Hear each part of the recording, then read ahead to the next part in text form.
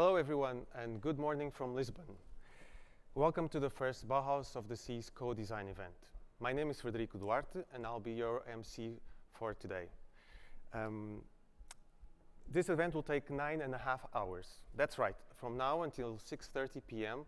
we'll be broadcasting live here from MAT, the Museum of Art, Architecture and Technology, an exciting series of addresses, presentations, and discussions on the new European Bauhaus. If you haven't yet, read up about our maritime vision for the new European Bauhaus on the website bauhaus-mar.pt. Watch and engage in the conversation on the Bauhaus of the Seas YouTube channel, and be sure to share your thoughts and reflections with the hashtags Bauhaus of the Seas and New European Bauhaus. Today's event will be made up of 10 sessions. After the following welcome session, we will be greeted by Elisa Ferreira, the EU Commissioner for Cohesion and Reforms, and Themis Christofido, the European Commission Director General for Education and Culture. Afterwards, Ruth Reichstein will introduce the European Commission's vision for the new European Bauhaus, and Miguel Figueira will present a proposal for a Bauhaus of the Seas school ship. Afterwards, a wide range of discussions will be held by designers, scientists, and researchers, which will contribute to developing the visions of a Bauhaus of the Seas in the first of two main panel discussions. The second will take place right after the lunch break. Yet before the lunch break, do join us for the panel on institutional involvement, where officials from cities and universities will discuss what it takes to make the Bauhaus of the Seas a reality. In the afternoon's 5 parallel roundtable discussions, experts from a variety of disciplines and locations from around the world will discuss design approaches sparked by the Bauhaus of the Seas. Following a summary of their contributions and discussions, we will hear from Paolo Tonelli, Senior Curator of Design and Architecture from the Museum of Modern Art in New York, who will deliver the event's keynote lecture. Do not miss it. Right now, we'll hear from Beatrice Leanza, MAT's Executive Director, and Nuno J. Nunes, who's a professor at Técnico, the University of Lisbon, who will introduce then Catarina Vaz Pinto, City Councillor of Lisbon for Culture, and two ministers of the Portuguese Republic, Graça Fonseca, the Minister of Culture, and Manuel Leitor, the Minister of Science, Technology, and Higher Education. So I give thanks to Beatrice, who will join us on stage, and I'll see you later.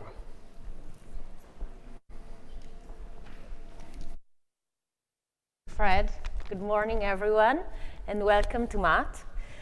The concepts that energize the premise and promise of the new European Bauhaus program acknowledge that sustainability and inclusion are fundamental mainstays and no longer simply attributes of forms of thinking and making our collective futures. This co-creation event that we are co-hosting today here at MAT comes at a momentous and critical crossroad, and one that resonates not only among us as citizens, but as cultural and creative practitioners.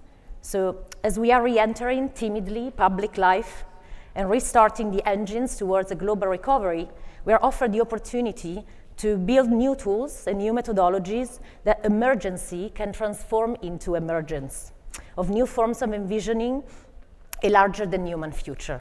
The Bauhaus of the Sea encapsulates both a desire to move beyond thinking the human and accepting the reality of worlds beyond the nature and cultural divide. So, in fact, I'm quoting here from a project that we have here at MAT that is unfolding since we reopened on April 5th for our new spring season, which has been assembled by a newly formed MAT Climate Collective, and that we have started together with a number of others that continue in our active dedication to push ourselves into rethinking what roles and responsibilities we behold as public spaces where the present and its complexities can be confronted, debated, and disentangled in a civic arena of intellectual reciprocation and social care. So these efforts have taken shape in a variety of projects, of exhibitions, of public program and educational projects that look at generating new elective relationships and alliances among different stakeholders, entities, public, private, and educational in different sectors. So, and among forms of specialized knowledge, where art, design, and architecture, as well as technological and scientific forms of apprehending, imagining, and co-creating the future can find expression in a purpose-driven organization. So before I let you all begin the day, I want to mention some projects that in fact have been developed and co-curated with some of the protagonists of today's conference. The first is the exhibition Aquaria, or the Illusion of a Boxed Sea, which is now on show until September 6th, and has been curated by Angela Rui, who is one of the speakers in one of the morning sessions.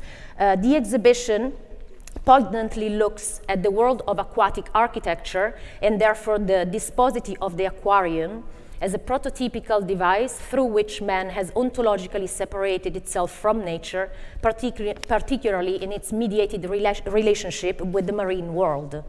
As part of this exhibition, we have organized a variety of programs and public projects with local and international institutions and practitioners, one of which will be a 4-day program in the beginning of July from the 1st to the 4th that we have co-developed with TBA 21 Academy, whose director, Marcus Raymond, is in fact one of the moderators of this morning panels.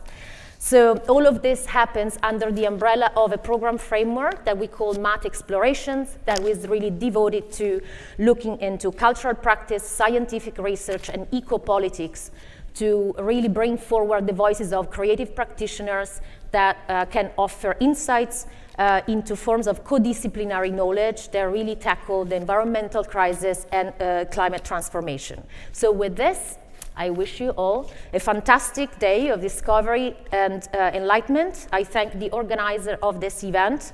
There are Câmara Municipal de Lisboa, Carnegie Mellon Portugal Program, and Technical University. So with this, I leave the word to the next presenter. Thank you very much and enjoy the day.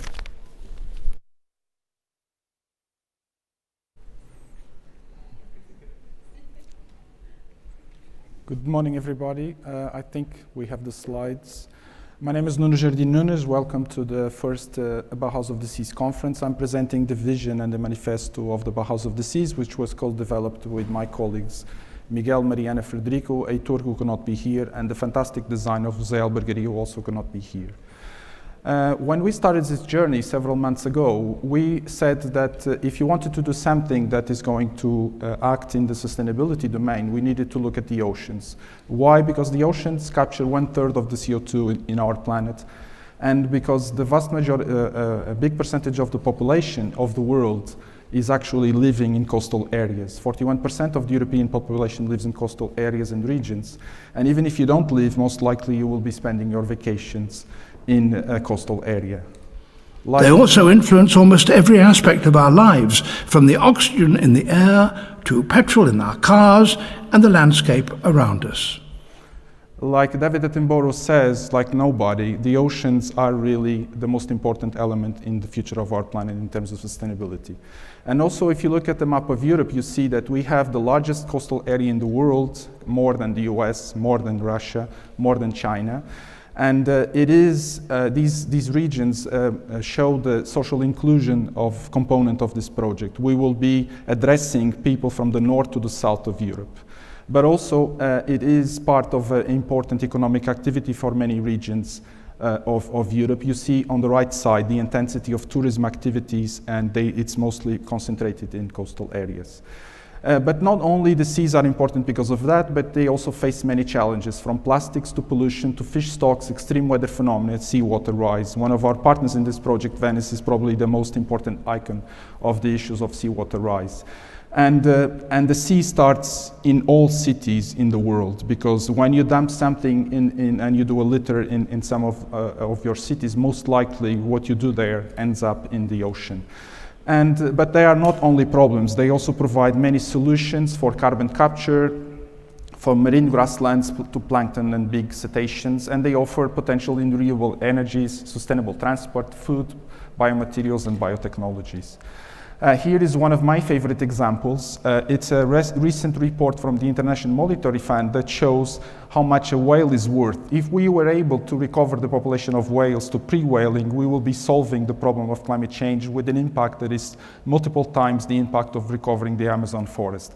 Why is this relevant to the Bauhaus of the Seas? On the right side, you see a blue whale trying to feed in a coastal area in Chile, and you see why many whales are dying, because the ships are striking the whales.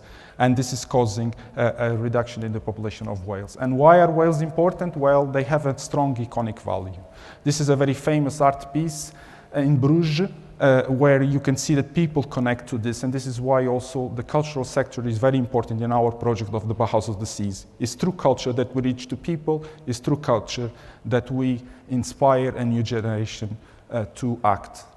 And so the vision of the Bauhaus of the Seas, or Marhaus or Baumar, you choose, is to promote a renewed ethical and aesthetic regenerative development from a wide, diverse range of dimensions of our relationship with the sea. And this means not only looking at the physical component of this assemblage, which is what the new European Bauhaus has been talking about, but also looking at the other domains. I am a computer scientist, and I would like to contribute on the digital domain. We need to map flows, networks, models, predictions, analysis. We need to bring artificial intelligence. We need to bring machine learning to the solution of sustainability. And also, we need to pay attention to nature. No solution is going to work if we don't look at nature. Here is an example of one of the parts of Europe in Saint-Malo, where the impact of the ocean in our coasts is very different from what you can expect in New York when you build a high line. You cannot build a high line in many of our coastal regions in Europe. And so you need to pay attention in how to solve this problem in a way that preserves our cultural heritage. And so we have 4 anchors that I will briefly explain to you. First, recognizing the environment, trying to map the hidden flows through sensing technology, through digital technology. This is an example from my own research of a project that we did in Madeira Islands, an outermost region of Europe, where we used these technologies to map the flows of tourism and to understand what is the impacts in terms of climate change of the tourism activities in a small region, a remote region like Madeira, who, by the way, the outermost regions of Europe hold 80% of the biodiversity in Europe. The second, reconciling with the sea and recognizing the oceans as a territory of trans-geographic continuity. You will hear from one of my favorite projects by André Jacques that built a house, not for humans, but for promoting biodiversity in Laguna Grande in Houston, Texas. These projects are very different from the projects that we have been hearing about, and we want to put attention to them. Third, reconnecting communities with their habitats and the material, ecological, and aesthetic and cultural heritage. Unfortunately, as we speak, just yesterday, a lot of people were swimming to Ceuta. 6 years after the migration, we still are struggling with this problem, and we cannot solve social inclusion in Europe if we don't look at our seas as the paths of a lot of people that are escaping climate change and coming to our cities in Europe. Here you have the famous installation by Highway Way in the Konzenglas in Berlin. And finally, renewing practices, involving citizens in the management of these resources, because we need to engage people and we need to promote nature-based solutions for climate change. And again, another artist that did a film about Venezia in Anno Zero, when the lockdown hit everybody, and then suddenly this beautiful city was empty. We need to look at the pandemic as an opportunity to really act, and this is also happening here in Lisbon. The dolphins came back, and this is an amazing photo of the dolphins near the Torre de Belém. And we need to see how can we reconnect with our natural landscape and to promote solutions that will bring nature back. So our vision is to create a culture of the Bauhaus of the Seas. This is just the starting moment for that process. We will have follow-up conferences. We have a lot of brilliant people that are contributing to create this interdisciplinary school of experimentation and entrepreneurship. And we want to shape a new generation of leaders. And they are going to be designers, architects, engineers, artists, managers, and scientists, and they will be working together. In my school, we started this process 2 years ago when we created a new curriculum for engineering. All of the students need to work together, and they need to work on the real important problems. And we have a lot of power in engineering that could address these problems. So I will just finish with another artist who does underwater sculptures, asking you not to keep your heads in the sand, but rather to join efforts in finding a solution with our Bauhaus of the Seas. Thank you.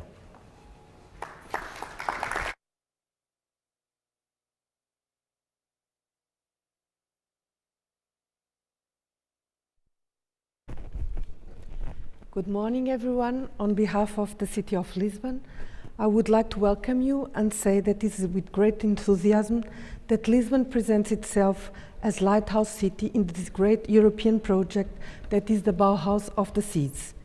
If there is an inspiration that may help us to reflect on the challenge we face as a community today, that is Bauhaus. From promoting the unity between culture and economy, art and technique, usefulness and beauty, aesthetics and ethics, technological innovation and craftsmanship. Encouraging collaborative and multidisciplinary work, the Bauhaus movement has had at its primary purpose the building of a new society and the discovery of integrating solutions for everyday life. Today's cities are witnesses of great changes and more complex structures and social realities resulting from the different cycles of migration, globalization, the pandemic, and digitalization. In a time of political and social fragmentation in Europe and all over the world, culture plays an important role in the search for solutions to the problems of contemporary urban life, and it is the link between citizens and their institutions. Culture has an essential role to play in meeting the goals of sustainable development, especially in the contribution it can make to making cities and communities inclusive, safe, resilient, and sustainable, but also for the work on partnership for the implementation of global objectives, the last of the 17 objectives. Creating opportunities for people to make space for culture in their lives is creating space to build relationships and develop connections, a process that is based on listening, exploring, and learning about what is most important for Europeans to then act, crossing disciplines, institutions, partners, and all the actors in the ecosystems in which we live. Lisbon believes that the Bauhaus of the Seas project is distinguished by innovation, strong network of partnerships, great social and environmental awareness, and above all, by the potential for impact on the experience of in global communion. Revisiting the utopia inherent in Bauhaus, updating it in the light of our reality and knowledge enhances creativity and humanism. Linking it to the much needed reflection on the value of the seas as our universal home is almost our obligation, given our history and our culture. I hope that this conference can develop this connection and help us to build great ideas for Europe and the world. Thank you very much.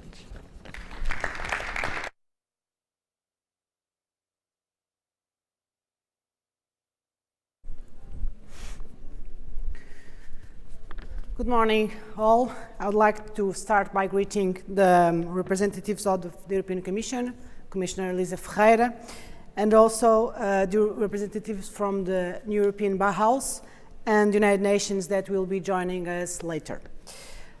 I would also like to salute the attending delegates of the European cities from Lisbon to Venice, from Malmo to Genova, and give a special word of praise to the organizing committee of this conference.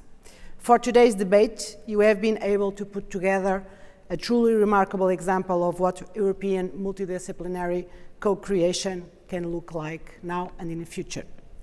The vision of the new European Bauhaus being presented and discussed here today, a Bauhaus of the seas, like Nuno explained so well, was initially thought by a group of people who hardly knew each other more than 6 months ago, and who have different training backgrounds. We must also keep in mind that their vision was jointly developed during the lockdown.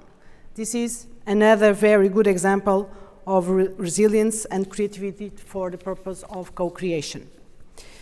The new European Bauhaus invites all EU citizens to imagine and build a sustainable and inclusive future with a clear focus on aesthetics, It invites scientists and artists to work together to create a greener living and a better living for all of us. We all know there is no innovation without creativity.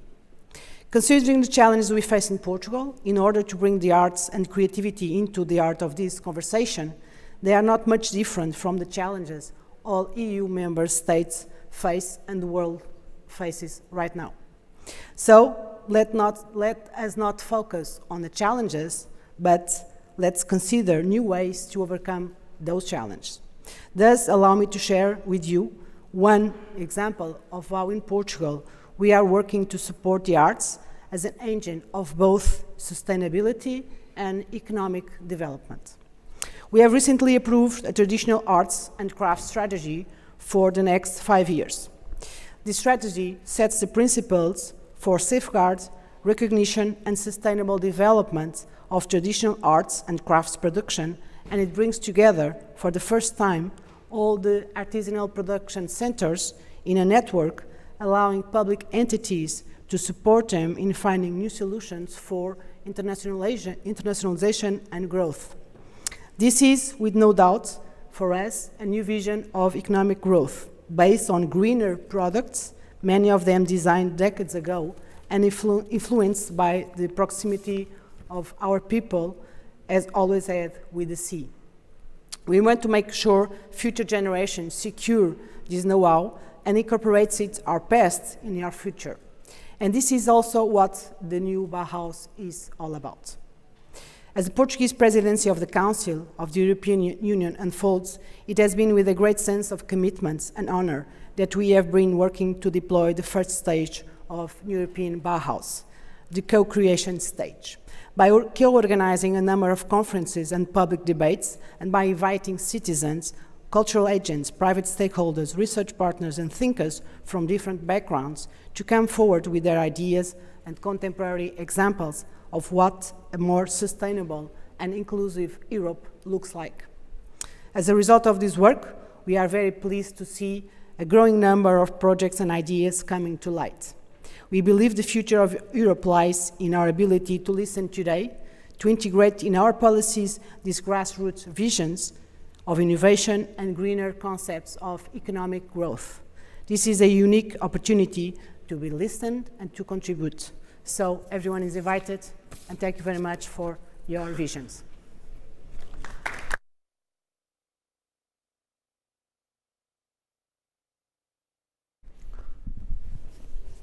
Muito bom dia a todas e a todos. Good morning to all of those behind the screen that are looking to us. A special words to Matt and to the organizers of this meeting, particularly Nuno and his team. It was very clear the idea which brought together so many participants across Europe to discuss a project for the new Bauhaus. And this is an initiative launched by the President of the European Commission a few months ago, which the Portuguese presidency of the Council has clearly supported, emphasized, and tried to enlarge to projects like this one and many others which have been discussed throughout Europe. Let me very briefly essentially keep your attention in 3 topics. First, Europe per se. The Bauhaus 100 years ago was essentially an European project concentrated in a particular phase. It lasts not very long, as we all know, because of the disruptive movements throughout Europe. We are now facing unprecedented times, and actually, under the recovery of Europe, the Portuguese presidency of the European Union has been very clear on the need to really consider recovery under a process of being more digital, more green, but also more resilient in terms of building a strategic autonomy for Europe in world terms. At the same time, we need to call for a social dimension and be global. Actually, 100 years ago, the Bauhaus project brought to Europe experts worldwide. And now we want a better European context for youngsters to give opportunities to every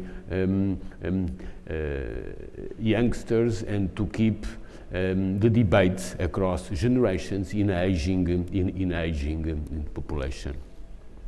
Therefore, the Bauhaus of the Seas is definitely a contributor for these overall projects, and therefore we strongly support these projects among other potential proposals which appear across Europe. And I thank certainly those in Lisbon, but also across Europe, from Venice to Malmö to Delft to Leuven, which have clearly worked on building up this idea. And certainly the engagement of cities, which will be critical, as were 200 years ago in the Bauhaus project. My second point is about design thinking. Certainly, we all recognize throughout the world how 100 years ago, in the early 20th century, the Bauhaus movement was so critical to foster a new design thinking across and beyond the disciplines. Again, the new Bauhaus is inspired certainly in those principles, but also remembering that over these last 20 years, we have considerably deteriorated our environmental ecosystems. Actually, the United Nations Development Report, just published a few months ago in December 2020, is clear in calling our attention for a new geological area that we all are facing, the Anthropocene, which is the social and economic dimension that dominates today planet Earth. And therefore, thinking on these terms do oblige design thinking to go not only across disciplines but beyond disciplines. And we know today there are no limits to knowledge, particularly when we consider the freedom of thinking within the European context. And again, the Bauhaus of the Sea is beyond disciplines, and certainly it will require a complete context to bringing those in the most diversified research areas, as Nuno brought, with designers, with city planners, with industry, to go beyond the current disciplinary framework where most of us have been educated over the last decades. Last but not least, my third message is on the collaborative effort. Again, the Bauhaus 100 years ago was very much a collaborative effort of a number of institutions, but now more than ever, we know that we need to bring together research, education, and innovation. The Bauhaus 100 years ago was a school.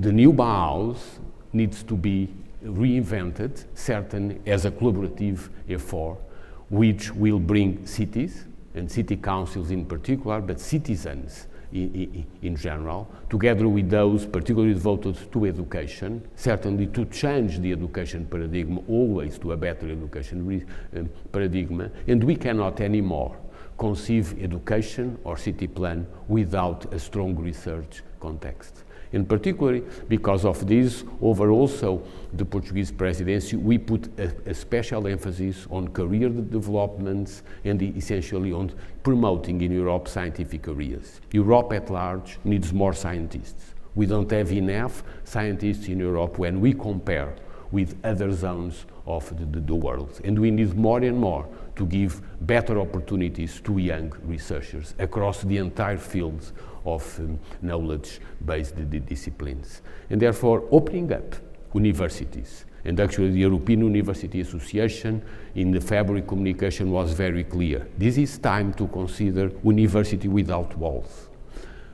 And building university without walls with cities and with industry at large needs to really encompass the cultural dimension, and therefore also within the Portuguese presidency we have just opened up the European Institute of Technology to bring together a new knowledge integrated community on creative industries. But essentially building up a new Bauhaus of the Seas, and the Bauhaus of the Seas poster is very clear with a symbolic figure of a container, but more and more I hope that this container will take us to universities without walls and essentially to a true collaborative effort between education, research and innovation. Thank you very much.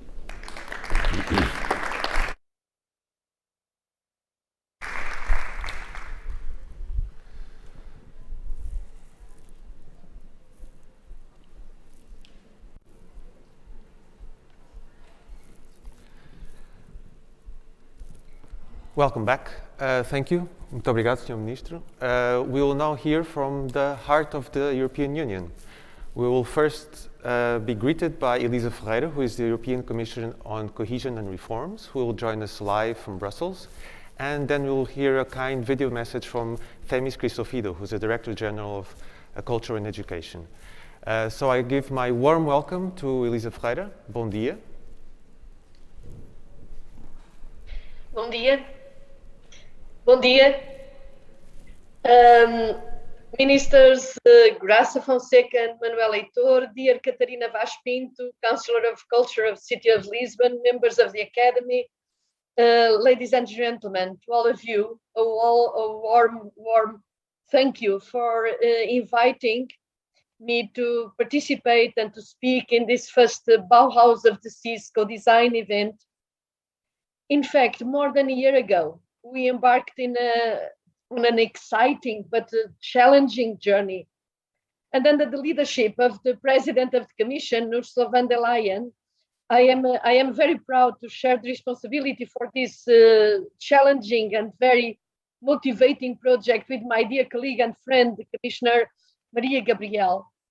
In fact, we have in the European Union set ourselves the ambition of being the world's first carbon neutral continent, of being renewable energy champions, and of creating circular economy. And as I meet people from across Europe, I hear many reactions to our green ambitions. People know that this is the right thing to do, but often people worry about what it will mean for them in concrete terms. Because Europe's green ambition implies nothing else than a revolution in the way we produce, commute, consume, in the way we build and heat our houses. In this revolution, it is normal for people to ask, what will this imply for their lives, their homes, their neighborhoods, especially since this last year has already seen an enormous upheaval driven by COVID, and it changed our life. The new European Bauhaus is a key answer to the question, what will the green economy mean for everyday life, for the people in the street, for you, for us, for me? Because we are taking Europe's bold goals of sustainability and we are making or trying to make them practical, stylish, sustainable designs, and we are making them available to everybody. And this is an opportunity to improve everyone's lives, to match sustainability with aesthetics, design thinking for buildings, design thinking for entire neighborhoods, design thinking for lifestyle, design thinking for places to meet and to share. And this is our vision. And ladies and gentlemen, you are turning this vision into concrete reality. We need you, all of you. We need architects and designers of the future. We need planners, engineers of the future. And today, you are already bringing in a new dimension, the ocean. And the initial speeches that I had the chance to, and the pleasure to listen to, they are so inspiring. The ocean has always had a special place in the history and culture of Portugal, but also of a lot of other European countries. And the ocean is part of our everyday lives. As Nuno Nunes was saying, the ocean feeds us, brings income to families, provides energy, moments of leisure, and plays an important role in the ecological balance of the planet, an essential role, often forgotten.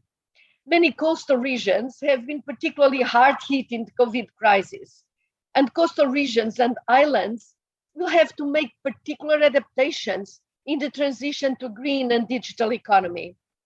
So now it is the right moment for a Bauhaus of the seas, definitely yes, for thinking how to adapt our coastal regions to the green and digital economy while preserving our cultural heritage and improving our quality of life.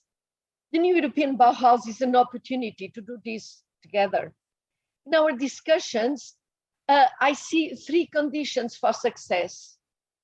The first one, we must have open discussions as we are having now and full involvement of stakeholders and citizens. Broad and fundamental changes require broad and fundamental partnership. Today's event is in fact a good start. Solidarity and partnership are not only the key principles of Bauhaus, but also the bedrock of cohesion policy, for which, as you mentioned, I am responsible. Indeed, cohesion policy is a natural partner of the new European Bauhaus initiative as we promote local, place-based solutions with local participation for economic, social, and climate challenges and changes, particularly focusing on those places more in need of an external stimulus to speed up development, but a new way of organizing this development, a more environmental sensitive, a more digital one, a more forward-looking one, a more inclusive one. This is what we call real local development, and it works.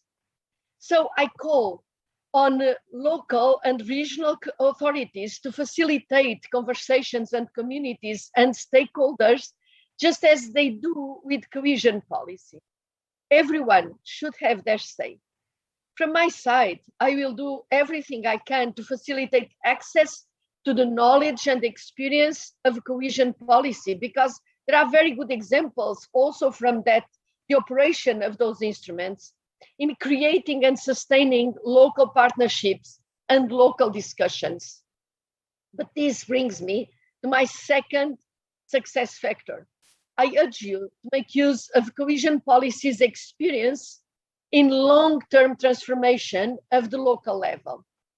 This experience has been developed over decades. Cohesion policy has been there for a long time.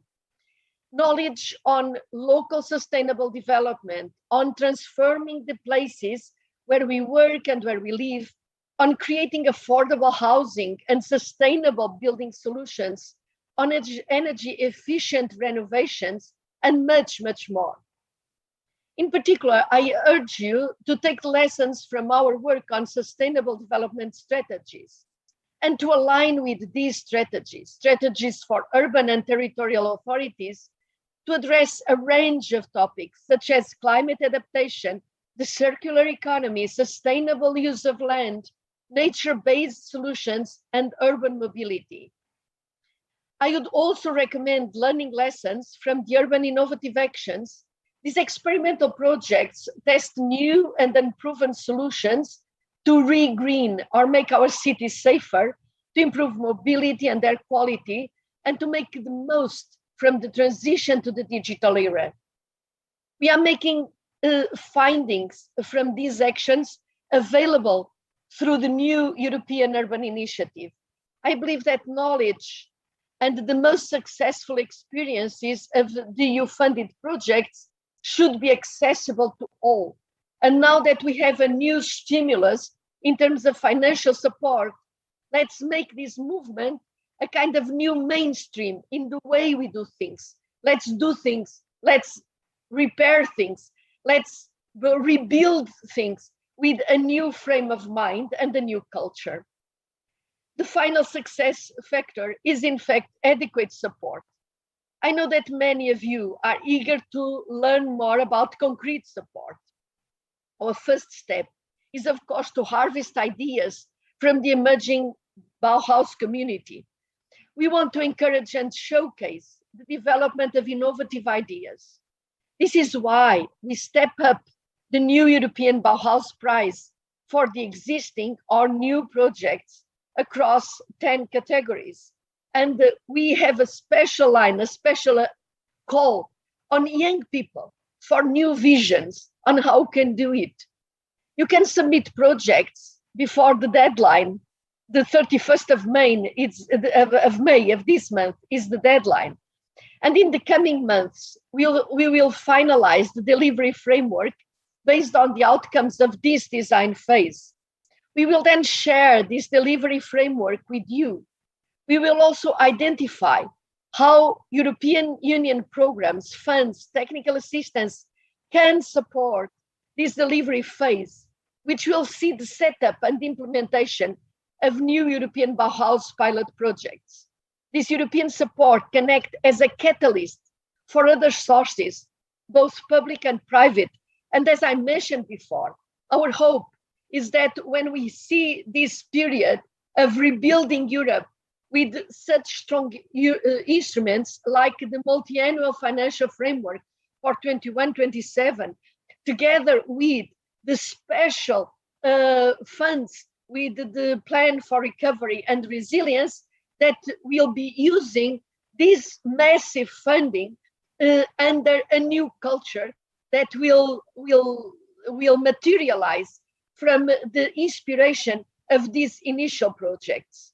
So in conclusion, Europe has embarked on an incredible journey, the journey to becoming the world's first carbon neutral continent, the journey to a greener life and circular economy.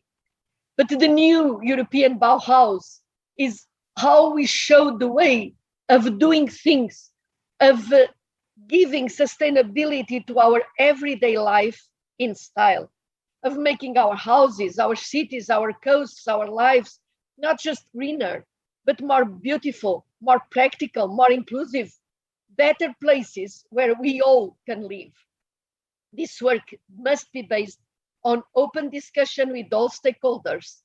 This work must be based on lessons learned from sustainable local development, also in cohesion policy. And this work will be supported by relevant European instruments. In the meantime, I want to sincerely thank you for your contributions to this initiative. Bauhaus of the Sea is a daring, innovative, and most importantly, inspiring initiative that has the potential to be replicated across Europe's long sea shore. The oceans and the blue economy have to be an integral part of our Green Deal, because without the blue, the green may turn yellow. So I wish you all a very fruitful discussion, and thank you once again for getting together and getting engaged in this major project stimulated by Europe, by the Commission, but that we hope will be the new cultural landmark of all European citizens and all the responsibles for implementing the new opportunities for building back, but building back better. And we cannot do it without participation of all of you. Thank you once again.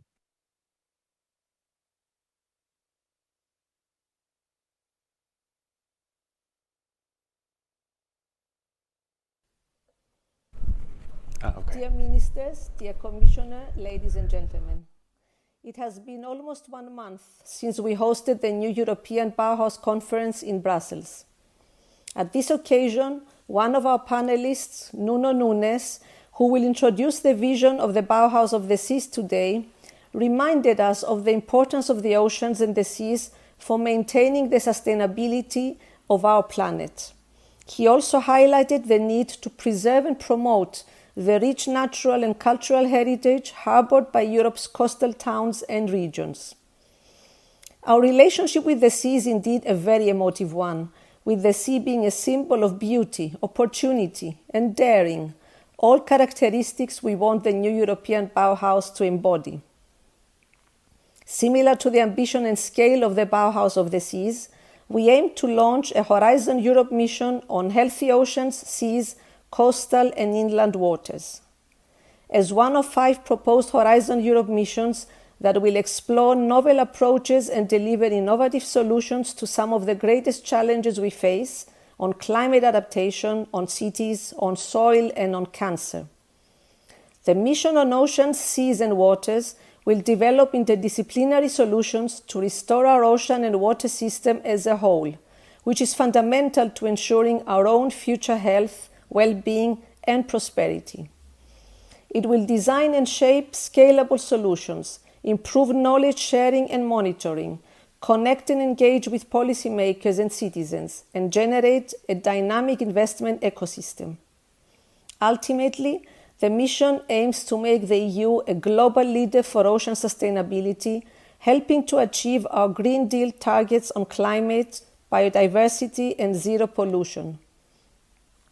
Both initiatives, the Bauhaus of the Seas and our mission, build on our relationship with the sea, respecting the past while embracing the future, re-establishing a respectful equilibrium between the sea, its life, and humans. Taken together, they will give the EU the means to meet our ambitious Green Deal targets for biodiversity, zero pollution, and emissions reduction, and make the European Union a global leader for ocean sustainability. I would also like to mention another Horizon Europe mission, the climate neutral and smart cities. It aims for 100 European cities to be climate neutral by 2030, acting as experimentation and innovation hubs. Both initiatives emphasize the importance of involving citizens in the green transition at the local level, in pursuit of broader societal and territorial transformation. In light of the many shared objectives, the first new European Bauhaus Lighthouse demonstrators worth 25 million euros will be launched later this year in September as a cross-mission coordination and support action. These demonstrators will act as pilots for the initiative, showcasing how the new European Bauhaus can positively affect communities and bring the Green Deal to life.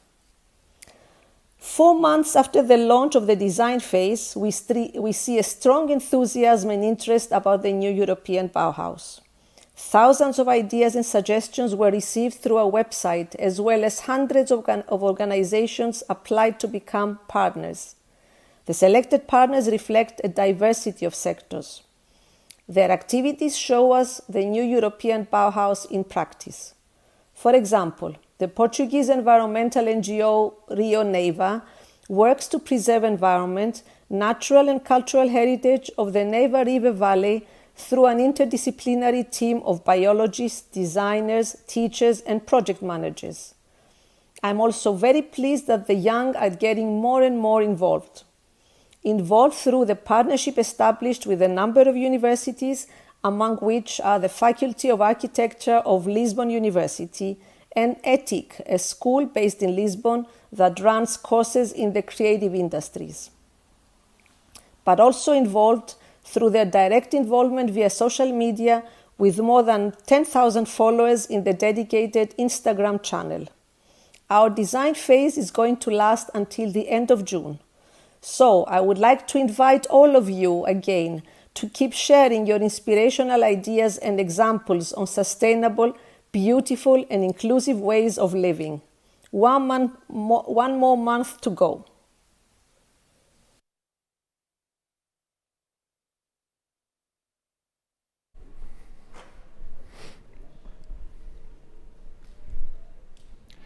Okay, I don't know about you, but I was so concentrated on the talks I forgot to take off my mask. So next we'll hear from Ruth Reinstein, who's an advisor to IDEA, the Presidential Advisory Board of the European Commission on the Green Deal and the new European Bauhaus, who will share with us her thoughts of the whole project of the European Bauhaus that was introduced by President von der Leyen last year.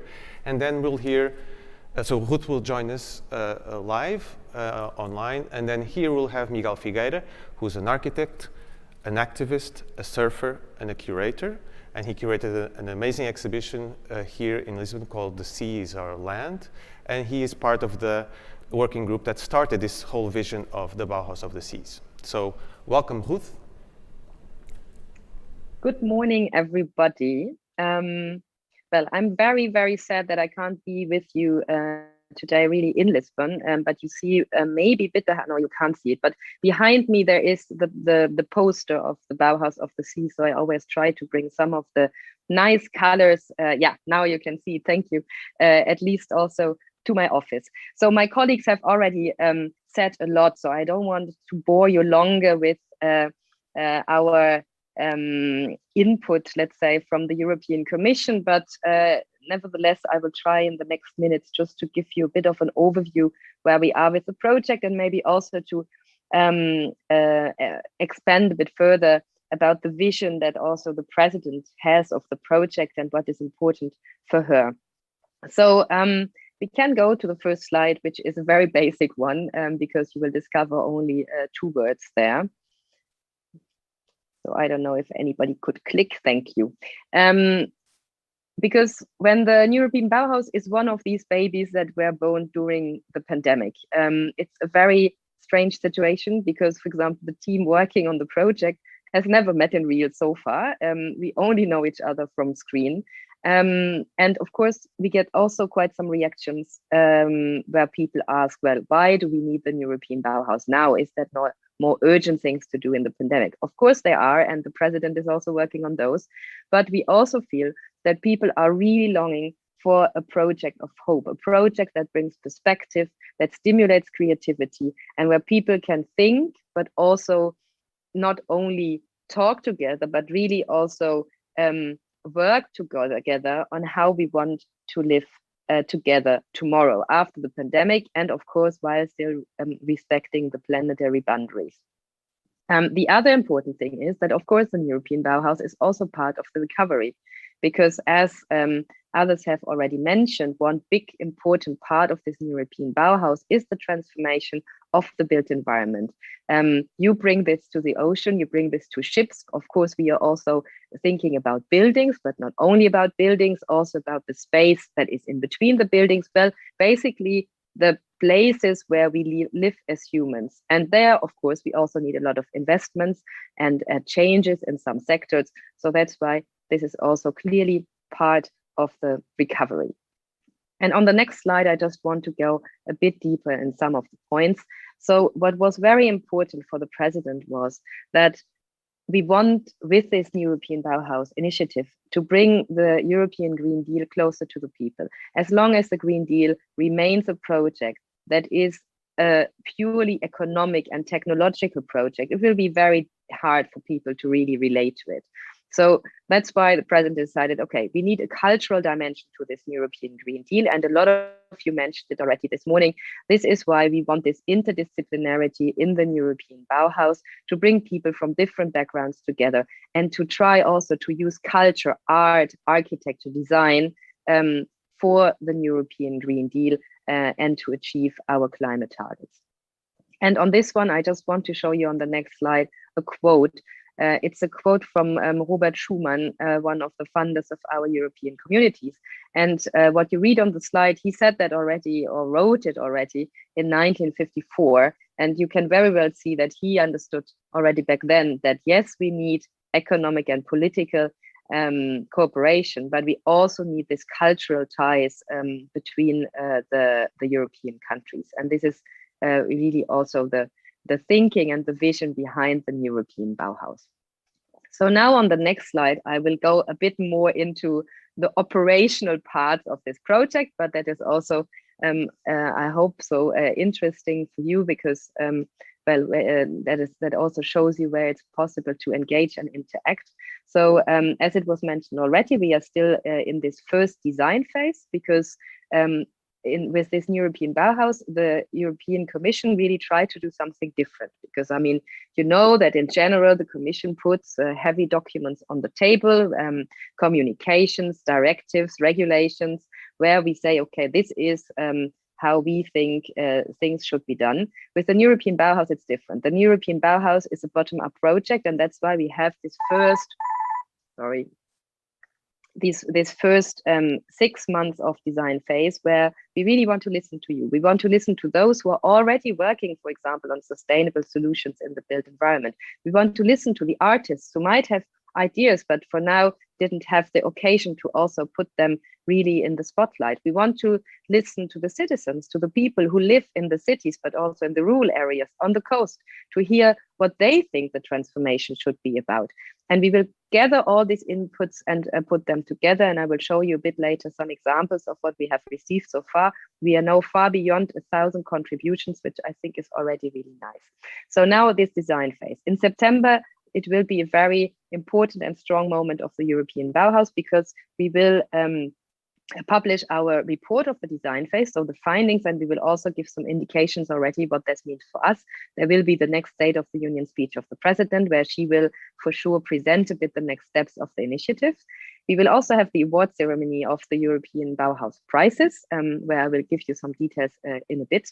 And we will have the launch of the first call for proposals for the first 5 pilot projects. So this is a bit where we are time-wise in the project. Then we can go to the next slide, which is now really for the nerds in a way, meaning that this shows how the work is organized inside the Commission. But it's also interesting to see, because it remains a presidential project, but as you can see, a lot of different services and cabinets are involved. And this is very important. We want to try also inside the House to mirror what we want to do outside within the European Parliament, meaning bringing people together who normally don't work or talk so much together. So the different services of the Commission working on the different areas. So from the social to the culture, from the energy to the industry. So really putting everybody together to work on this project. Another important structure you will discover on the next slide is the so-called high-level roundtable of the European Bauhaus. Can you go to the next slide, please? So this is a group of 18 individuals that have been selected really on the basis of their personal competences and experiences. They do not represent a country, they do not represent a certain organization. On the next slide, you can, while I'm talking, read the names and where the people come from. So this high-level roundtable is a completely informal body who is giving also input to this design phase and advises the president on what to do with this new European Bauhaus.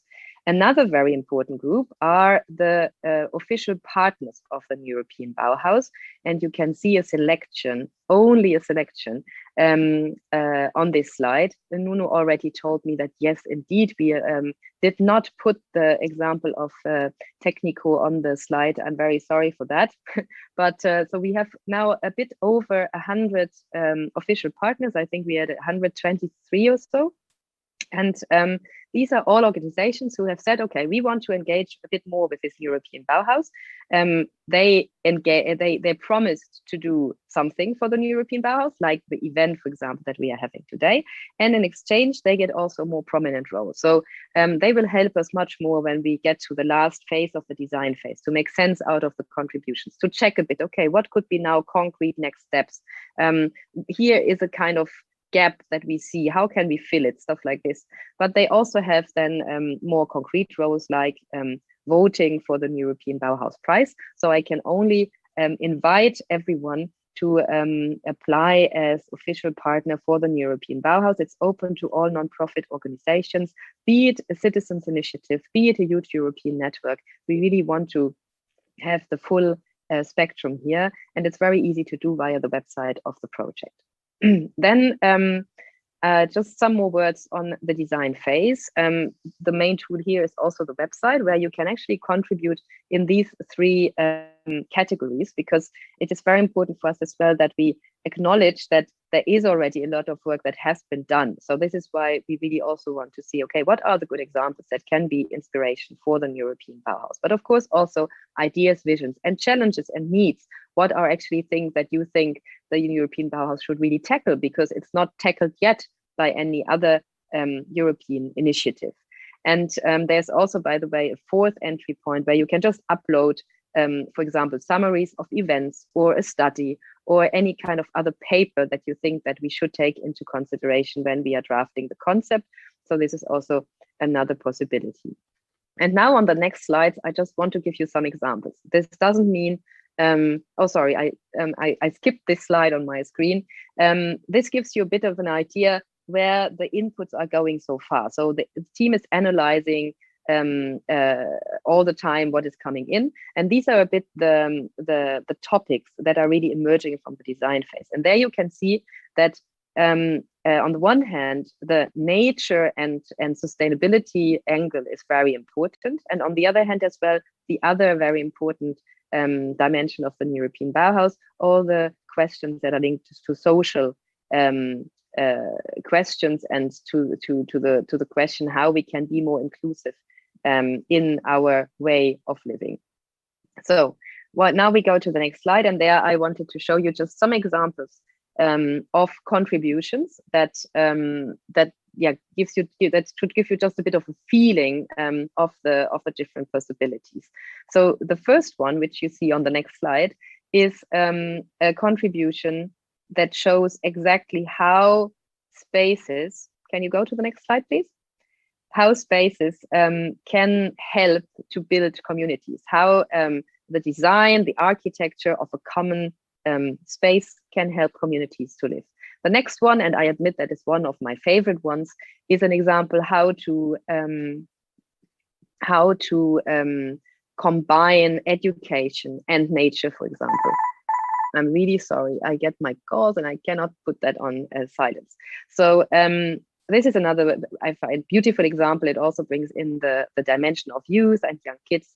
So this is another example. And the third one that I wanted to show you is, again, this one, where you see that the impact of the quality of public spaces on the quality of life is also very important. So now you can skip the next two slides, because otherwise it will be far too long. And even also the next one, because it's about the conference that has already been mentioned by my colleague Temis, so I don't need to repeat anything there.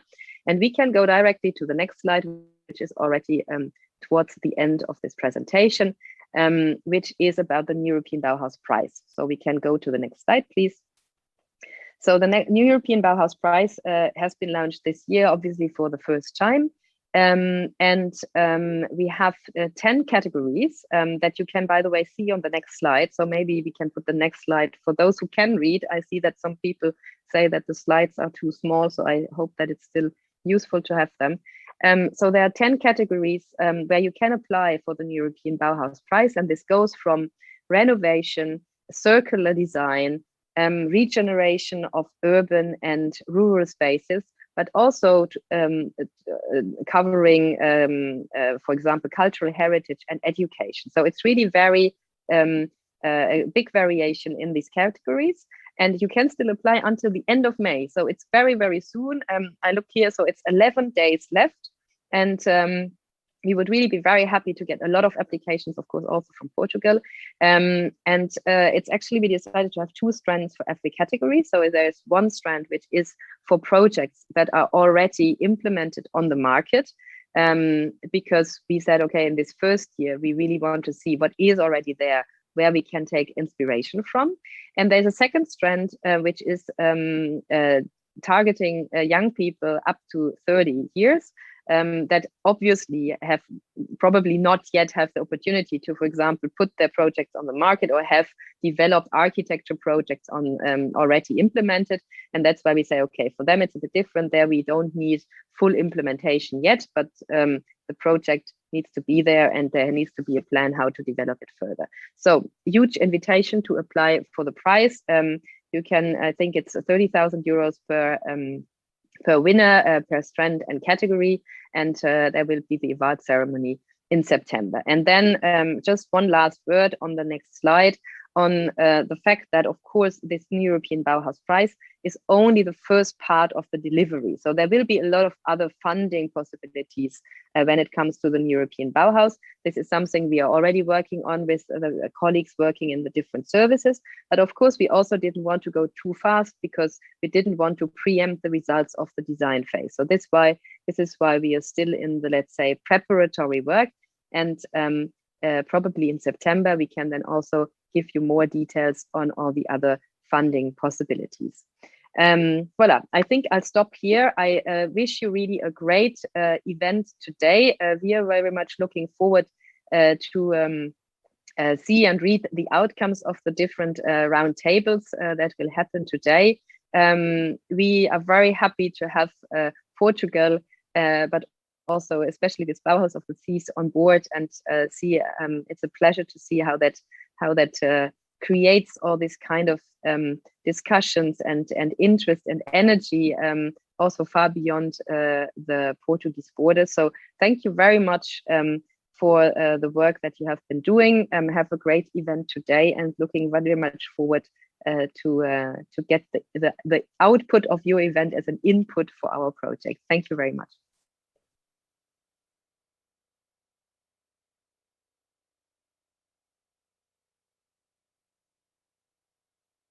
Well, thank you, Ruth, for the support. It's great to see the image of the boat at your office, of course. Good morning to all. Well, this new Bauhaus, new European Bauhaus, aims to provide a beautiful, sustainable future for all. Aims a cultural project before environmental or economic agendas.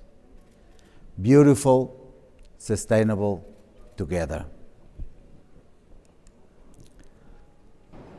This is Nazaré, a wave not far from here. This place is delivering beautiful waves long before humankind.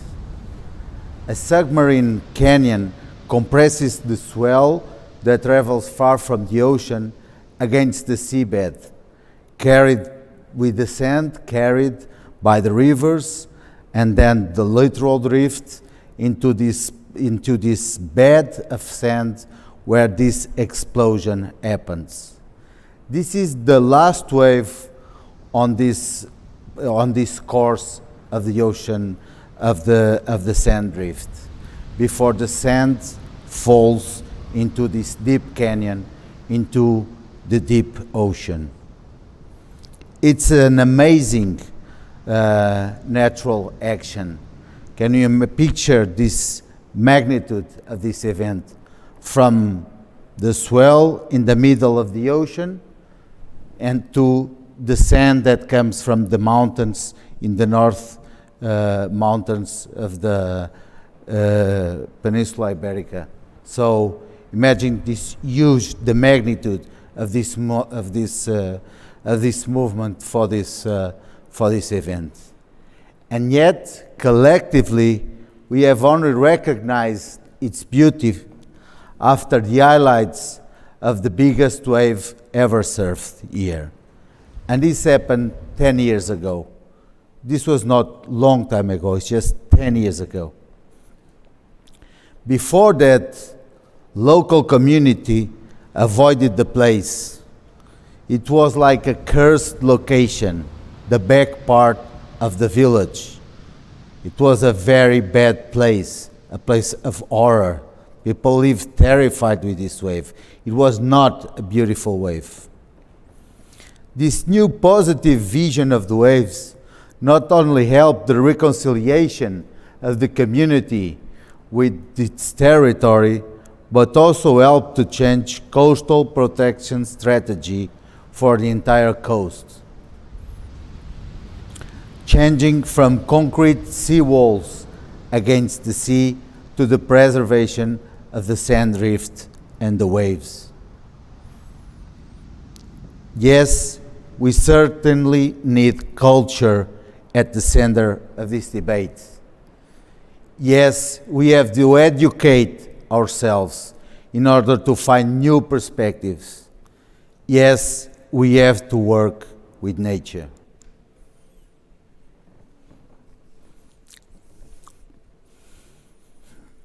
Fishermen often say, no one wins the sea. The sea is larger than all the land. On this picture, on this unprogrammed picture from Apollo on the way to the moon, we have this new image of the planet that transformed the way we see the planet. In this picture, we clearly recognize the limits of the planet. We clearly recognize its fragility. And we also recognize blue as the first color of nature. The sea is too big to be out of the agenda. Sorry. Ocean sustainability is crucial for the sustainability of the planet. Shipping CO2 emissions are similar to the emissions of a member state like Germany. Imagine the sea as the 28th member state out of the decarbonization effort. It's just not acceptable. The continental approach to this global issue is not good enough. We need new European Bauhaus movement for the success of the European Green Deal. But we also need to open this agenda towards the world for the success of global climate change agenda. Including the seas will certainly help to engage with the world together. There will be a call for 5 places, 5 pilots for new European Bauhaus in European Union member states. One of the 5 or the 6 should be at the sea, not on a member state continental territory, but at international waters. On a ship with the best clean technology available from all the 27 member states to lead the way for shipping industry. A nomad school connecting the Baltic and the Mediterranean, but also Antarctica and the tropics. Using the wind and the ocean drift to set course, sinking the tide on each harbor. Traveling with a pluridisciplinary and a multicultural crew on the limited space of a boat, experiencing the fragility of life. Apollo 17 spaceship provided a new perspective, a perspective that changes the way we see our planet. Bauhaus school ship might well provide the new perspective for sustainable living on the planet.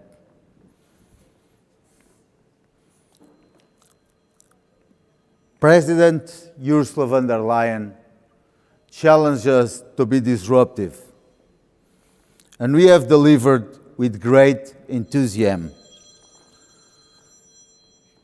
It's our time now.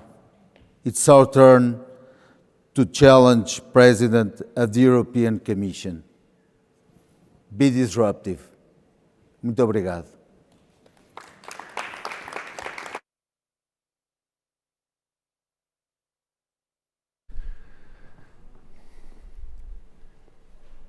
Thank you, Miguel, for the ever-inspiring words. I recall the many meetings we had coming up with the vision of the Bauhaus of the Seas, where we were just sit in awe listening to Miguel talking about the oceans and the waves and the sand and the journey that we just started.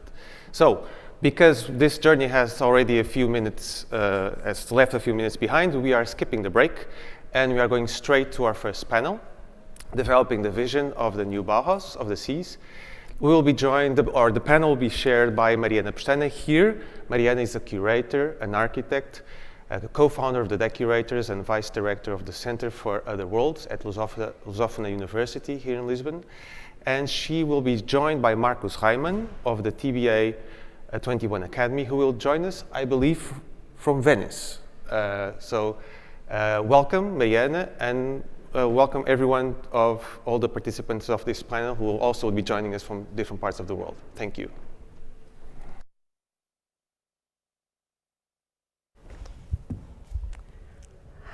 Olá a todas e a todos. Hi everyone.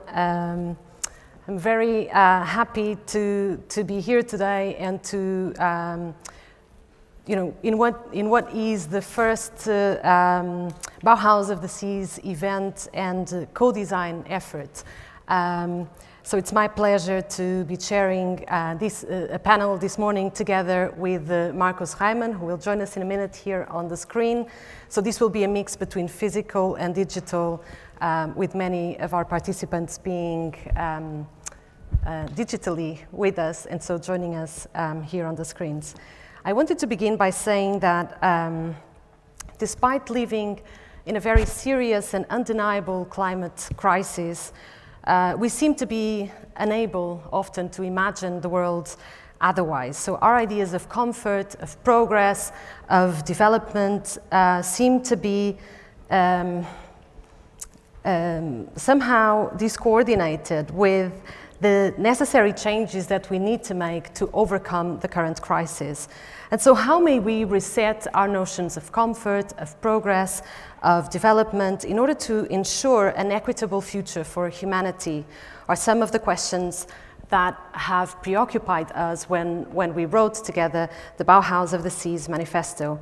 What's at stake, we believe, is a cultural transformation, one that puts values such as care and affect into the equation of design. We know that post-Enlightenment histories of evolution have often and mostly put rational achievements, focused on rational achievements, on productivity, and often disregarded the role that affect and feelings have had in history. But as neuroscientist Antonio Damasio reminds us, reason and intelligence's purpose is care. Caring is a fundamental aspect of survival. Because feelings are what guides homeostasis, the necessary balance between any entity in it and its environment in order for it to thrive into the future. So how do we build, how do we design a more caring relationship with the environment? The Bauhaus of the Seas Manifesto that we wrote puts forward a more than human agenda for design. It proposes that to ensure our future survival, we will have to develop a caring relationship with the environment, and in this case, the seas. And so it puts forward an idea of interspecies diplomacy, design as a practice that serves ecosystems, not individual clients or even places. And so we are interested in a practice that fosters a relationship to nature that is not extractive, but is empathic. And to achieve this cultural transformation, to begin to imagine what a more caring form of design towards the environment may be, we need an interdisciplinary laboratory of ideas. That's how we imagined the Bauhaus of the Seas. Because many of these questions are interdisciplinary and they are intersectional. So that laboratory of ideas begins today here at MAT. And I'm so thankful to host a fantastic lineup of speakers in this first panel, which will continue in the afternoon as part 2. And really, this will be, we hope, the beginning of a conversation that will shape and give form to the Bauhaus of the Seas. So now I will pass on to Marcus, my co-chair from Venice, who will contextualize this a little bit and what it means to design for the context of the seas. Marcus, here.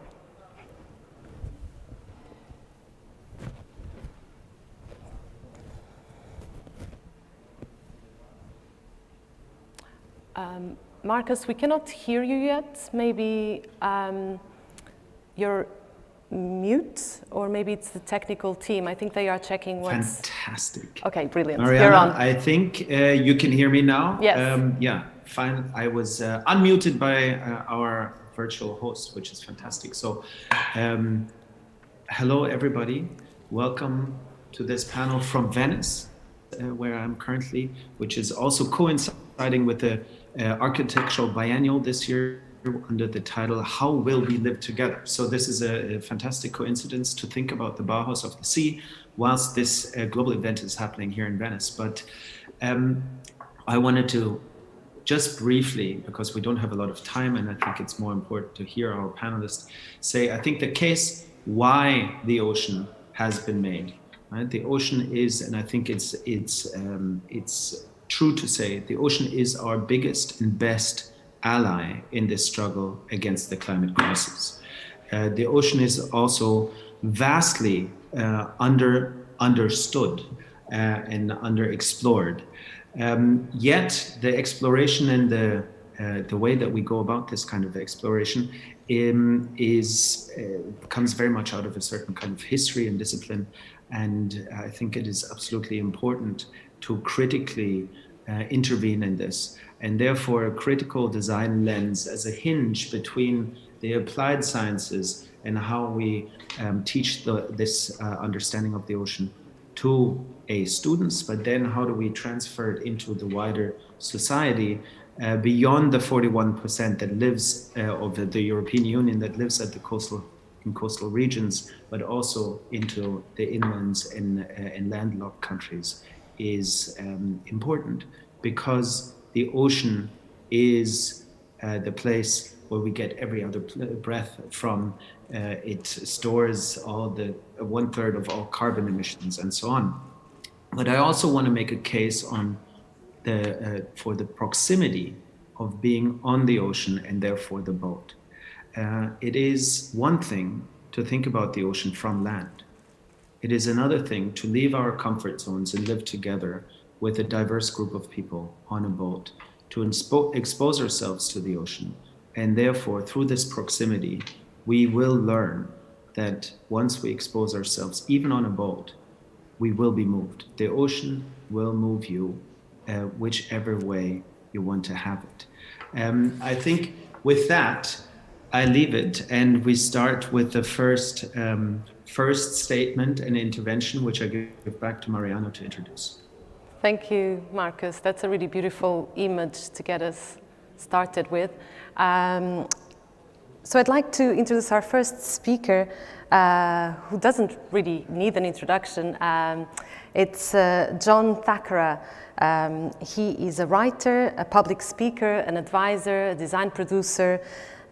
He's director of Doors of Perception, a famous blog. But in addition to that, he's also the author of several influential books, amongst them In the Bubble, Designing in a Complex World, and Wouldn't It Be Great If... And interestingly, to mark the centenary of the Bauhaus, John Thakara published a vision for rewilding the Bauhaus, and I think he's going to tell us about it today. Thank you, John, and welcome. Thank you. It's wonderful to be here. This is such a brilliant initiative to raise these questions, but with the commitment to action. I wanted to say a few words about the importance of not separating culture and economy, because I think we have a challenge here, which is that this notion of building back better, it sounds innocuous, and particularly when you think that the Bauhaus was all about building things.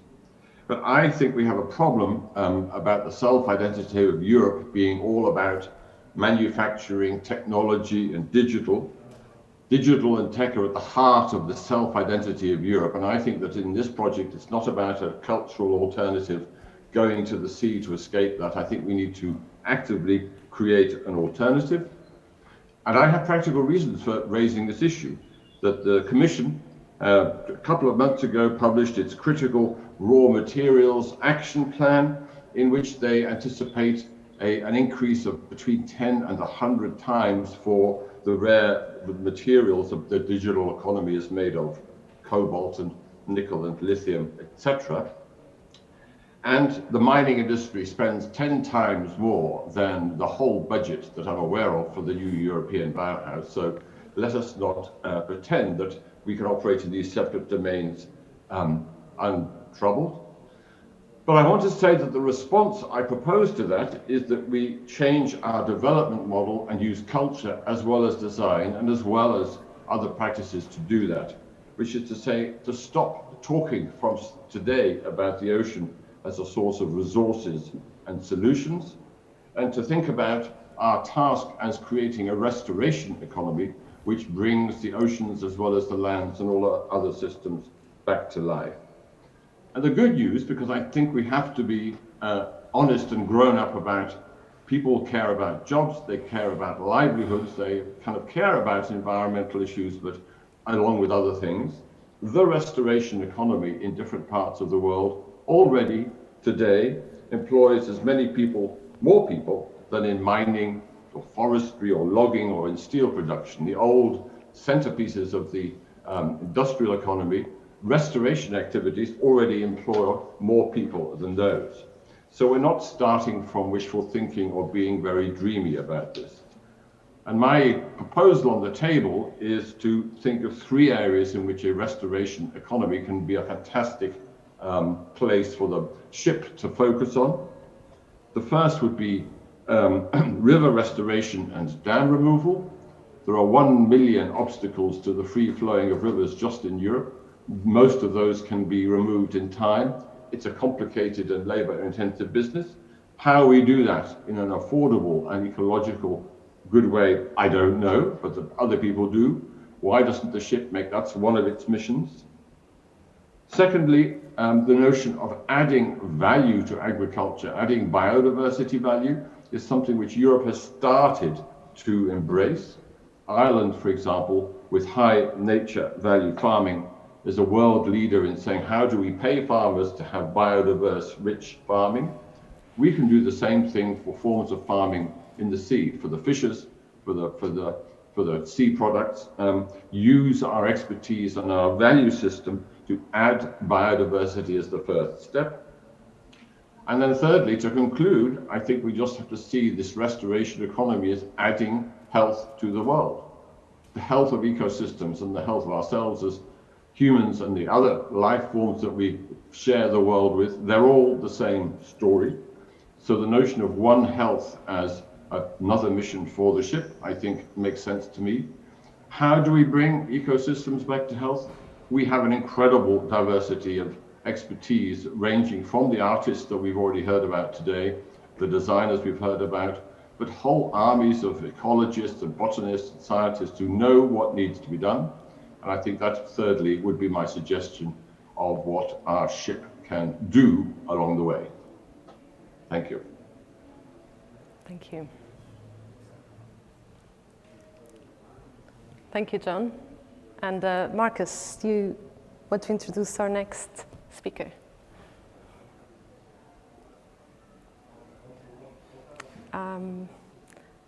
Again, the technical team will have to unmute Marcus. I'm really sorry about this. There we go. All right. There we go. Thank you very much, John. I think this is a very beautiful way of starting because it kind of inverts the idea of extraction, and extraction is always driven by scarcity. No, we need more, therefore we need to dig, and the way that you kind of turn it around into a restorative economy also is absolutely complementary with the regenerative powers of the oceans, and it allows us to think from abundance rather than from scarcity. And I think this is a very beautiful way of starting this panel. Our next speaker is Angela Rui. She's a curator and researcher based in Milan who works in design theory and criticism. She believes that design is positioned as a critical practice that problematizes conventional ways of inhabiting and experiencing the world, and that designers could operate in domains that demand their capacity to raise awareness and visualize challenges and inequalities, as well as currently unrecognized collective commons. Angela, over to you. Hello, everyone. Good morning.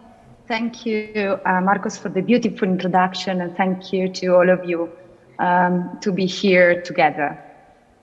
So let's start very quickly this brief introduction. So what you see there is the last party in Weimar before the Bauhaus closed and moved to the south. And it was organized by students and that party took the taste of a contestation. You can read the words that appear from that. So the Bauhaus first period seemed most arranged around the open inquiry of knowledge production, striving for connected narratives to install awareness about a new mode of society that was called a liberated one. It did so under the statement of reconsidering the word, as if it were for the first time. And the way this Bauhaus reacted to the state of crisis of the experience of the World War I breakdown of and political sphere. Could you be back? Could you go back 1 second? Yeah, thank you. It was informed by mysticism and humanism, and it was in opposition with the excitement for mechanization, for example, and commodity as building blocks for the notion of modernity, what we call modernity. So that Bauhaus itself is not exactly, what history transmitted widely. It has been founded actually almost in the belief of opposite values. And this is just to say that the credibility of transmission regarding certain historical domains have once been designed. Therefore, if today such contracts no longer come across as convincing, it becomes crucial to decolonize historical interpretation or misinterpretation, because it's always about an exercise on observation, right? Next, please. Mm-hmm. So going back to the topic of today, something very similar happened to the way the ocean entered our homes and cities, therefore our minds too. And so more than other objects, the aquarium, whether the domestic or the public, the object or the venue, embodies that nature-culture divide. It is that technological and complex artifact that design the way we look at the sea, therefore positioning us outside of nature. Next, please. Indeed, the history of the 20th century of architecture, design, and engineering is strongly linked to the production of closed systems for the sustenance of life in hostile environments. And they prototyped a synthetic naturalism wherein the laws of nature are displaced from the domain of wilderness to the domain of cities and buildings. And even the vocabulary used by the national TV here to present such a space, namely a living archive of the ocean kingdom, is informed by the potentials of industry, technology, global sourcing, and control as the foundations for the notion of progress. Next, please. Could you click on the second video, please? So can the notion of proximity with nature surpass the logics of domination and extraction and be seen as an opportunity to redesign our common environments?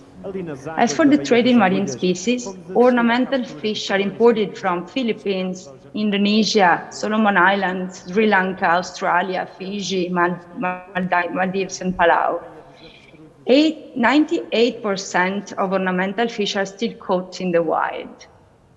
And as with any trade organized on a global scale, where goods need to be shipped, transported all over the world, there are collectors, wholesalers, middlemen, exporters, and importers.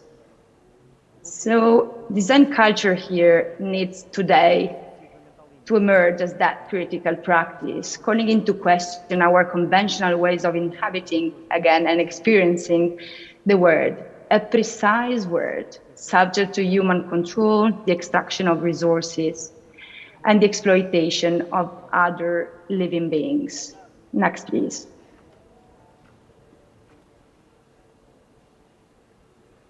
At the Master Department Geodesign at the Design Academy in Eindhoven, we acknowledge the legacy of industrial production as the fundamental source for the agency of the designer today, while problematizing the incompatibility with models of sustainable or even survivable futures. So our studio, Pedagogies of the Sea, explore how to look at hyper-object, such as the ocean, can foster the ability of designers to navigate through the ecology of thinking at multiple scales, recognizing challenges, inequalities, and entanglements that happen at the sea.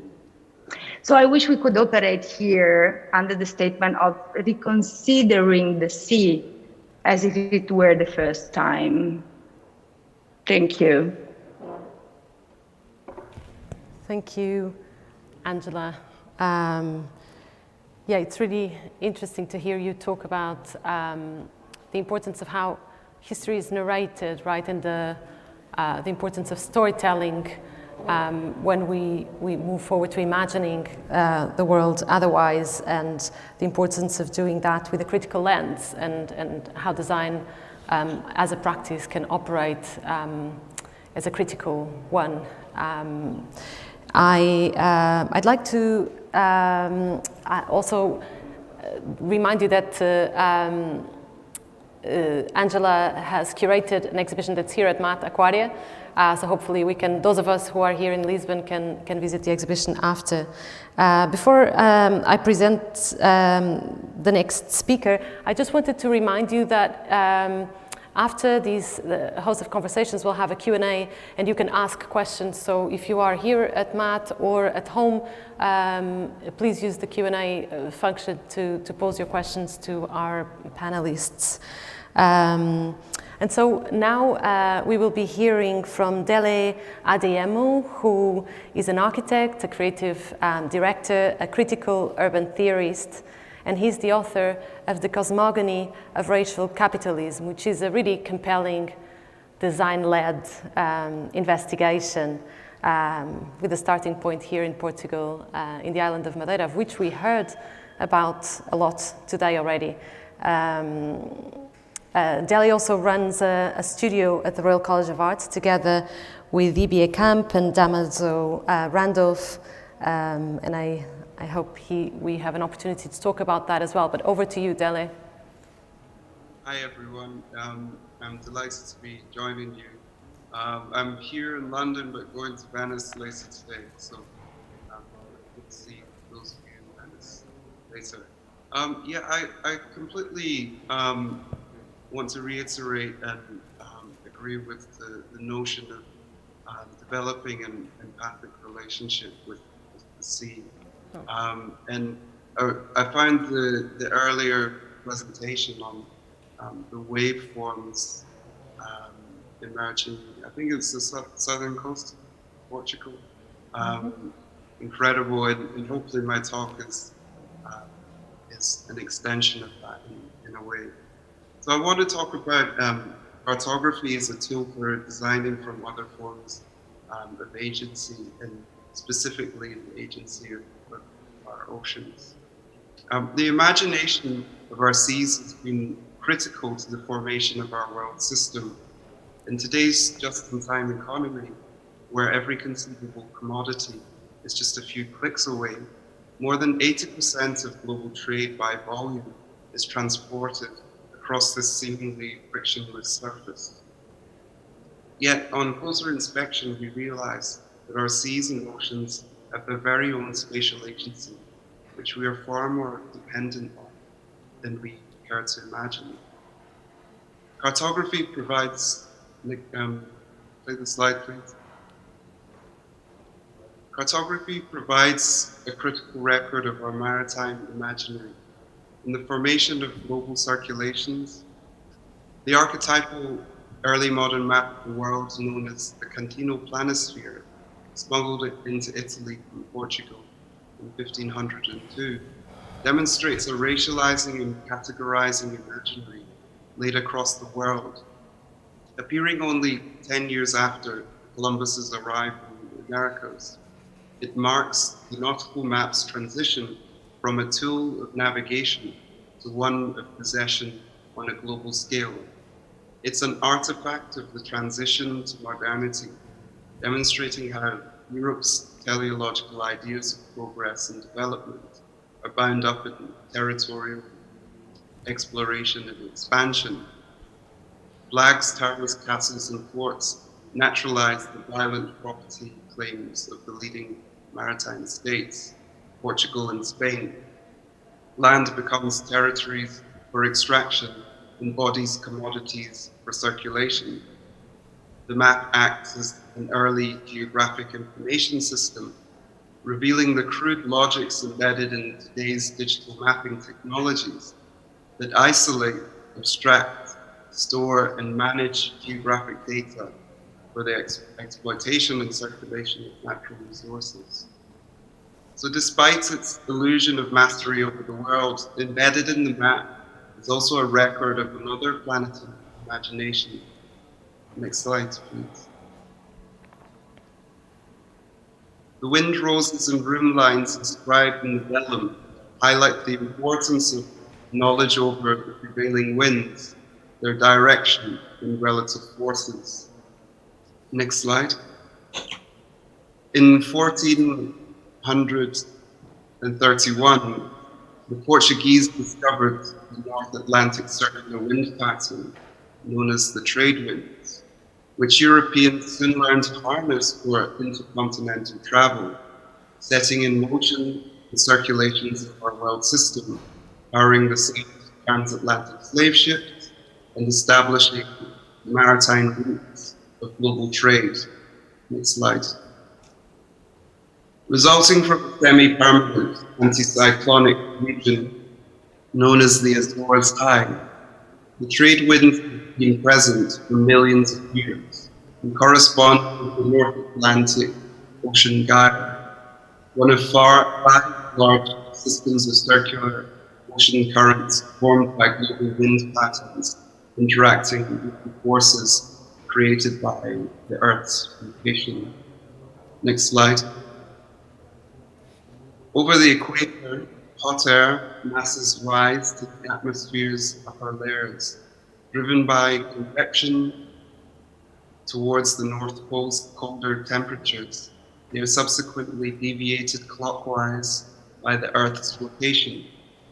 With sinking down, a high-pressure area centered on the Azores Islands is created. Unlike local winds influenced by topography, Atlantic trade winds are global and perpetual as long as our planet rotates whilst exposed to solar radiation. Surface currents in the Atlantic are shaped by wind shear in similar pathway. Geological records confirm these winds have been active for millions of years.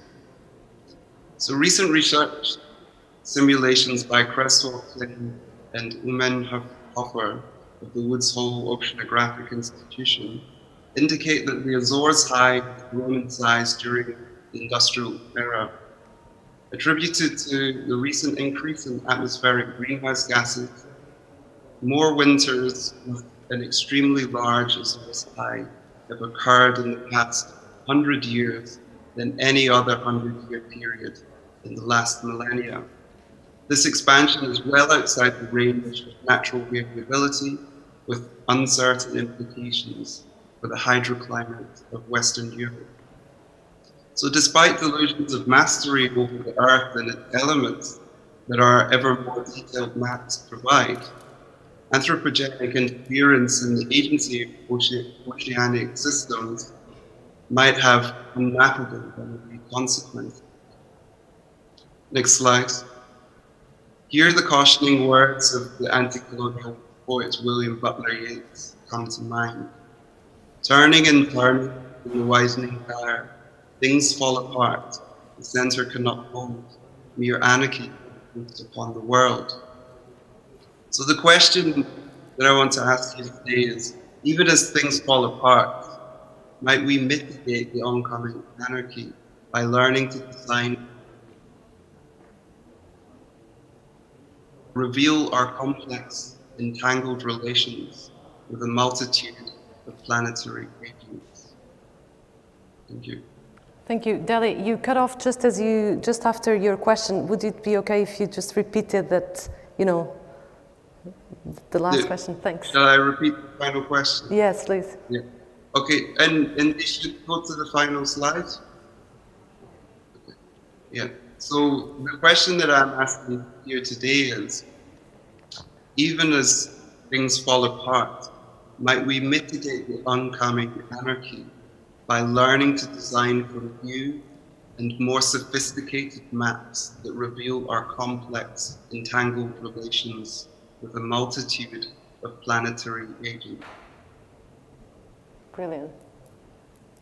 Thanks. And yeah, and that final image is an image from the cosmogony of racial capitalism, the projects that I made for Istanbul Design Biennial. Yes. Thank you, Dele. Thank you very much, Dele. And thank you very much for focusing or guiding our focus to imagination. I think at the same time as the transcontinental travel started, as you just explained, there is also a narrative that went with it, a narrative of vastness, a narrative of distance, and narratives that implied that the ocean is so big and so abundant that we will not, or that we're not able to harm it. At the same time, this I would say designed imagination of vastness and distance, and through it a kind of invisibility went along with extreme plunder, extreme exploitation, and with extreme dumping. And therefore, I'm very, very happy to come to our next speaker, Gillian Crampton Smith, who is originally a graphic designer, but she founded the interaction design programs at London St. Martin's School of Art and the Royal College of Art. And in 2000, she was invited by Telcom Italia and Olivetti to found the Research and Teaching Institution of Interaction Design Institute Ivrea in Italy. Gillian is also in Venice. I hand it over to you, although we're somewhere in other parts of the city. That's true, yes. I'd like to remind us of some precursors of the idea of a mobile school on a ship. And the first that springs to my mind is the Amerigo Vespucci, the beautiful Italian Navy training ship, which docks in Venice every year to pick up a crew of students from our naval high school. With a changing crew of young people, it visits ports all around the world and mostly goes under sail. The ships run, I'm sure, with military precision, which might not be appreciated by our Bauhaus students. So it made me think, what kind of constraints does being shipboard put on the Bauhaus of the seas? We should think about it. The next slide, please. The next example is Cedric Price's Potteries project. It's a mobile university. Price thought that universities were far too fixed and rigid and disconnected from the community around them. And he planned in considerable detail a science and technology university for 20,000 students in what in the 1960s was an unspeakably bleak part of England. For 200 years, the ceramics industry had led the world. But then after the World War II, it completely collapsed. And it left this desolate landscape. So to regenerate the area, Cedric Price planned a distributed university with student housing and other buildings along the existing railway lines of the triangle that you see down there on the left, which included Kiel University. And classes would be held in railway carriages, which could be reconfigured as needed, unlike fixed buildings. This project was far too way out for the Ministry of Education. Cedric Price saw the advantages of mobility as changing configuration for changing needs and enabling better interaction of students, faculty, and community. Next slide, please. It was generally agreed after World War I that European cities were imposing an intolerable level of dysfunction, squalid living conditions, lack of hygiene, particularly on the working class. And although institutional remedies had been proposed, it was less clear how the actual physical form of cities would need to change to facilitate them. So to answer this, the Congrès d'Architecture Moderne began in 1928, a series of conferences, largely of architects and urban planners. In 1933, it was on board the SS Patrie between Marseille and Athens, during which the teams analysed 34 different cities and made precise proposals for their future. It was made famous partly because Moholy-Nagy was the conference photographer, but mostly because 10 years later, Le Corbusier published the Athens Charter, which allegedly reflected the consensus of that conference. In fact, there was no such consensus, but the book's effect was far-reaching. It was interpreted as recommending a particular urban form, the separation of industry and commerce from places of living, and housing in medium-rise, high-density blocks set within open parkland. This formal model underlay large numbers of small urban interventions after World War II, and much urban planning legislation as well. Its most permanent monument are probably today's ubiquitous apartment blocks for well-off people, set back from the road and surrounded by lawns and planting. That said, the overall message derived from the voyage of the Patrie was imprinted in public and political consciousness. To remedy social ills, an analysis of a city's form must be linked to how it should function. And this was an important step forward. So it made me think, what effect do we want the Bauhaus of the Seas to have, and for whom? Next slide, please. One more point. The Venice Architectural Biennale opens today, and the Dutch Pavilion shows a collaboration between two watery cities, Venice and Amsterdam. The Venice Exploratorium describes a series of experiments in the city and the lagoon. So if you go, check it out, or Google it, Values for Survival, the Venice Exploratorium in the Dutch Pavilion. Thank you. Thank you, Gillian. It's brilliant to hear about these historical examples of mobile, not just mobile architectures, but mobile pedagogical architectures. And it's interesting because, in the examples you've described and others that we find, the mobility has this effect of it providing a contained space, right, where something, where the experience of those on board is quite contained, but also having the opportunity of docking and interacting, as you well said, with different communities. But it's really interesting also the tensions that there are between these two worlds, inside and outside this mobile structure. Thank you so much for that. And on that note, I'm going to introduce next speaker, who is a flood expert. He is the Dutch Special Envoy to the United Nations and appointed as the first water ambassador of the Netherlands. It's Henk Ovink. Welcome, Henk. Hello, thank you. And thanks for having me. And thanks also, Gillian, for mentioning the Dutch pavilion, although I was not supposed to talk about it. I'm actually not a flood expert, but that is okay. Although the Netherlands often is referred to as a water-rich country, because of climate change, we are actually now also a water-scarce country. So even in a delta like the Netherlands, too much water and too little water go hand in hand. And this is something we've been facing globally. As a water ambassador, I advocate for water awareness, and I start with this first image. It is actually the first snapshot taken from planet Earth.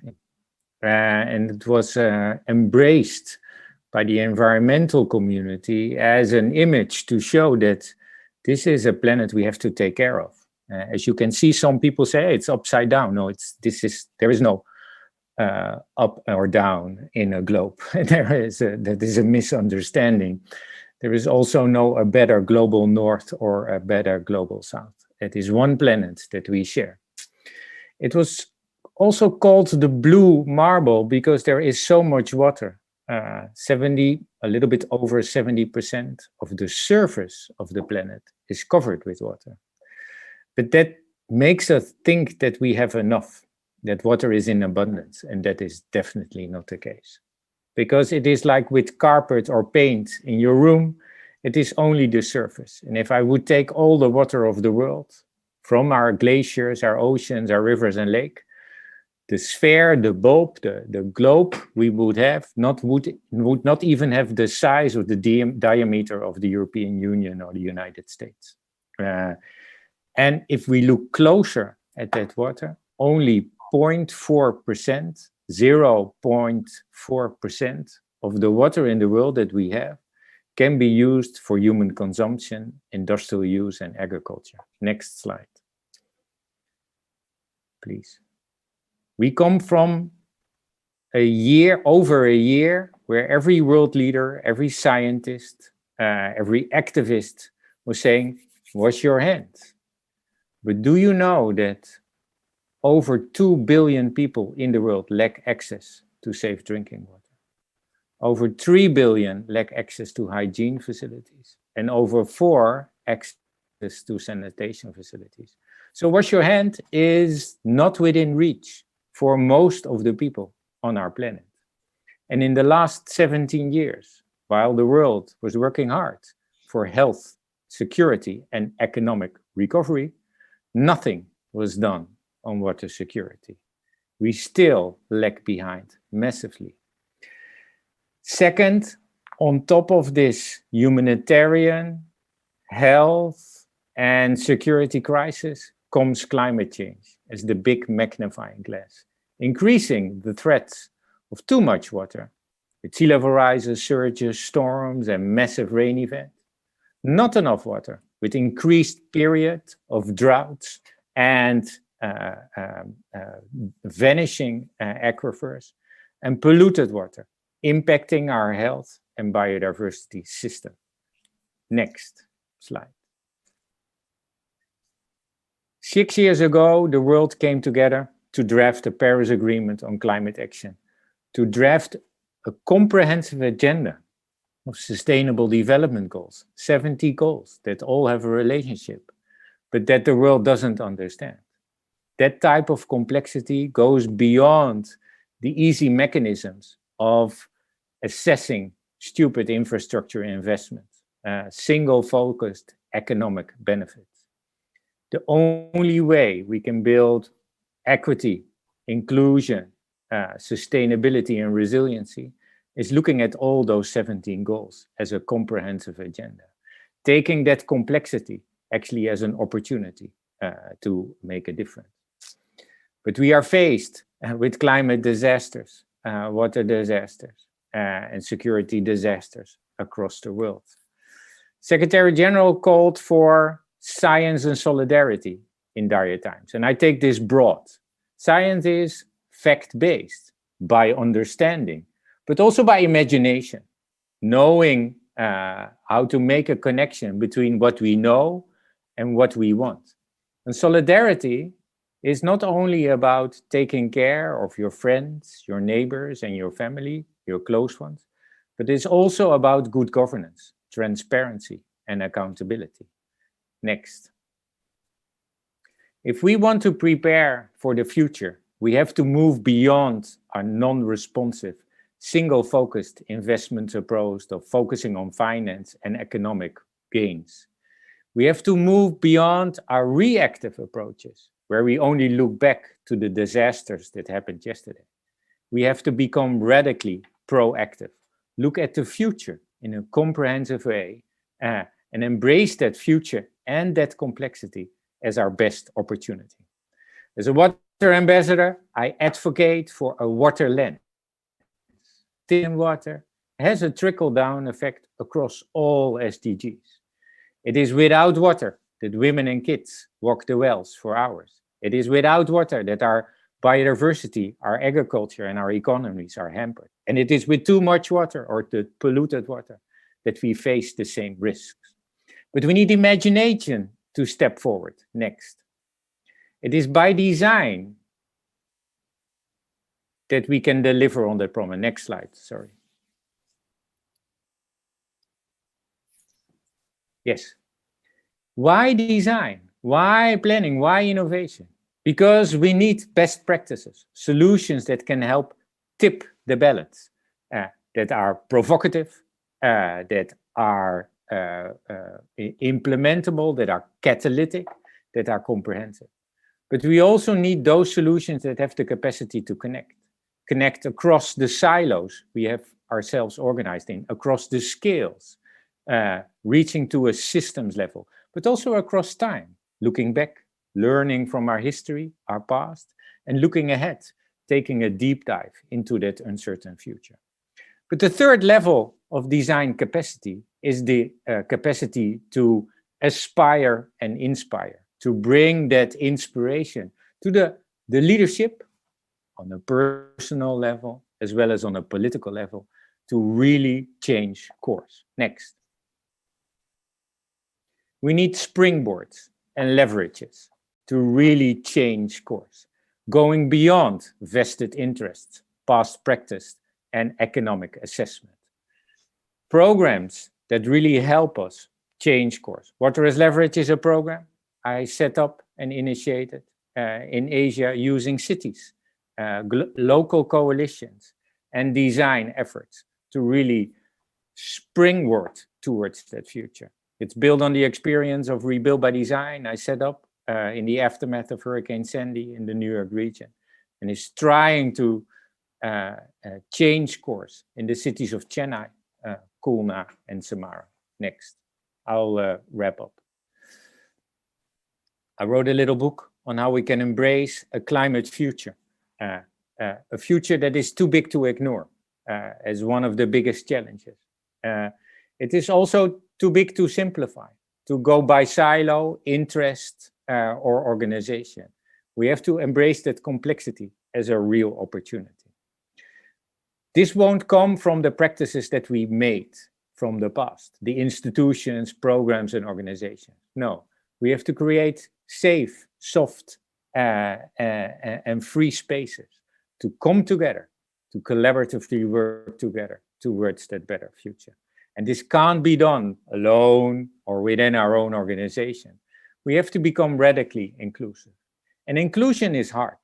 It not only means that you reach out to the ones you know or not know, it is that the door is always open, that no one is ever too late, that a knock on the door always means that the process will include others, and that you empower and help build capacity and enabling environment for all. And we need the power of design to overcome this fragmentation. And the urgency is out there. We know we have to act now. Next. Many of you would say we do it for our next generations, but that is actually not true. We already do it for the planet, for our environment, our economies, and for ourselves now. We can't pass on that responsibility to the young. We have to do this together, but we can be inspired. I met these girls in Samara. The little one has future doctor written on her cap. And that she has 3 ambitions. One, she wants to go to school and learn and educate herself, do research and become a doctor. Second, she wants to take care of people because she cares for people. But third, she still believes in a future where taking care of people is worthwhile and adds value. Let's make sure we give her that future. Thank you. Thank you. Thank you, Henk. And thank you all, the participants, all the speakers for these really inspiring and thought-provoking presentations. It's interesting that we spoke about many interfaces for looking at the ocean. I think we began with Marcus suggesting that we look inwards from the ocean, perhaps from the ocean inwards. But then we discussed, of course, the spaceship as a means through which to observe the Earth from a distance and what that produces in terms of a cultural transformation. That image came about a few times today. We talked about ships, of course, and we also talked about aquaria. So these are all mediating devices between us and the seas as this very complex territory. And I thought it was very interesting that to begin to discuss what, you know, the politics inherent to those devices themselves. And then another idea that I thought was also sort of coming along kind of across presentations was this idea of complexity and how we deal with complexity and how we begin to map relations that are too big or too wide or too entangled to fit the current systems that we have for making maps and cartographies. So perhaps I'd like to begin by asking a question around scale. So we spoke about the need for design to operate across scales or at multiple scales simultaneously in order to tackle this kind of complexity. And a lot of these projects and initiatives, the way that they are measured has to do with their scalability or their ability to be reproducible. However, we know that the global industrial model in which we are living today is to a great extent the cause of the problem that we are facing. So how do we deal with scalability? How do we deal with scale? To what extent do we need to rethink ideas around scalability? And I mean, of course, the question is to all of you, but maybe, I don't know, I could invite Dele and Henk to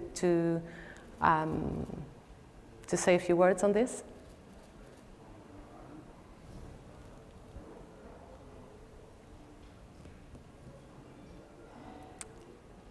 Sorry, this is the little oddness of doing a physical and digital event that I think our technical team is now preparing for connecting us with the speakers. Yes. Yeah. It was impossible to unmute ourselves. Dele, perhaps you want to go first. Yeah, okay. So within the project that that I referenced in the presentation, the cosmogony of racial capitalism, really it's looking at two things. One is the cartography and the invention of cartography, both as a tool of navigation, but as I mentioned, how it evolves into a tool of possession as well. And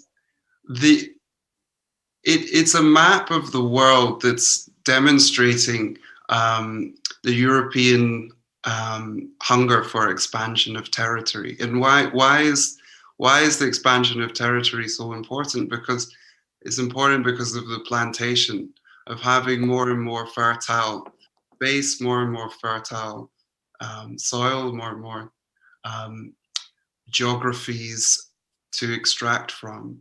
And so this notion that of the plantation becomes embedded within the ideology.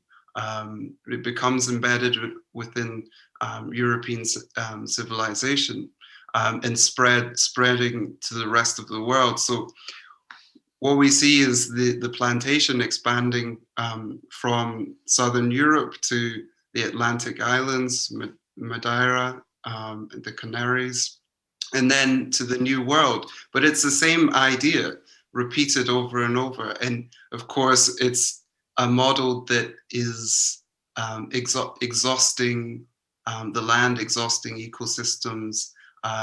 So what we have to do is also intervene in this notion that we can just replicate a single solution. And what we're trying to do within the design studio at the Royal College of Art, we've been working with alternative modes of mapping. So it's not just, when we talk about more than human, it's not also just more than human, it's about challenging our idea of the human as well. And we see from these histories of the invention of modernity, the scalability of the plantation, the teleological idea of progress being wrapped up in this idea of economic growth, which is just about ever more expansion. That idea and vision of the human also has to be challenged in question. And of course, there are always other ways of being that have existed alongside that. So even going back to the Cantino planisphere, we see within that map, the only figures in the map are these crudely depicted African figures dancing on the coast. But that also speaks to and highlights, or is a gesture of a recognition of another way of being that existed outside of what the map could contain. So that those crude dancing movements are actually part of a sophisticated society that used masquerade, dance, and performance as a way of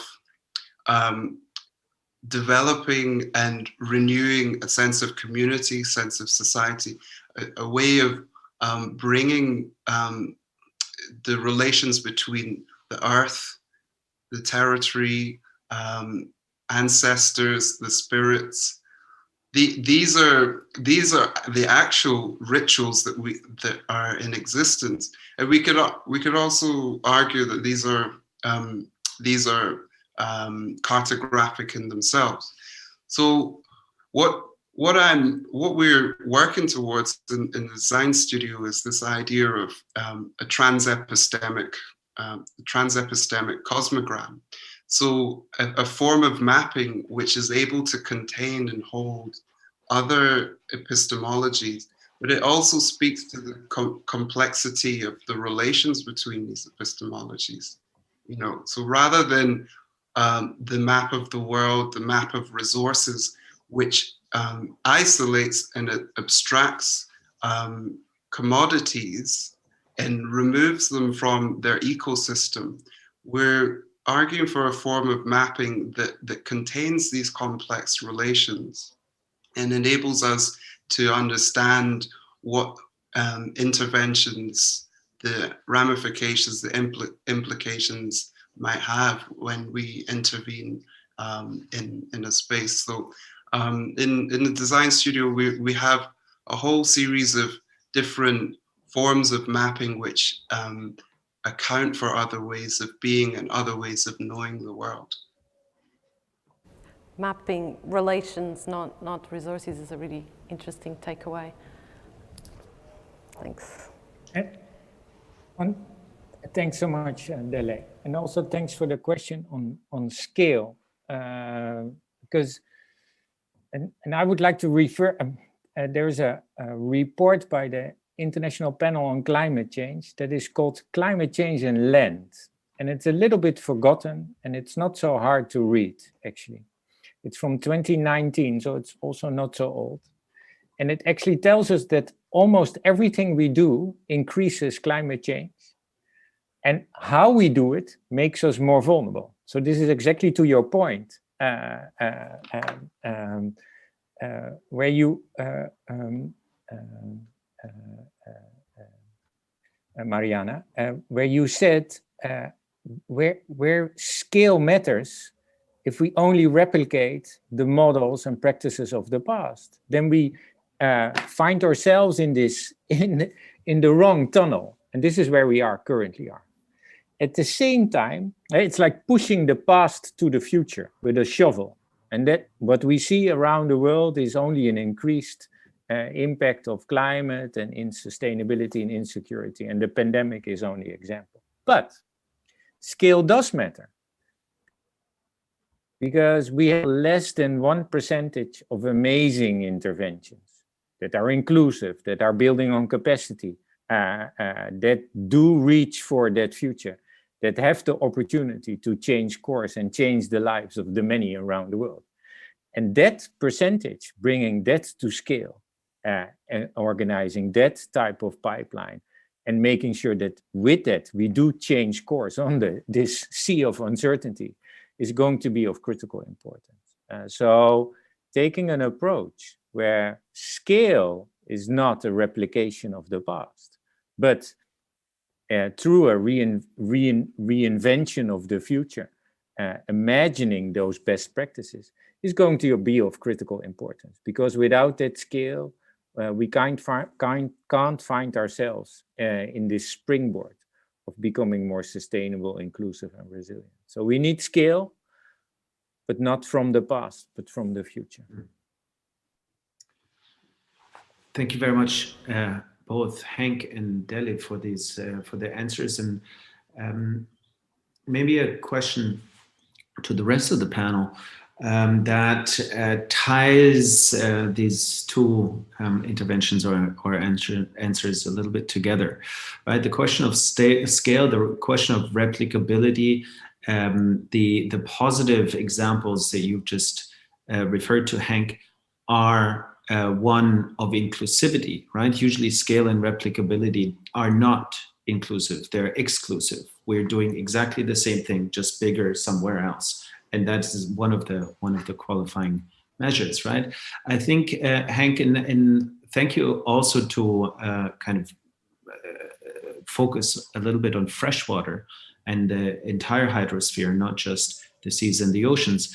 But I think what you said before, right, that design has a role to play in the platforms we build on how do we talk with each other, because many disciplines use the same words, but they mean something completely different.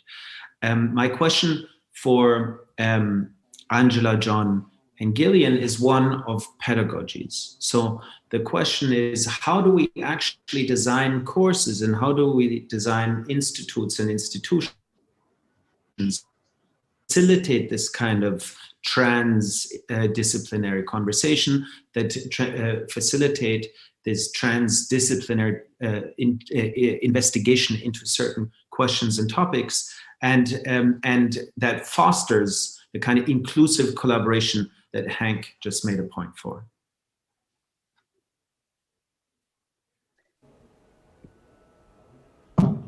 I can say 2 sentences on that, because I share the wonderment of many here at the ways of representing the vastness of the oceans, the depth, the diversity of life.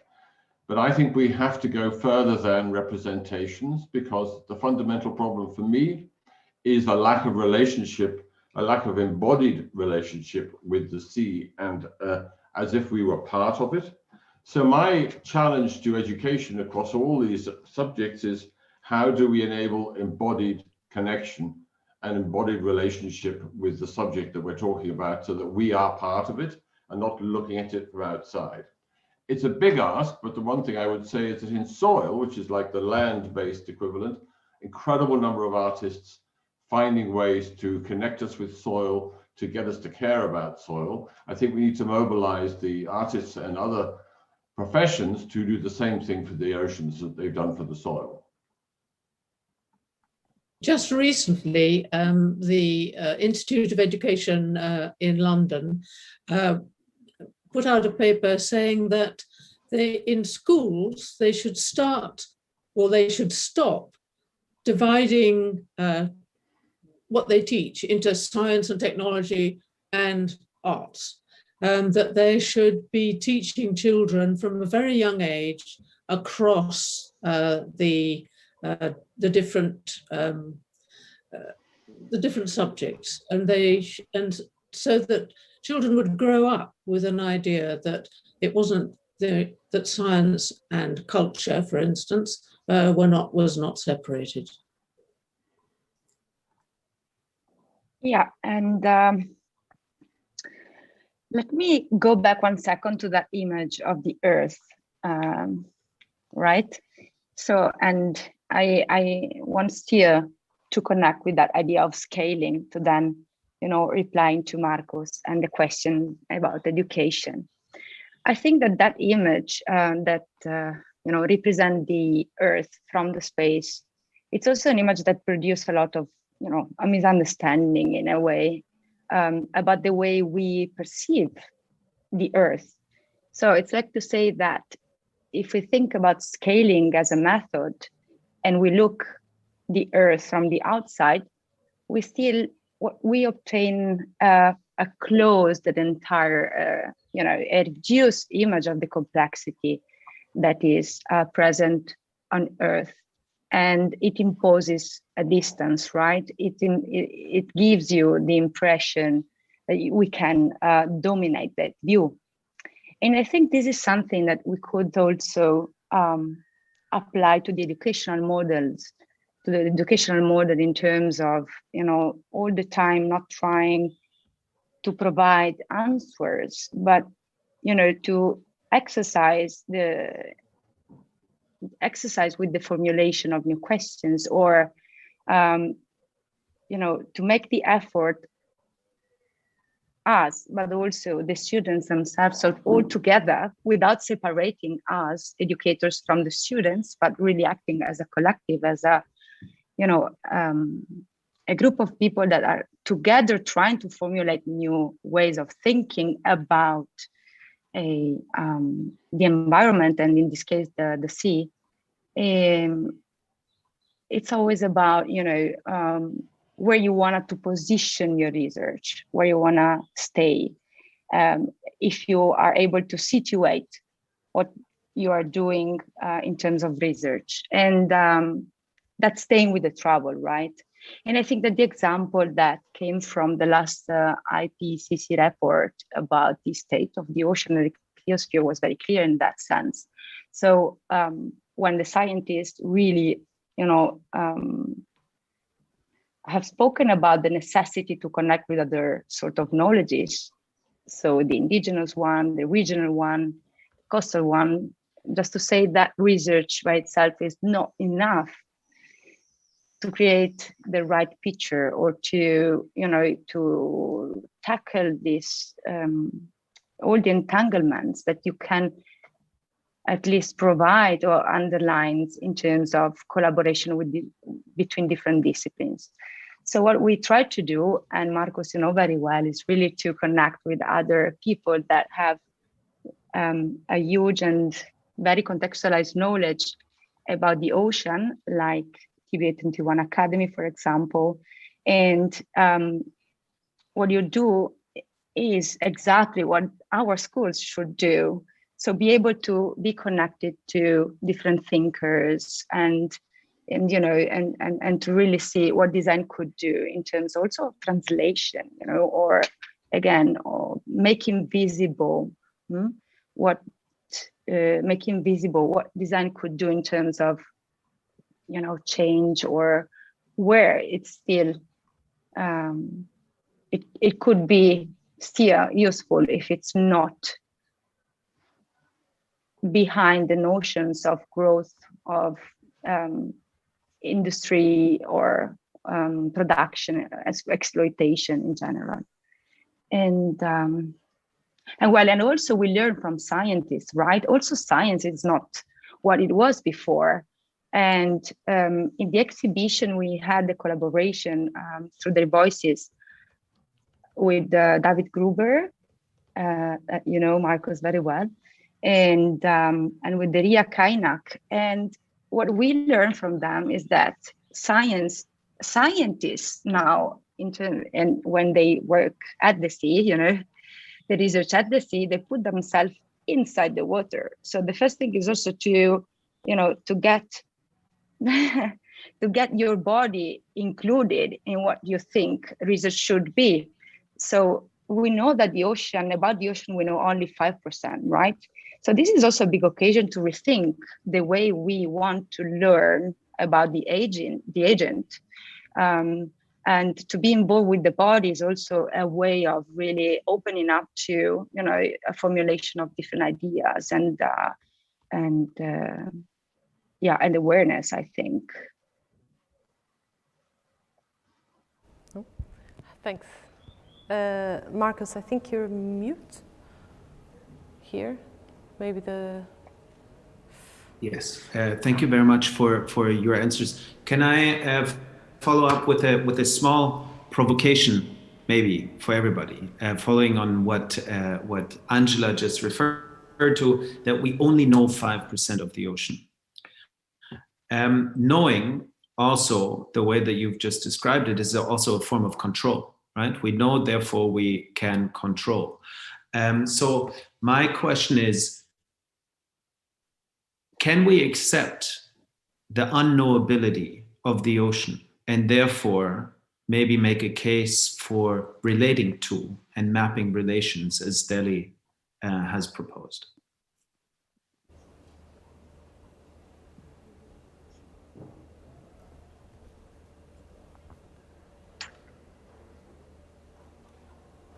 Well, I don't know if someone else wants to reply to that. I will reply with a very simple question that connect with what you said at the beginning of this conversation.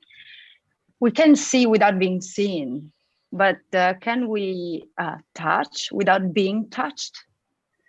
And so I think that, you know, the body is the medium through which we can learn how to learn, maybe.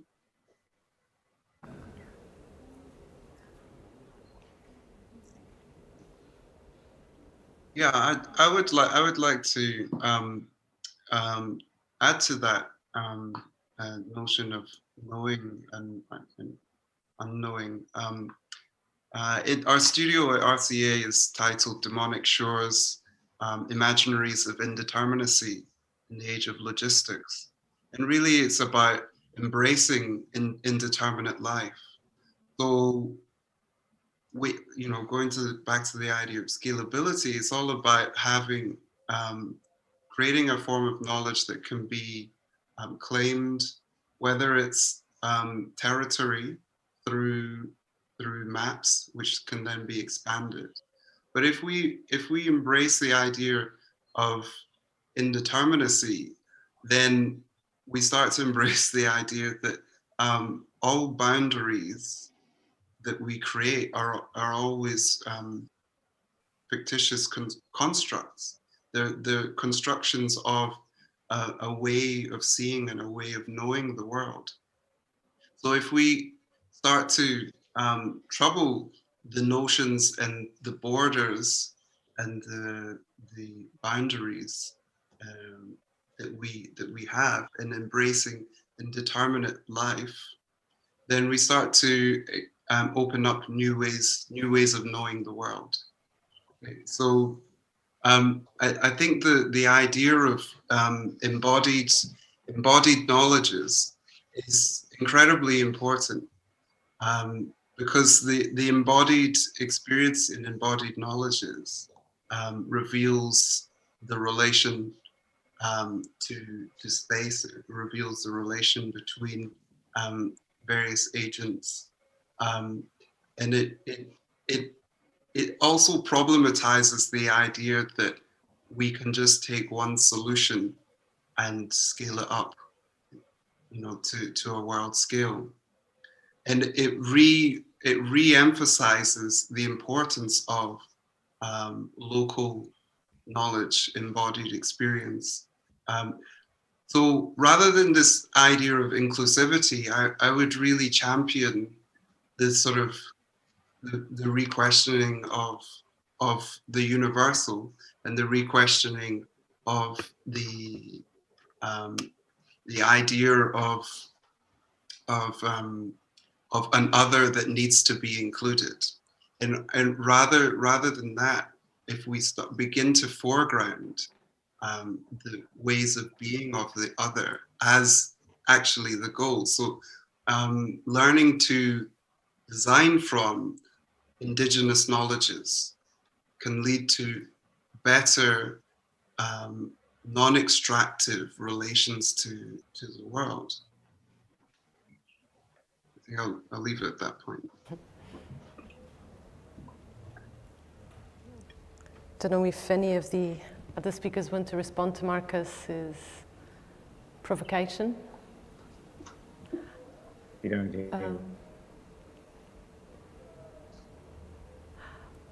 Well, if not, maybe there's, perhaps there's a question around what shape does this space we are all imagining, you know, what shape does it have? What nature does it belong to?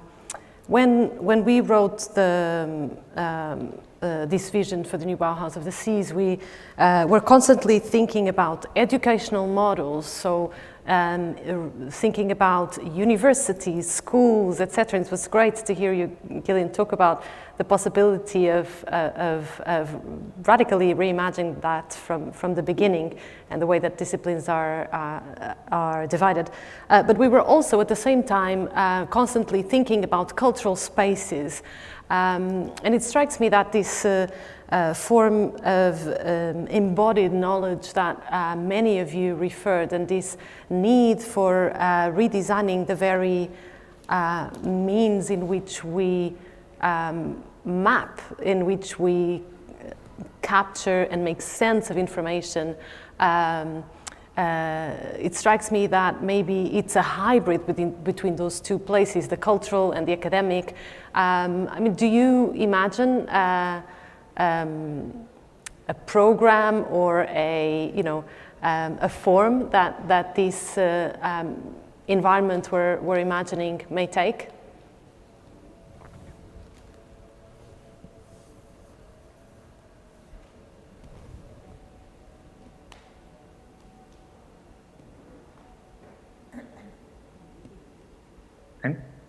I'm not sure if you, and I'm happy to explore a bit what you just said, is that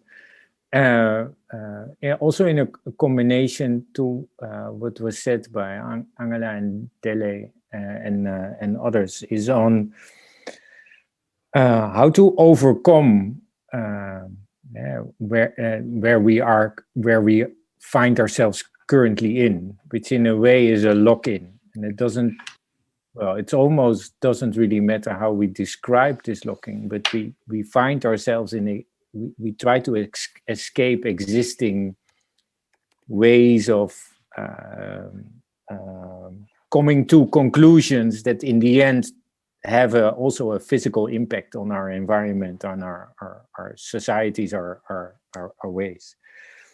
In a way, and inclusion is also not inviting somebody in. It's creating perhaps a membrane, an in-between space that you could call a soft or safe space, where it is possible to have this dynamic interaction, where as a result, by questioning, not by provoking answers, but by provoking questions, an interaction on uncertainty and not uncertainty takes place. So I think the unknown is much better as an avenue to explore than what we know leads us to the world we don't want. So the unknown, which is the majority, therefore is our best opportunity. So I think in that sense, if we don't embrace the past and the existing, but are able to create by design processes and spaces that have the capacity to create an environment that is soft in a way, to bring together different aspects. Outcomes also can become very concrete, although I don't believe indeed in single focused solutions that you just spread around the world. It doesn't work. And indigenous knowledge and capacity is of critical importance, as is many other. And there is no one way. There are only a million ways forward. But creating this membrane space where those million ways can actually flourish is going to be of critical importance. I'd like to say, I think there are two big areas. Firstly, there's the physical area. So people are inventing new ways of being, saving energy, etc., etc., etc. But then I think the problem is for the general public, the complexity of what's at stake is just they don't know where to start. And so I think that one of the roles of designers can be to explain some of this complexity in ways that is inspiring to the ordinary citizen who needs to change the way they live, not only citizens but also politicians. Thanks, Gillian. And I believe we are almost out of time, so perhaps we'll have to draw the panel to a close. So if anyone wants to make one last very, very quick intervention, please go ahead. Marcus, you too, if you want to make any closing remarks. Yeah. I think John just was taking a leap there. I just wanted to draw our attention to the fact that this question of how we connect with something so huge but also so out of reach, it's a question that's being addressed in the context of soils by a worldwide network of artists and scientists and ecologists. Yeah. There is, for example, the Soil Care Network brings those together. I think the Bauhaus of the Seas could very much be a host and a trigger for the equivalent for the oceans, an ocean care network in which we learn how to connect with something which otherwise remains abstract.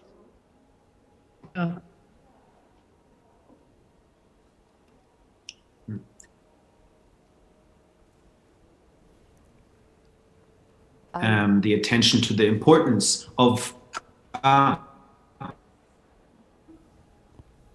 telling new stories and new stories differently. Donna Haraway refers to, we need new myths, and artists, designers, thinkers, and creatives are the ones that need to forge these stories. I think what I can tell you after going through the Biennale yesterday, it's full of these proposals, it's full of these imaginations. I talked to you from Ocean Space, which you see behind me. It's a space that is for the next 7 years dedicated to showing exactly these kinds of works, bringing exactly these kind of conversations together and creating a space, a soft space, as Hank calls it, for these gatherings and for these meetings and for all interested in contemporary art or the ocean or neither of them, just interested to draw them in through an experience, right? I think, Mariana, you were talking about, and Angela, you as well, the necessity of translation. Absolutely. How do we find portals that can draw us into these soft spaces where we can be in conversation with others, where we can share across disciplines, across knowledge systems, without making a description or a distinction, who is the expert, who has the right to speak, but where everybody has something to say and the possibility to be heard. And how can we craft together new stories, new imaginaries, new visions, like Dele said before, that are worth living and fighting for. I think these are some things that we as creatives need to work on. But then how do we move from this to action? There is lots of discussion, talking, opening up. But if that's all it is, it's a waste of time.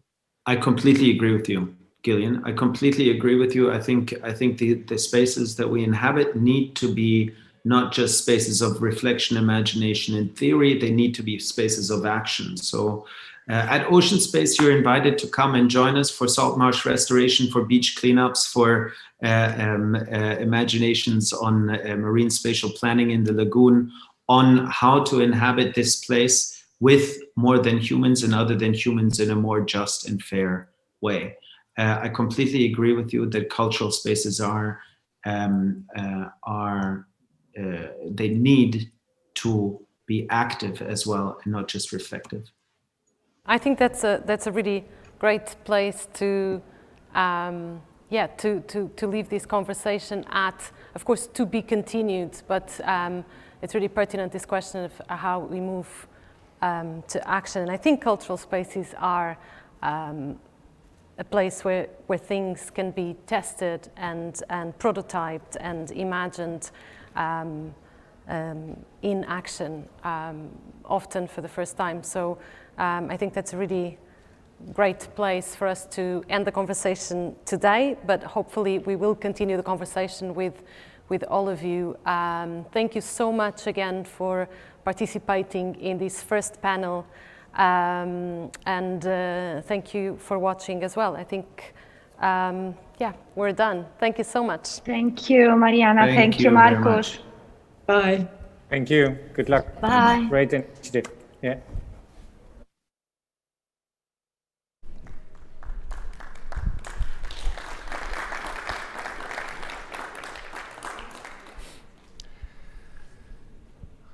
Okay, so Mariana and Marcus will be back at 2 p.m. with the second panel, which will bring more critical voices on how we relate to the oceans and also to each other.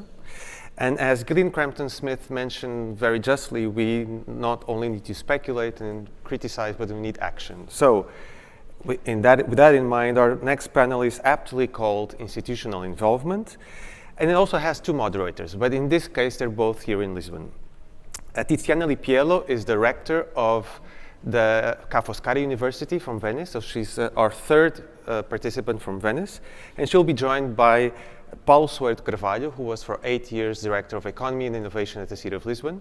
He's the founder of If Insight and Foresight Consultancy, and director of the MBA at ISEG, which is the oldest MBA program in the country. So I guess I'm sure they'll know something about making it happen. And they'll be joined by also an amazing roster of officials and researchers from different universities and cities in Europe who will join now the next panel. Be sure to stay with us until the afternoon. We will be here until 6:30. So after this panel, there'll be a lunch break from 1 to 2, and we'll continue. Be also sure to follow us on social media and to share your thoughts with the hashtags Bauhaus of the Seas and New European Bauhaus. Thank you, and welcome Paulo and Tiziana.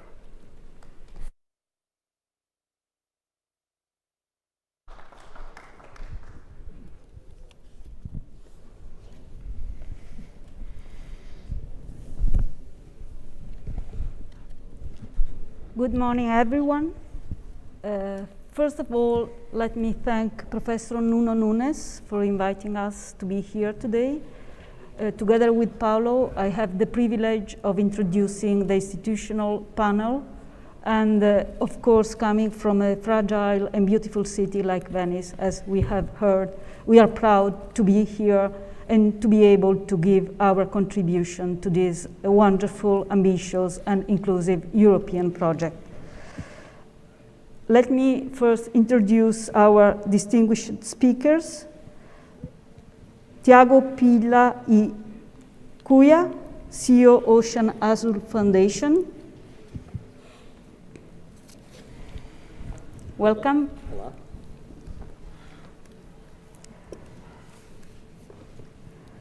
Rogerio Colasso, Dean of Instituto Superior Técnico.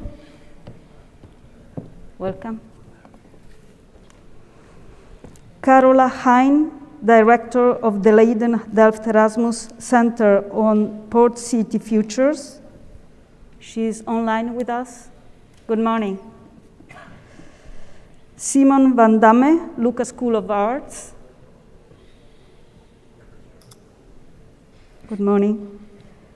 Cecilia Christensen, Pro Vice Chancellor for Global Engagement and Challenge-Based Learning at Malmö University. Hello. Hello. Giorgio Metta, Scientific Director of Italian Institute of Technology. Good morning. Good morning. Alfredo Viglienzoni, Vice Mayor, Genoa. Good morning, everybody. Good morning. And here we have Jorge Barreto Xavier, Commissioner OIRAS, 27. Good morning. Sorry, good morning. And now I'll give the floor to Paulo. Welcome. Okay, so welcome. We are smiling. You can't see, but we are smiling. Very strange situation, so welcome to all. It's really a pleasure to be here also. It's a really an honor to be here. We will try to make this panel as much interactive as we can. And we just present 3 questions that each one of our guests can start with the ones that you prefer. So the first one is why it's so important for you and your institutions to be part of this program, of this project, of this movement. The second one is why do you believe this project and this initiative will have an impact at European coastal and cities and sea? And the third one, which is really important, is you also know the manifesto. Maybe you can just pick a couple of topics or issues that you believe will make a difference, not only for your institutions, but for the program as a whole.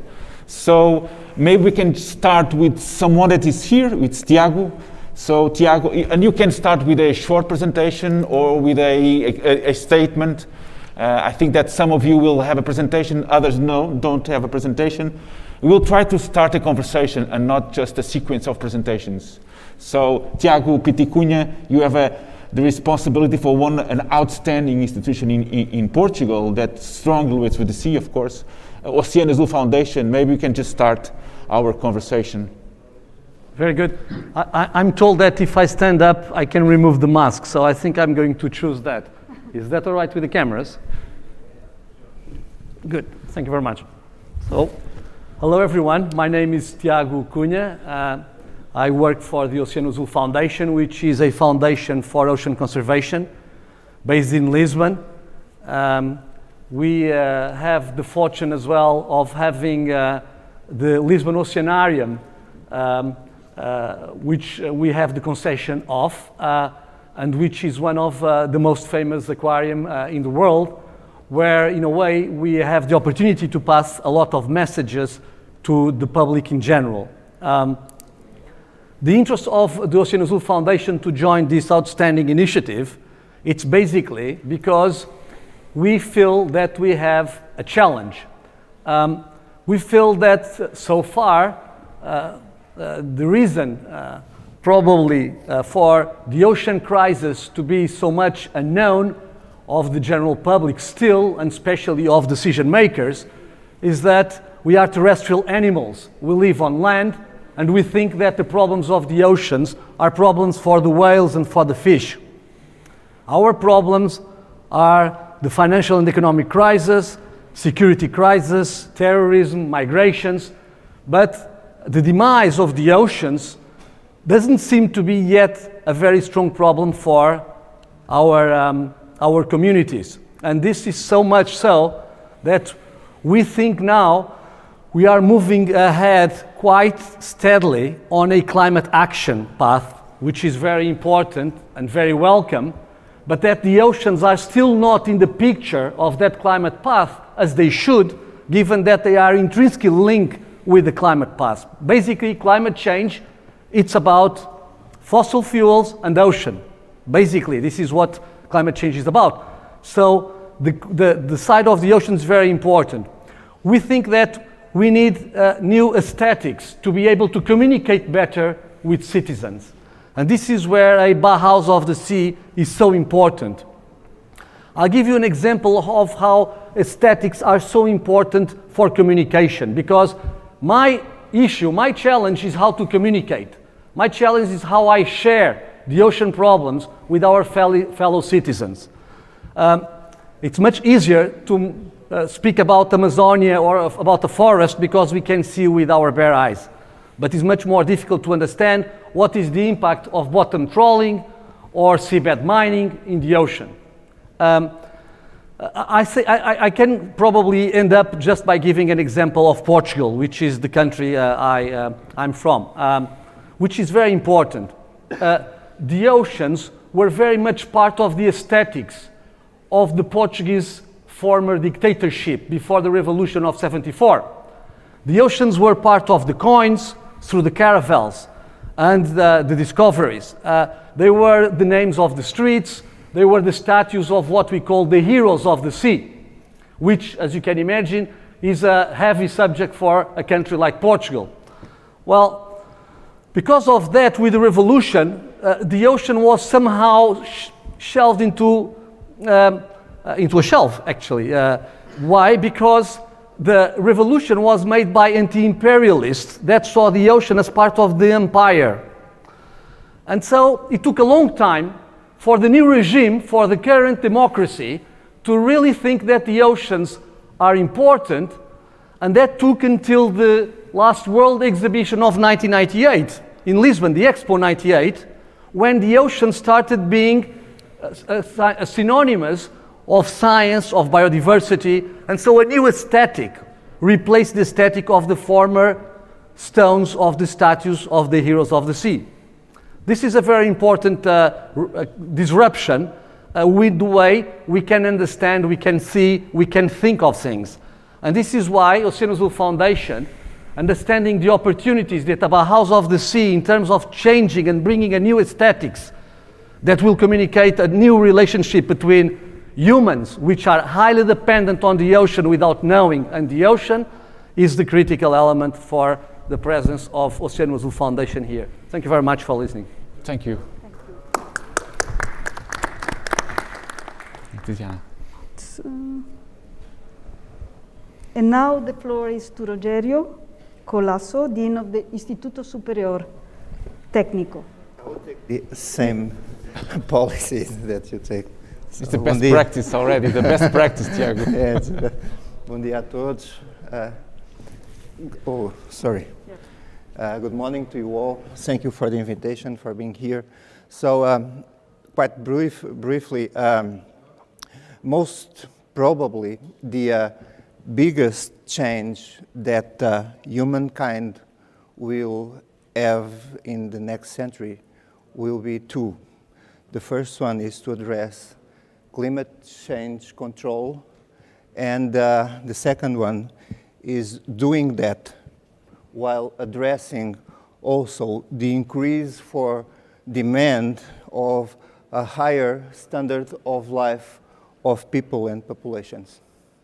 And of course that when we demand for a higher standard of life, that means higher and better education, mobility, healthcare, access to culture. We increase the demand for energy in the planet. And that is the issue that we have not yet quite well resolved. The way in which we produce the energy that we need for this and to have a better quality of life stresses the planet, and that induces climate change. So to solve simultaneously these two biggest issues for humankind is certainly the biggest challenge of all that we have in the next century, we, our sons and grandsons. And so it's not an easy challenge to address. How can we do that? How can we do that? So I'm an engineer, and as you probably know, the engineers doesn't have much imagination, so we always use the same approach to challenges. We need materials, tools, and projects. Okay, and for these two challenges, what are the materials that we have? The materials is the planet covered by the sea. And the tools. The tools are essentially three. Politics, culture and art, and science and technology. And the interchange between these tools maybe is a secret for addressing this change. You know that a hammer is basically usefulness without a nail, and vice versa. So the tools must interchange and interact. And also, we need the project. And the Bauhaus of the sea can be one of that projects that in the next decades will address these two main issues. So as Dean of a School of Engineering and Technology in Portugal, which has the largest sea platform in the world, I think. I think it's the same size or comparable with Indian Union. So as Dean of a School of Engineering in Portugal, it's not necessary to explain my commitment to this project. So it's total. So thank you. Thank you so much, Rogério. This is a very holistic project, so we need to have a contextual, systemic, holistic approach to the future, and in this case, to the sea. And it's interesting that we started with a non-for-profit organization that works with the sea or for the sea, and then we went to a School of Engineering and Technology, and now we are going to give the word to another stakeholder that relates with the city. So Jorge Barreto Xavier, it's from a neighbor city that has also the sea like Lisbon. One of the things that people that are online, and it's that you are not here. So the space and the stage is outstanding. It's a beautiful space that we have here. But outside it's even better. And we have the sea and the river. So Jorge Barreto Xavier is going to talk not eventually about the sea itself, but the culture, which is something that also Rogério also mentioned. So Jorge, thank you so much for having you here. Thank you very much. I don't know if I can have my slides here. Well, first of all, I would like to congratulate Nuno Joaquim Nunes, Madalena Pestana, Heitor Alvelos, Frederico Duarte, and Miguel Figueira for starting this movement with a wonderful idea of the Bauhaus of the sea, and we need to thank them to this opportunity. About what Oeiras, that is the municipality outside of Lisbon, is active in this place in the Atlantic coast. We think we need to join Lisbon and all the institutions that are now starting this collaboration to create a concrete result for this challenge. The Bauhaus, the European Bauhaus, the Green Deal, the objectives of United Nations for the next years are macro objectives. And the question is how we can connect ideas to action. It's always difficult, and now we need to understand how we can do this. As you can notice, with this exposition to the Atlantic, we need to consider it as an opportunity and how we can solve it for the near future. What we are doing now in our territory and challenging the opportunity of being a European Capital of Culture in 2027 is to create a movement to connect culture, arts, technology, science, and of course the sustainability for everything we are doing. Oeiras is a small municipality outside of Lisbon with 178,000 inhabitants, but it's the second one in the country creating richness for Portugal. And it's the most developed at level of human resources. And what we are now trying is to create a polynucleated city utilizing an idea of advanced urban ecosystem anchored in arts and design, science, technology, and innovation. And we put 5 lines for this: nature and human sustainability. Because when we talk about sustainability, we need to talk not only about nature, but we need to talk about human beings. And it's not possible in this moment to think the sustainability of nature without creating a new culture in humans about what is meaning new models of sustainability. Then this is our work, trying to create this sense of community, and we are doing this with this line, but also through poetry, arts and creativity, cultural heritage, and all the maritime links we have. Then we are connecting our green areas with the different elements we identified in territory and the links with the sea. And we are creating different equipments. We are doing now around 70 million euros investment next year for this museum for the Tagus, the renewal of a gunpowder factory, and the relation with the arts and design. A new center for contemporary arts connected with South Atlantic, and a hub for art, science, and technology. And of course, finally, we think that being a territory is not limited to certainty of the exact sciences and the implementation of technology. It was told today. We need also to being a territory that is open to the uncertain and rich dynamics of human complexity, because the exact sciences are not enough to solve what we face today. And then arts, design, humanities, literature, cultural heritage, and all the plurality of personal and group visions about the self and the world are very necessary for it.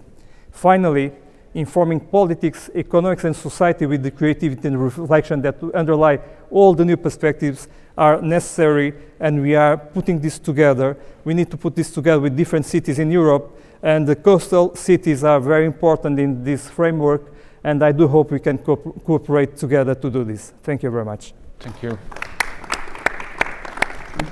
Thank you so much, Dean. And now the floor is to Carola Hein. Thank you very much for the invitation. It's a real pleasure to be here. It would be wonderful if the technicians can share also my slides. Thank you. So congratulations on this initiative. I think this is very much in line with what we've been trying to get started for the last 1 or 2 years. And I'm speaking here on behalf of the Port City Futures Initiative, which is a collaboration from the universities Leiden, Delft, and Erasmus in the Netherlands, bringing together an interdisciplinary team of architects, planners, anthropologists, economists, historians, and geographers and other fields. So the idea is really to look at the long-term development, analyze the past to understand the present, and then design the future, and to do that on multiple scales. So if you could go to the next slide, please. One of our recent books is The Urbanization of the Sea. And so this is exactly in line with what you have been proposing, to look at Europe and to look at the world from out a maritime perspective. And we will see that our perception of space changes. I'm German, but I've lived in Japan and the United States for most of my life. And when you look at Europe from the coastal perspective, you don't see the borders in the same way. Maritime ports don't experience the same kind of influences as inland cities do. So the idea behind it, just give it one more click, please, the slides. The idea behind it is to understand the sea as a urbanized space, as a populated space, and not just as a blank area. And using mapping as a tool, we can visualize it. We can help revive the ancient histories that have been on the sea, about the sea. We have lost our narratives. The sea has become blank. And it's not just a space in which we can just throw whatever industrial development we need to do next, windmills and drilling platforms and pipelines and you name it. But we need to rethink the sea as a material with depth of a certain viscosity, and we need to rethink the border zones, the coastal areas, which are very much viscous areas. They are not always in the same shape. They have been shifting over time, also through, and they're going to be reshifting again through climate change. So next slide, please. So what we've been trying to do now is to look at the transformation of coastal zones, and we've started now with the North Sea, through mapping to understand what are the differences in development of Hamburg, London, Rotterdam, and other cities. What makes them tick, you could say? What are the implications of local geographies, of historic developments, of national politics, and so on? And next slide, please. So if you just look at the potential of mapping as a tool and then as an inspiration for design, we can analyze the development of a space at a moment in time. We can analyze a space through time, or we can take a specific perspective. And in the case of this mapping, we've been looking at the land-sea relationship, at the city-port relationship, but bringing in not only the spatial development, but also the institutional development. So the idea there is to use mapping as a gap finder. And next slide, please. So one of the outcomes of this really pilot study is to look at 3 cities on the North Sea, Hamburg, Rotterdam, and London. And already by looking at the development over time, you find very different patterns. You find path dependencies. And if we want to change these cities, we need to be aware where they come from, what are the institutional, spatial implications that will shape any future development, any sustainable intervention. So in the case of Rotterdam, you see that the port has been leading the spatial development. London has its own history where the city itself is much stronger, also as an administrative headquarter. The port has moved out. On the other hand, in Hamburg, you have port and city in a very balanced way over time, developing with each other. And you can then try to understand what are the values that are driving a shared development of port city space, of land sea space, through the past, but also for the future, and what may be the blockages. So we've now started to, next slide please, to turn this over to the Adriatic. So a colleague, Lučka Asman, has been working with her students on mapping these cities.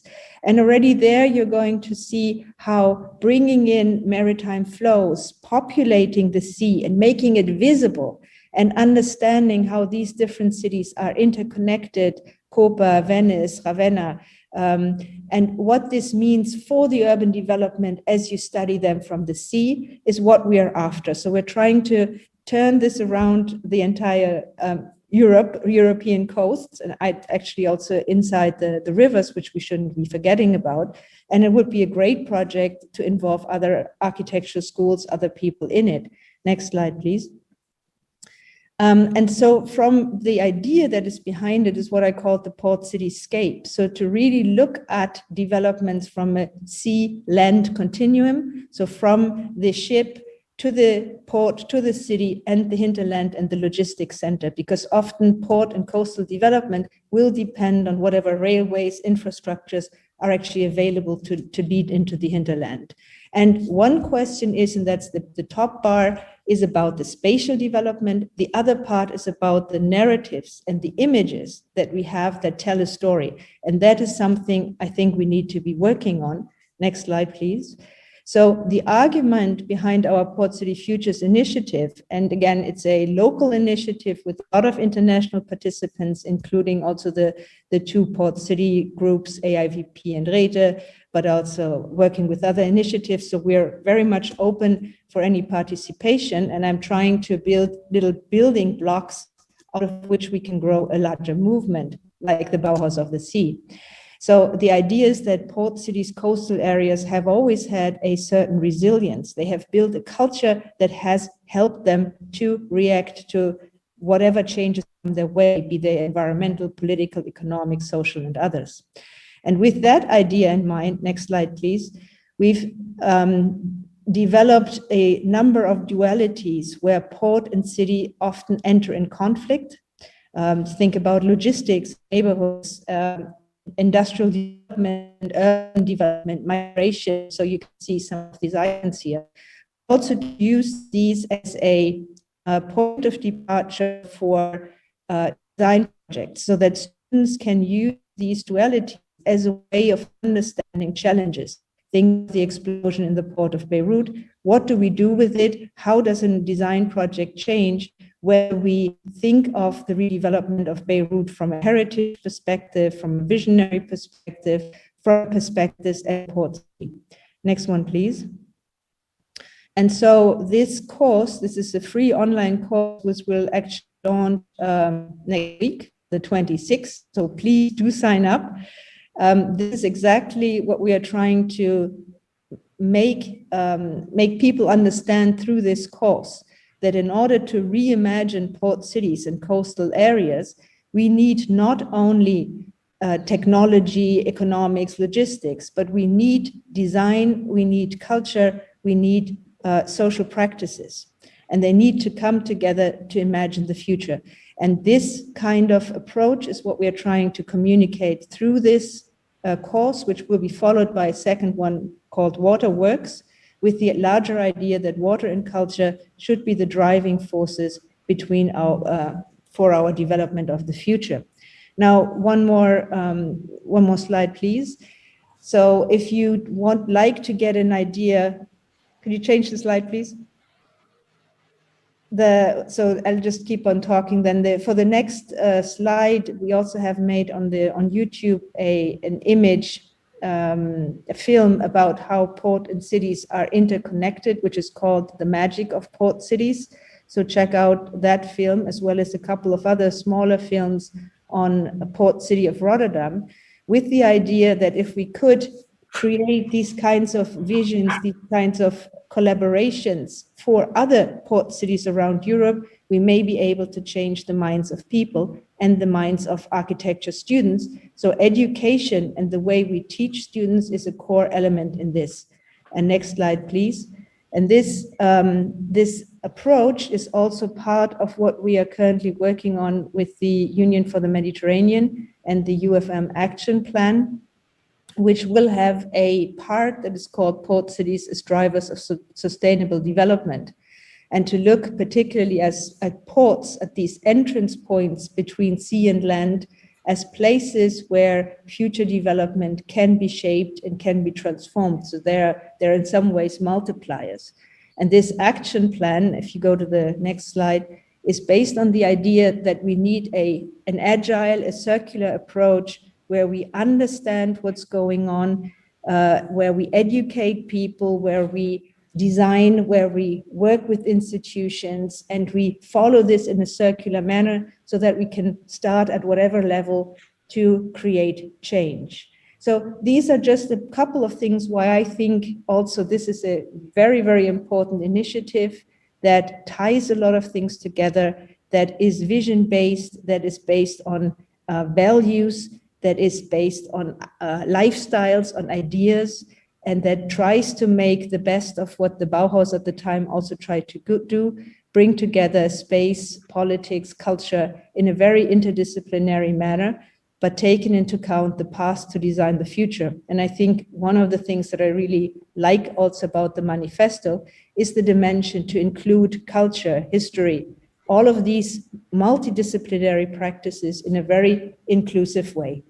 Thank you very much. The next slide is the ending there. Thank you. Great work, outstanding work. It's really interesting the way that you are. That concept of urbanization of the sea is really interesting, really cool, and it's all about different approaches, divergent thinking, be creative, changing or at least confronting your orthodoxies and your mental models, and we need to be creative. So Simon van Dam from Lucas School of Arts, maybe you can bring some of the creativity to this program, to this project. So maybe you can just give you the floor, not the physical one, but the digital space for you to present also. Thank you. Hello from Brussels. Let me start with thanking everyone, all speakers I heard this morning for their wonderful and inspiring contributions. We're very, very happy to be part of this very, very important project with Lucas School of Arts. I think we all feel in our institutes the urge, it's nearly an obligation, but it's a good one, to connect sustainable development with our own policies, the topics we are doing research into, and all that. And I think it's a real good thing, especially from the point of view of an arts institute, because we really feel, and the new European Bauhaus project is an example of that the big problems of tomorrow will be answered also by artistic creativity. I mean, it's not new. It has been like this before, and I even believe that you cannot answer global problems whenever they are there without the answers from creativity and artistic design. But we really feel that the collaboration between scientists, artists, designers, historians is really enforced by this kind of initiative. And of course, it's something in which artists are feel valued for what they can contribute. So they involve in real problems rather than they are to be seen as critics in the or in another space, so to say. So it goes nearly for itself that Lucas School of Arts steps into a project like this. We are the largest school of arts in Belgium.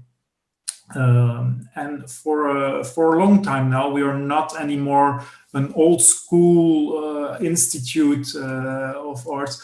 We really engage in interdisciplinary research, not only within the institution. We have art. We have a broad range of artistic disciplines, going from design to performing arts. But also, we for a few years now, we really see that our artistic researchers they reach out to other disciplines to have projects together. And it's good for you to know that Lucas School of Arts is really connected also with Leuven University. It's the biggest university in Belgium. And you have to know the Belgian situation is that universities are active in every domain except for the arts. So our School of Arts is really like complementary addition to Leuven University. And it's really something that comes from both sides. We feel as a School of Arts that we have to be integrated in this broader interaction between so many disciplines, and also the university lacking actually the domain of the arts within its body is looking for this collaboration. So this also adds up to the idea that to answer the real problems of tomorrow, and actually they're the problems of today, we tend to forget that you need to work together and link those disciplines together. We are active on 4 campuses in the Dutch-speaking part of Belgium. One is in Brussels, but also Ghent, Leuven, and Genk are part of our institute. Not one of them looks over the sea. I have to be honest. We are the closest we get to the sea is like I think 50 kilometers. But on the other hand, as you probably all know, and we share this with our colleagues from the Netherlands, you cannot see the Low Countries without seeing the sea. I mean, they are called Low Countries because a large part of them is below sea level. So always we have been connected to the sea. And also, if you look at Europe, and we have seen some nice illustrations of how does Europe looks from a distance. If you see a satellite image of Europe by night, you will definitely see that the Low Countries, and especially Belgium, because we have the tendency to leave the light on during the nights. I mean, the street lights. It's only recently that we start to shut them down after midnight. But you can really see like a lightning triangle just next to that very narrow channel between the British Isles and the rest of Europe. So the Low Countries, in my view, in themselves are a kind of lighthouse, like literally. They are the point where ships are guided through this narrow channel, but also they are the point where, for instance, with the harbors, with the ports in the Netherlands, but also in Belgium, they link up with the hinterland. And that's something we would like to explore in the context of this project, that we really like to connect the importance of the port, the idea of a lighthouse, but not only in a literal sense, but also in a symbolic sense, to a society that is literally and also figuratively speaking behind the sea. I mean, next to the sea, more towards the inland. And so that's a reason why we as a an arts institute in the center of Europe, if we can call Brussels like that. I know it's not the geographical center, but it's a political center. We are very, very, very happy to join this project. And maybe to come to a close, of course, it's nearly logic that we step into this kind of European collaborations, because we often say that Brussels is the heart of Europe, but actually it's the inverse. Europe is in the heart of Brussels. I mean, we cannot be active from our little perspective without connecting with partners through Europe.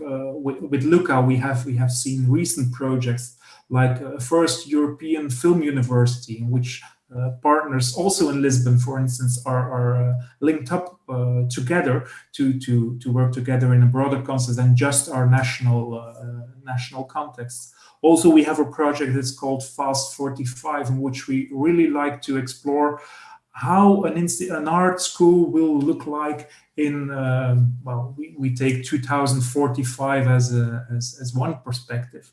But also this kind of stuff you have to do in collaboration with partners in Europe, because I believe for these big problems we are all facing, part of the answer will be definitely the creativity and artistic design, but also part of the answer will be collaboration in Europe. So thank you again to be here. We are really looking forward to all projects that will follow from this wonderful conference, and I want to support this new movement from our School of Arts. Thank you very much. I understand well, the performative arts in Belgium are outside the university, because you said the Lucas School is connected with the Leuven University.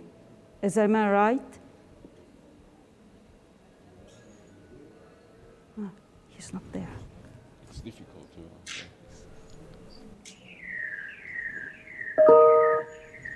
Yes, thank you. There was the host who had to unmute me again. Oh, sorry. It is right that in Belgium the performing arts, but also the other arts, are not integrated in the university. But we, as Lucas School of Arts and Leuven University, are strongly together now for almost 20 years. Okay. So in our heads and in practice, we are working together as one institution. We have the same situation in our country, the same. Okay. Okay, now give the floor to Cecilia Christerson.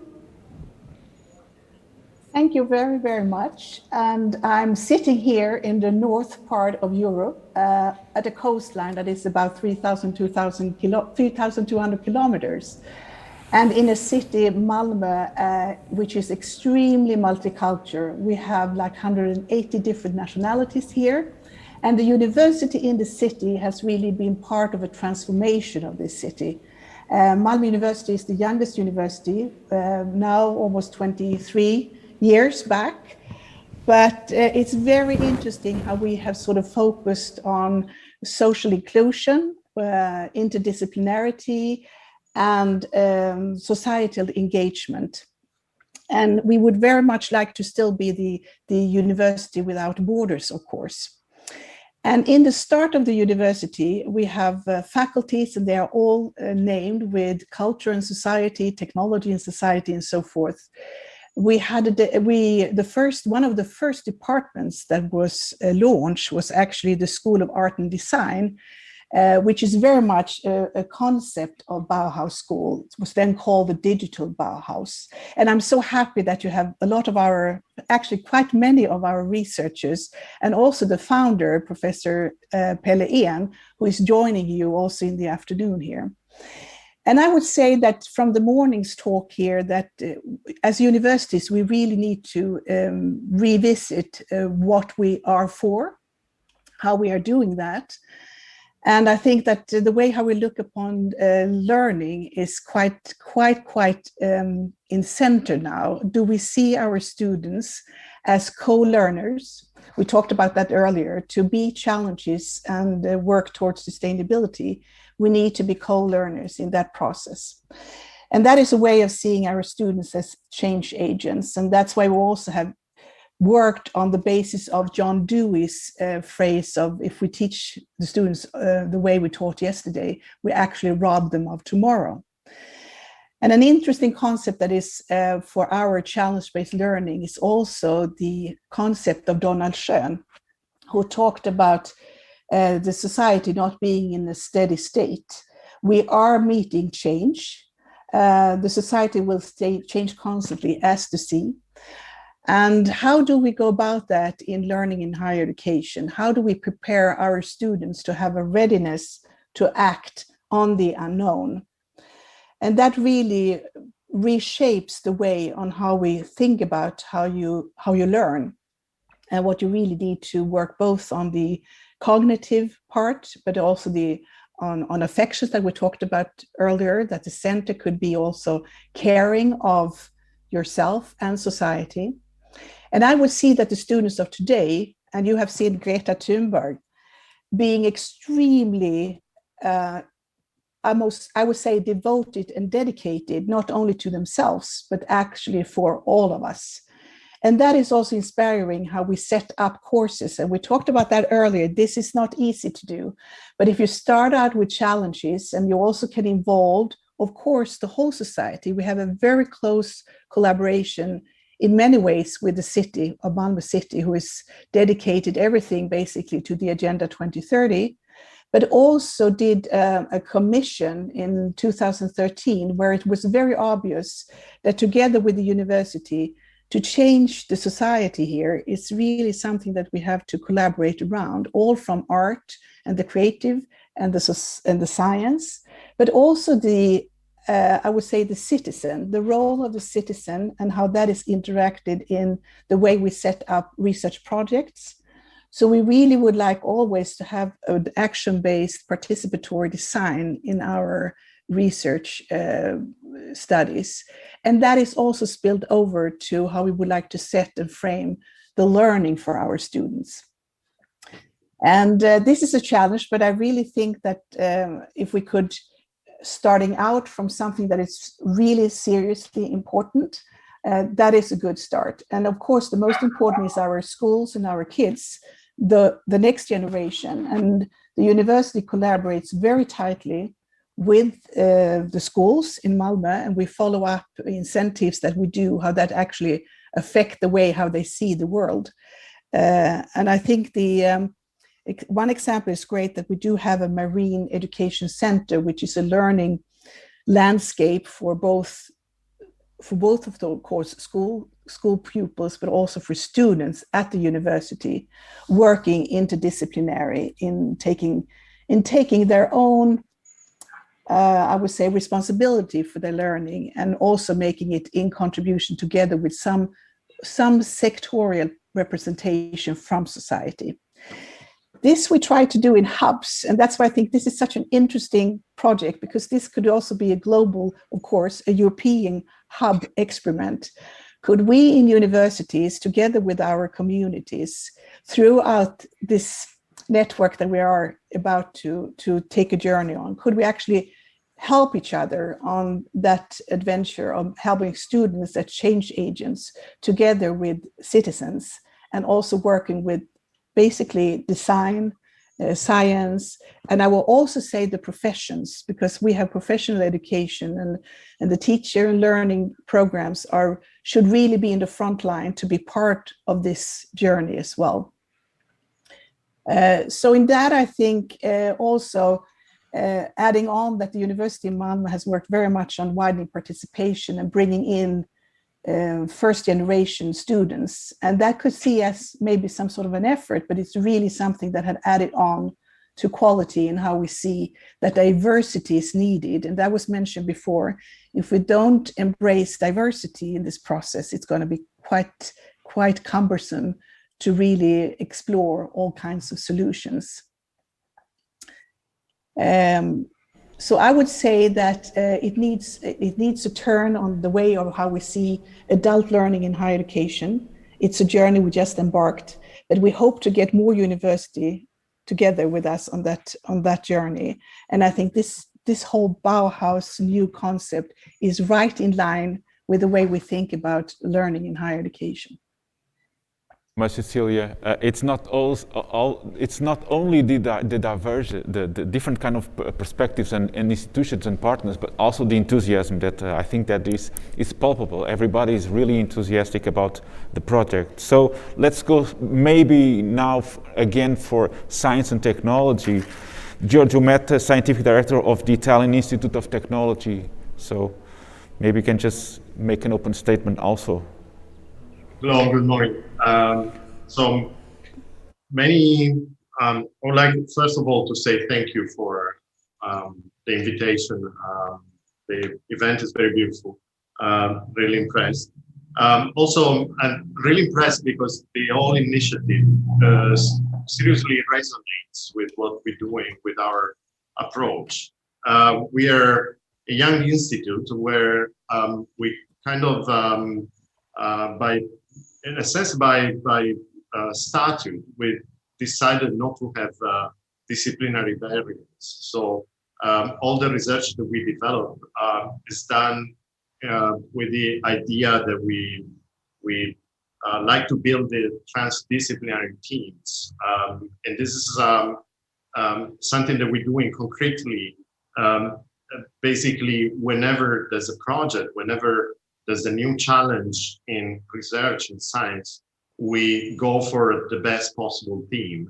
And I must say, this is also attracted activities related to design and to the development of technology that incorporates elements of design, or that we design, in fact, by inviting designers to work with us.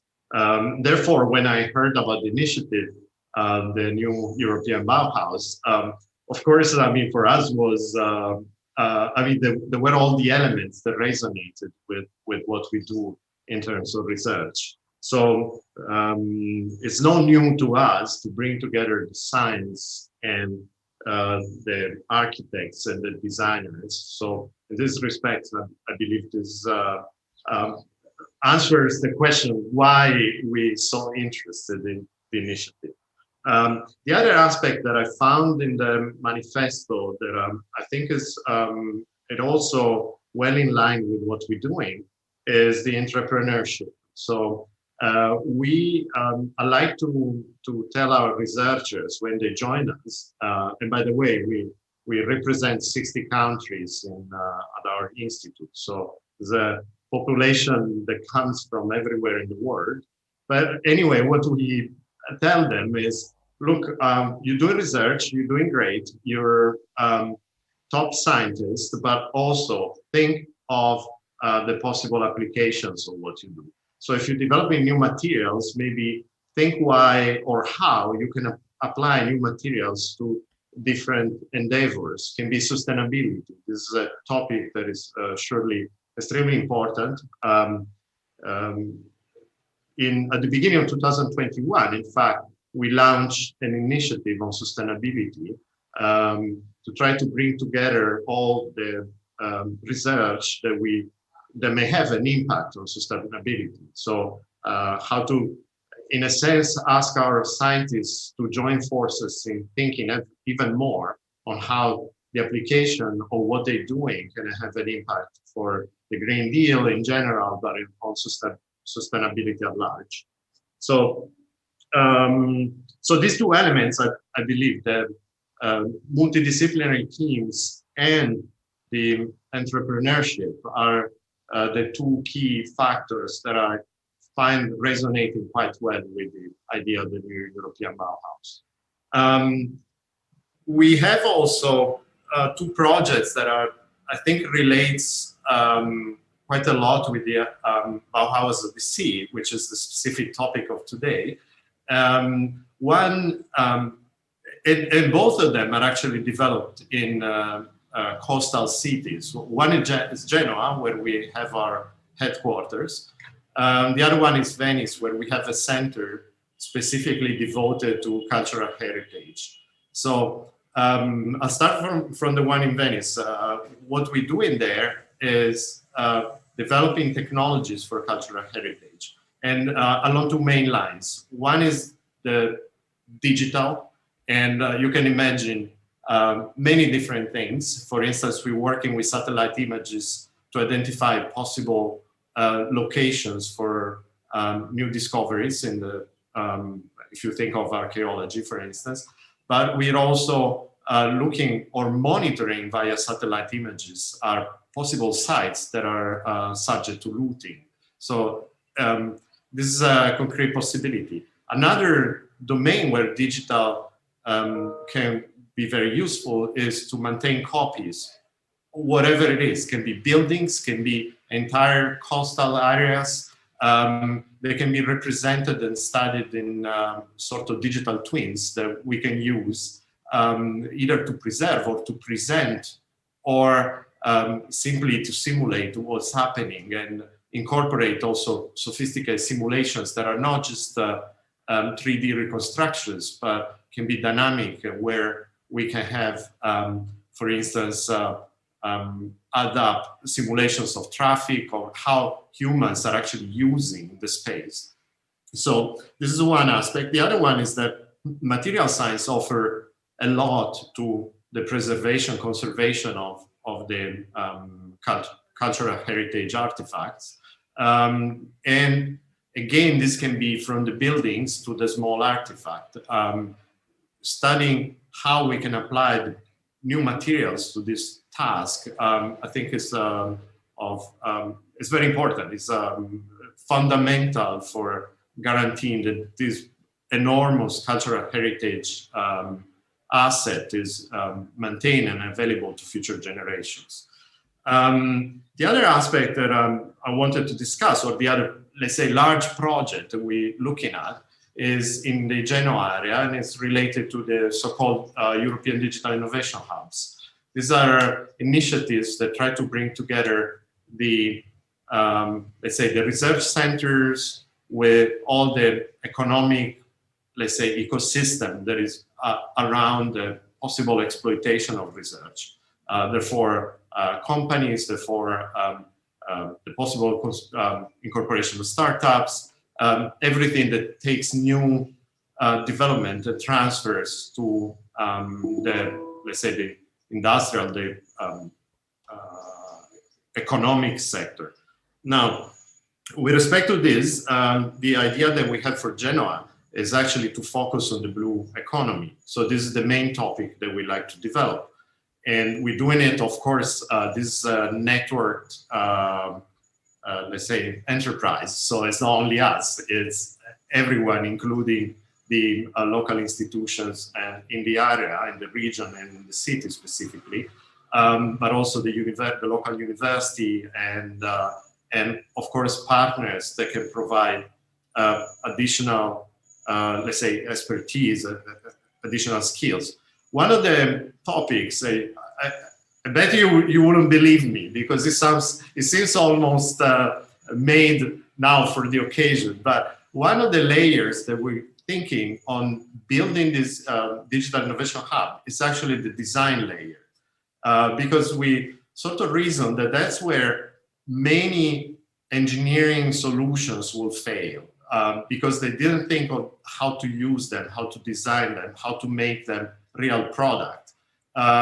Therefore, we had already in mind contamination between the design layer and the, let's say, strictly speaking, technological layer.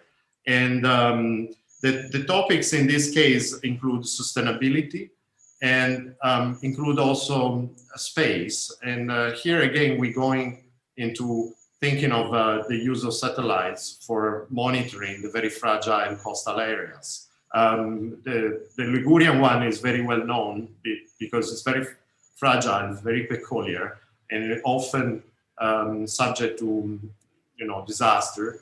And therefore, this is an important topic that we would like to study also from a scientific point of view. Of course, this all contains a good chunk of digital, and we have a large program that is developing technologies for the analysis of this data.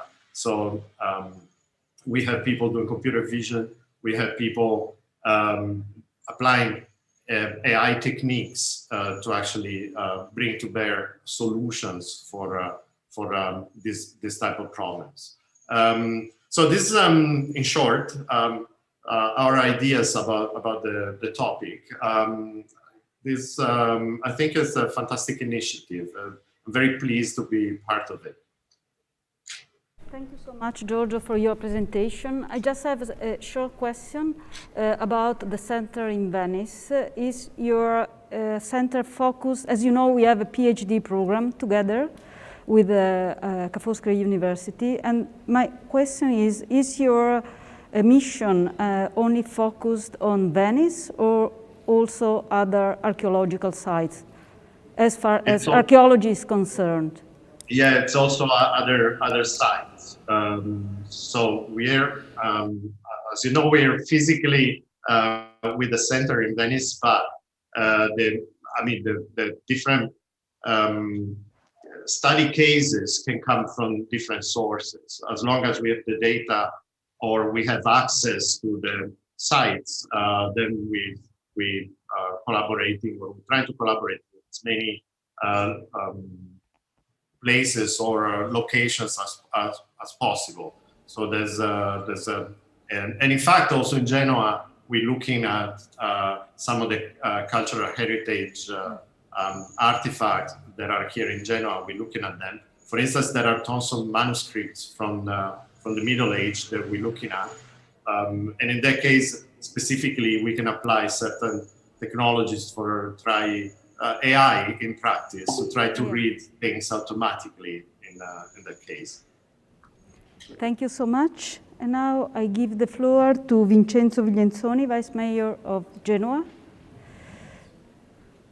Hello, good afternoon, and thank you very much for having me here with you. It's a great pleasure, and congratulations. It's a very important and nice initiative. The concept of Bauhaus and this new European Bauhaus, I think gives us the opportunity to change perspective and keep changing perspective, and to look like with more attention to the green and digital challenges, and look at them as opportunities to keep transforming our cities and to improve quality of life for our citizens. I think one thing that we can learn from the recent also pandemic event is that we are all together, and more. I mean, we kind of increase the understanding that reusing and not competing, but actually work together and sharing knowledge and creating, augmenting culture is probably the most important action that we need to take for the future. And so this initiative is extremely welcome in this sense, because it is good for me to actually perceive a strong sharing of the importance of the moment and of the challenges that we have in front of us. We have been abusing of our resources too much in the last period, and we need to build a better world for our children, a better world based on the concept of sustainability. So better not would be more of the same. The person who is hoping to get better but pursuing exactly the same actions, is actually bound to fail. We need to consider, the future, but rethink a lot about the many things we do and practices we are using. The concept of green and sustainability must be at the core of everything we do, and we need to mend a lot of mistakes that were done in the past in the actions we're going to take. In our region, we are happy to some good news we want to share with all of you. The Ligurian region, the coastal area around Genova and Genova itself, have been recognized as with the highest amount of blue flag beaches. by the United Nations program. And so this means that the pollution and the quality of the sea is getting better. So we are on a trend, a continuous trend of improvement in this area. And we're very proud of this news we actually achieved lately. We recognize the importance of all the points you have in the manifesto, which is very exciting to read and to be part of. We try as a city to work very, very hard on a number of actions. The first of all, the most important, I think, is related to the harbor. Different from Netherlands and Belgium, our coastline is actually trapped between hills and a very deep sea, and therefore the harbor is very mixed with the city. In the case of Geneva, we are working. We started a major program to have our harbor to become the first harbor to be fully eco-sustainable, meaning like we are developing we plan to develop for the harbor every kind of energy production, starting from solar to wind turbine to wave energy production, energy and hydrogen production as energy storage, in order to make not only cold ironing, but also to actually prevent any kind of emission from the harbor. The second major activity is with the center of competence we have in town, which is the center of competence for Start 4.0. We are also building a digital twin for the harbor to actually understand better and model better what the harbor is going to be. We also focus a lot, keep talking about green. By 2025, our administration has decided to completely eliminate emissions from public transportation.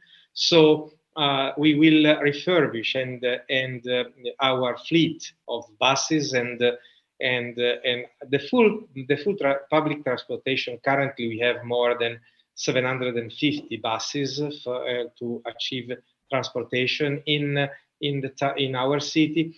All of these will be emission-free by 2025. We are actually moving, very actively into a complete emission-free fleet. We also, as an administration, moving to a full digital, processes.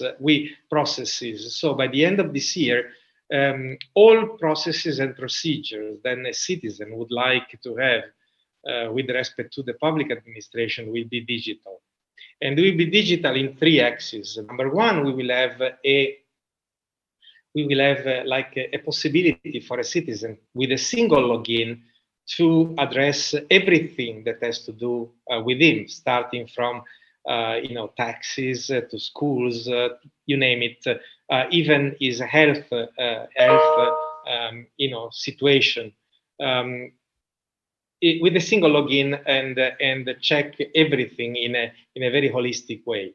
The second one is if you are even a non-citizen, you would like maybe to open a commercial activity in town, you have the possibility to access the public administration by process, and this digital again. So the citizen can address itself in a holistic way as a single person and see everything.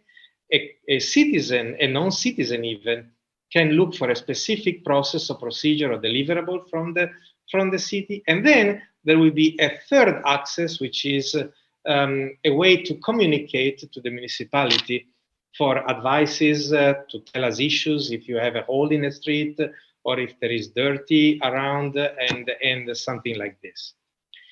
In this, we are also working inside the city to actually achieve emission reduction all over in buildings and so forth. We are improving our harbor. We are blessed by the presence in town of architect Renzo Piano, who has been redesigning the waterfront of our city, and we have the harbor, which is now taking the shape. We're not planning to copy Venice because it's too beautiful and it's impossible to copy, but we are actually developing some water channel to make the harbor more functional and yet more beautiful. And then we launched now a major project for the regeneration of our historical center, which with Venice is one of the biggest in Europe. And we are trying to regenerate it from all perspectives. And this is going to be a major project for us, involving from building refurbishment to social activities, to university involvement, to smart lighting and smart sensing inside the historical part of town. Finally, we want to be more and more data-centric, and in this sense, as Giorgio Meta was saying before, we have an extremely fragile land. But last year, we had a major flooding in one little valley, and a small river took away a couple of cars from the road. And this event was not traced even by the radar of our airport. So we have local rain, which can create major flooding with a response time which is sometimes below 10 minutes. So it's not like a major river in Europe, like La Seine for Paris, where you can predict the flooding with days ahead. We have, in the most forgiving case, some 100 minutes. So we need to find a real-time rain measuring system. We have been flying LiDAR, over our land. We have like a land description with the precision of plus minus 5 centimeters in the 3 dimensions. And we want to reconstruct having a very good knowledge of the structure and the shape of our land. A good knowledge in real time of the rain. We want to be able to have a prediction to actually save our citizens and everything. So I probably now should stop, because time is actually precious for all of us. But we are really excited to be part of this discussion. We look forward to cooperating, and thank you very much for having us here. Thank you so much. Thank you so much, and thank you so much to all of you. I think we reached our time, but just one comment that I would like to make, which is I've already talked with Nuno, and I heard a lot about this idea of thinking about the future, thinking about futures, alternative futures, facing uncertainty, building different kind of perspectives. So I think, in my perspective, I'm being a little bit selfish.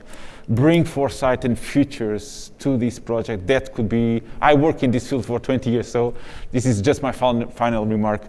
And I'm going to ask Tiziana to close the panel. And also thank you to all our participants. Thank you, Paolo. I also want to thank all of you. We have learned a lot from this institutional session. Just to give you some ideas, a new vision of education with the students as protagonists, and a new relation between research and education, innovation and preservation of cultural heritage. And then the Dean spoke about aesthetics and harmonious relation between humans, nature, and technology. Carol has spoken about how to look at us from the perspective of the seas and consider the seas as a common good. So all these subjects have been raised by you, and we hope we can continue our discussion and build together a project for all of us. Thank you so much for being with us. Good afternoon. Thank you. Thank you so much. Thank you. Thank you. Thank you so much. Bye-bye. Thank you. Thanks.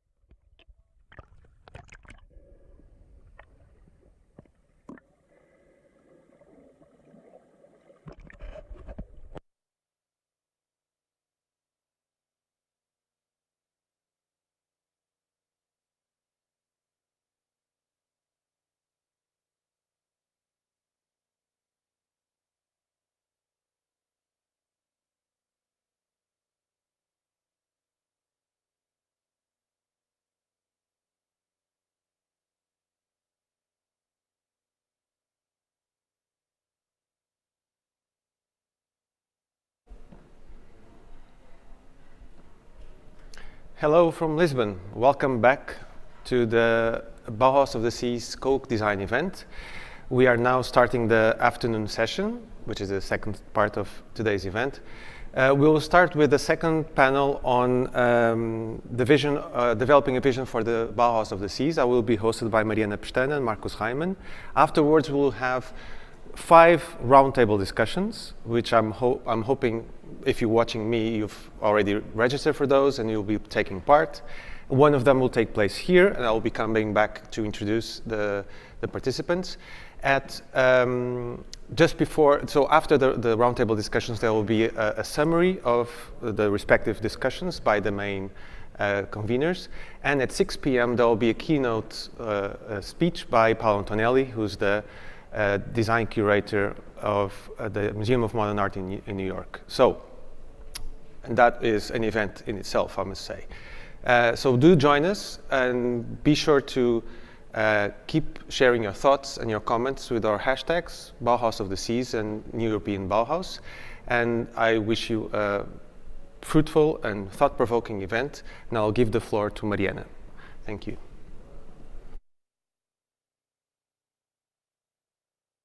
Obrigada, Frederico. Olá, hello, everyone, and welcome to the second panel of developing a vision for the Bauhaus of the Seas. We had our first panel this morning, and as we mentioned, the Bauhaus of the Seas wants to be an interdisciplinary endeavor to imagine different futures. We see it almost like a traveling laboratory of ideas, a testing ground to experiment with more than human design. Our relationship with nature at this point may be extractive, instrumental, maybe even opportunistic. We treat it as matter to be used to serve our purposes, forgetting that resources are limited and that breaking, drilling the earth has dramatic consequences, such as the exhaustion of those resources, but also the impact it has on unbalancing ecosystems. So as we look towards the sea, we want to look towards a new design paradigm, the idea of designing for the more than human, so considering the many constituents that are always and inevitably impacted by design. And so in order to broaden the scope of ideas that we set out in the manifesto originally, we created these 2 panels to begin a plural conversation, which is the spirit with which we imagined that Bauhaus of the Seas could continue. And so I'm so thankful to the incredible speakers that have agreed to be with us today and to join us. And I'll hand over to Marcus Reimann, who will make a little introduction as well. I'd like to just remind everyone that all the speakers will make a short intervention, and then that's followed by a Q&A.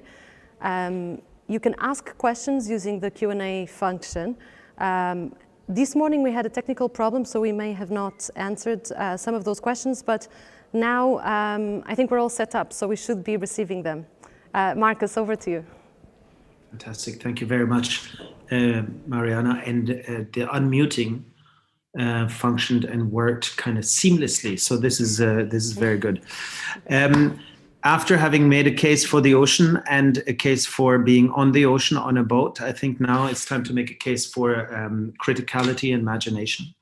As you said, Mariana, it's one thing to reflect onto the ocean and out onto the ocean. And I think throughout time, we have learned that this reflection and this imagination that way was extremely productive. So the ocean and the imagination of the ocean generated a tremendous amount of stories and narratives and fantasies, imaginations that were then proven right or wrong. They've been underpinned through science. They've been discarded. But I think for now and for our proposal, it is also very helpful to think the other way around. Thinking critically, understanding the impact, understanding our histories, understanding also the violence and injustices that have come through the ocean via the ocean, because the ocean has enabled a certain trajectory of expansion, colonialism, and so on. So that's one thing. Extractivism is the other. But what happens if we actually allow ourselves to think from the ocean, to think from fluidity, to think from interconnectedness, to think from an intricate interconnectedness, where every cause can be, or every effect to the cause can be traced, but it might have been dispersed through time and space. So these are the things that I would like to give us with. And I hand it back to you, Mariana, to introduce the first speaker. Yes, so it's my absolute pleasure to introduce to you our first speaker, Andres Jacques, who is an architect, a writer, a curator, which we admire just so much, and he's been very influential even to our thinking about, you know, what a vision for design can be within this context of the seas and the new Bauhaus. Andres was chief curator of Bodies of Water, the 13th Shanghai Biennial, and he's also director of the Advanced Architectural Design program at Columbia University, and of course he is the director of the Office for Political Innovation, an architectural practice and research practice that works between Madrid and New York. Andres, over to you. Well, thank you very much, Mariana. Thank you very much, Marcus. I'm so honored to be here with you and with you that have done so much work that has been so inspiring and so influential to everyone, both of you, and also the TVA 21 Academy that is really active in changing and basically sensing what we are through the ocean and through our oceanic dimension, and of course the work that Mariana has done with eco-visionaries and in all her work. But I'd like to talk of what's the role of architecture in this change of paradigm that you've been introducing, which in my opinion is an important role, and it goes to the fundamental question of how we imagine, how we do, how we enact, how we advocate for life, and life as something that is not zipped up in individuals, but rather talking of entanglements and how different forms of life are interconnected and are interdependent. And I'd like to do that. I sent some slides. I don't know if they can be shared, or otherwise I will do my best to explain them. Yeah, with a very small prototype of something that was very reactive, and this is the Laguna Madre in Corpus Christi in the Gulf of Mexico. It's this kind of quite large and unknown piece of ocean that it's very unique. And for many years it was totally neglected because it's muddy, brown. The fish that live there are kind of ugly to kind of human cultural standards. So basically people thought that it was polluted, that it was not valuable ecosystemically, but it's totally untrue. It's hugely biodiverse. A big part of the kind of ecosystems in a very large region depend on this lagoon. But it's very much being attacked now by acidity, by pollution of the oil platforms that are expanding, and this word that Marcus used to refer to the way the ocean is being seen as something that was kind of free space to expand human colonizing projects is also affecting these very, very particular spaces. If you go to the next one, please. Basically, it's fundamental the ecosystems of the islands because they are the ones that can retain the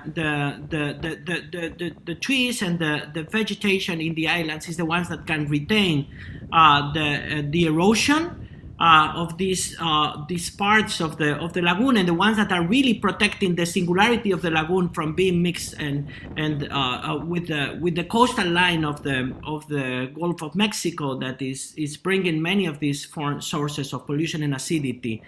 But of course, the erosion, it's also very much connected to the existence of this vegetation. If you go to the next one, which is again attacked by the rising sea level, and also by the pollution and the acidity. So go to the next one, please.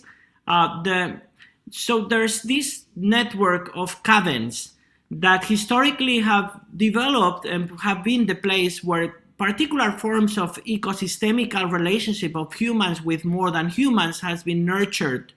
And we've been, for many years now, designing one of these caverns. Next one, please.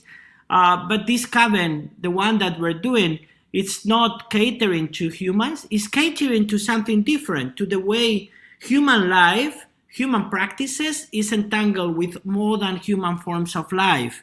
And actually an understanding of architecture as a fundamental component of this alliance.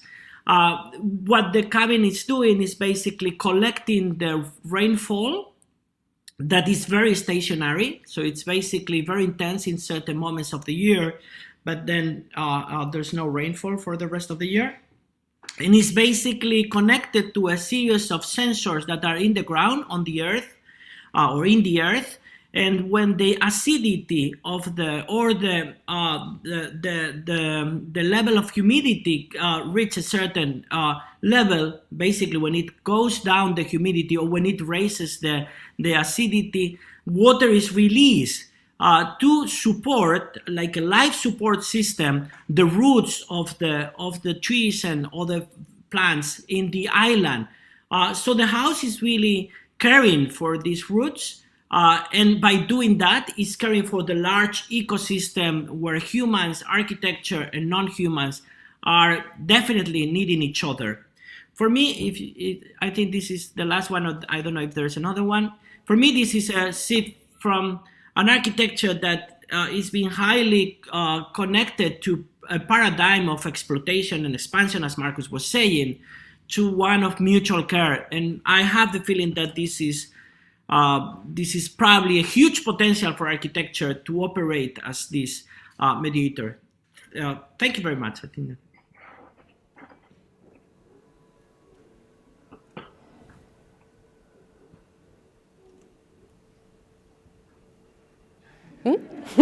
I thought, oh, okay, thank you. There we are. There we are. Yeah. Yeah. Andres, thank you very much. It's always fantastic to see your work, and always, thank you for making a case for imagination. How do we live together? How do we build for others as well? Not just against nature and shelters against nature where we stay dry and warm and safe and all of these kind of things, but how can these structures also be shelters for others? How can they care for others? And how can they serve a bigger purpose than just looking nice and keeping us warm and safe and dry, right? For some of us, these topics are relatively new. Not so for our next speaker. Ezio Mancini has been, over the past 3 decades, working in the field of design for sustainability. And most recently, his interests have focused on social innovation, considered as a major driver of sustainable changes. In this perspective, he started DESIS, an international network of School of Design, active in the field of design for social innovation and sustainability. Ezio, please. Thank you. Thank you so much to everybody. And I was listening all this day, and it will be very, very interesting. And I developed a little bit the thoughts that I had before this meeting today when we started the conversation. And I have a proposal. So I have some thoughts and some proposal, but given the time is short, I will start from the proposal and then maybe to introduce some thoughts. And in my understanding, the new European Bauhaus is the idea, copying a little bit what happened 1 century ago, but changing the elements to combine something that is happening, or should happen, the Green New Deal, with arts and design. And inside this, we have this specialized, this group, that is the one we are discussing today that add the idea of the sea and say the new European Bauhaus of the sea. This is very interesting because it introduces in a very clear way a non-human entity in our equation, in what we have to discuss. And also reading and listening to the manifesto, there is an explicit reference to be capable to develop or to contribute to develop a more than human approach to design. And all this I find myself very aligned. My proposal is to make more clear that in the discussion, in the coalition that is going to work together to generate this new European Bauhaus of the sea, to give voice to the sea. So to give voice to the sea per se, not the sea when we talk about the sea as a place where we can have some food, if you do in the right way, that can permit transportation, that can permit to link different places. So not to discuss about the sea only by the point of view of how much the sea is important for us, and maybe also how it's important to maintain it with some characteristics, and how it's dangerous if the sea is not is polluted. But to have the point of view of the sea per se, the sea as an ecosystem that is very complex and has its own agency in some way. And therefore, when we discuss who are the people that are together to build this idea and to build some projects that will come out from this new European Bauhaus, to have also the voice of the sea. Of course, everybody knows the sea do not speak per se. The sea can act as an agent. We can have a tsunami. The tsunami is the sea that is an agent, but also we can have some scientists that can express something by the point of view of the sea. And this is my proposition. And for me, this should bring us to find some clearer criteria, some guideline to judge the projects. Because the projects are many, and there are luckily also many projects that have include some element of their environmental concern, but not all of them are really expressing a paradigmatic change. And this is a matter of fact. And the thought is this one. What time it is? Yeah. In the Green New Deal, there are different worldview. So we cannot imagine that we live, at least the one that are discussing on the Green New Deal and therefore on the new European Bauhaus, they should have all the same idea. Luckily, the perception that the environment is a problem has spread now. And even the most different parties, including the far right, now start to understand that they have to keep in account the fact that we have a problem with the environment and we have to have a policy on the environment. And here we have different point of view. And in my view, at least for what regard the discussion that we are having, there are at least two main generative metaphor. On one side, there is the idea of the spaceship Earth that has been, if I well understood, also evocated this morning. So you look at the image, the very famous image of the Earth in the space, and you imagine that this is a kind of big machine that is a spaceship. And if it is a big machine, you can refer to it as it is machine. So if we have some problem, we have to fix it. And if it is appear to be complex, we have to try to reduce the complexity, because this way to reduce the complexity permit us to consider the Earth as a machine and maybe to repair it. The other is to consider, to look to the same image and to see a kind of living entity. And if we see a living entity, it's obvious that it's not a machine. It's obvious that it is complex. It's obvious that you cannot repair, but you can help in healing it. And so I stop here, but I think that these two different ways of looking in between people that are in the both, so people could be sincerely concerned. I'm not saying here are the good and there are the bad guys.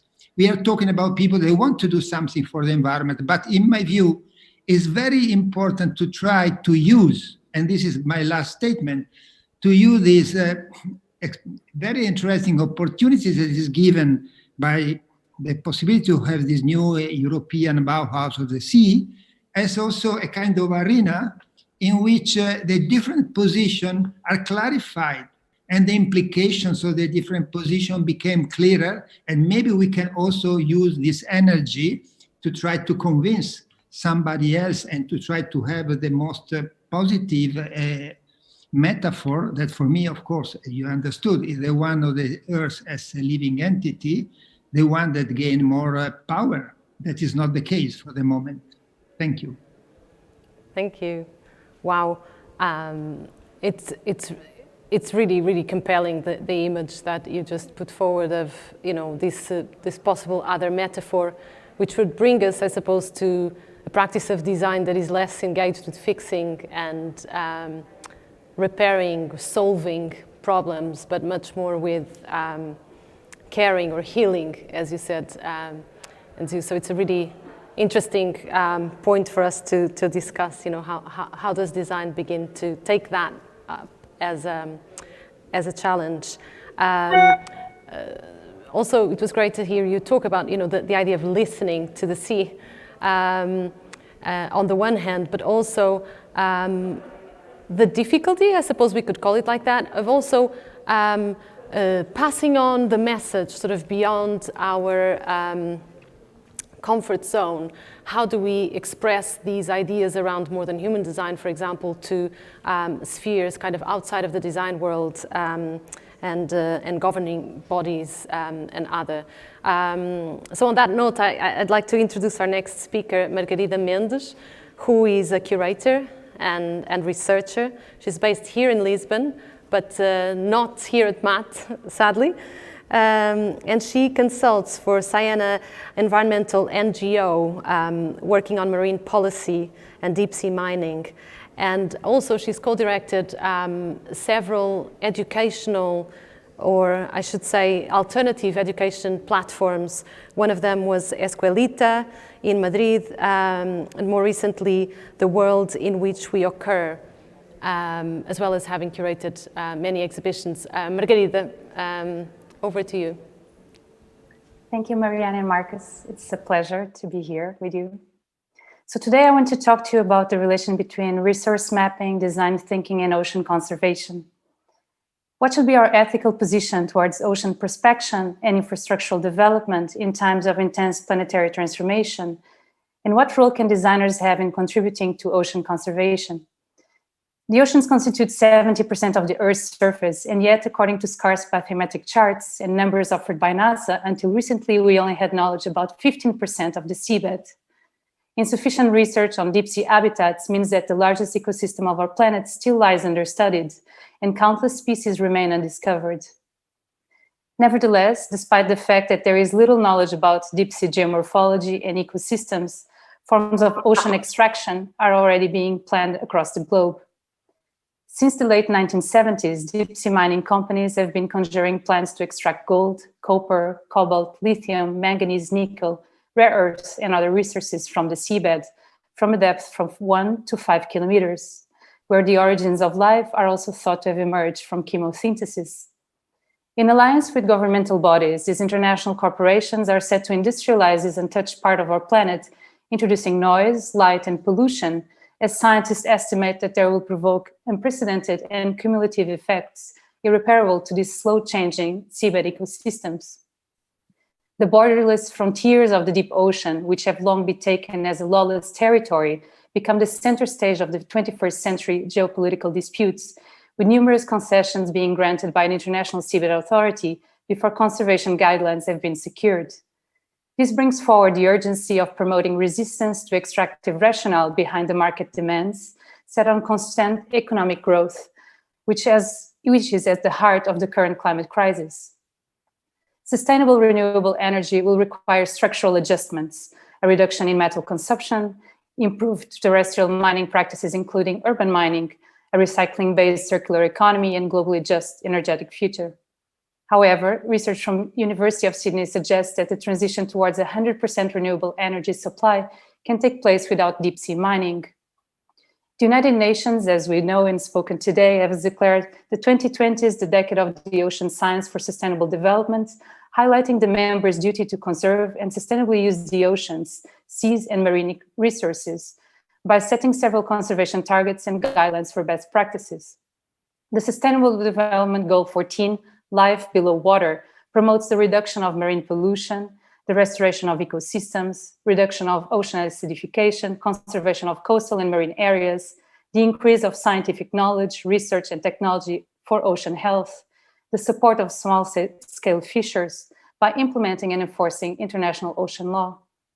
It is now important to identify what is the role of contemporary design practices and creative agents for enhancing the program of each target. So given the long-lasting gravitational pulse of our terrestrial existence, can the conceptual frameworks for design thinking and infrastructural development be imagined from an oceanic point of view? At a time when the direction of global politics has shifted towards the era of blue economy and multilateral treaties for oceanographic data sharing and conservation are being signed, we should take the opportunity to promote intersectional, cross-geographical, and plural forms of ocean literacy, conscientious seabed mapping, along with increasing the number of grants dedicated to transdisciplinary ocean studies.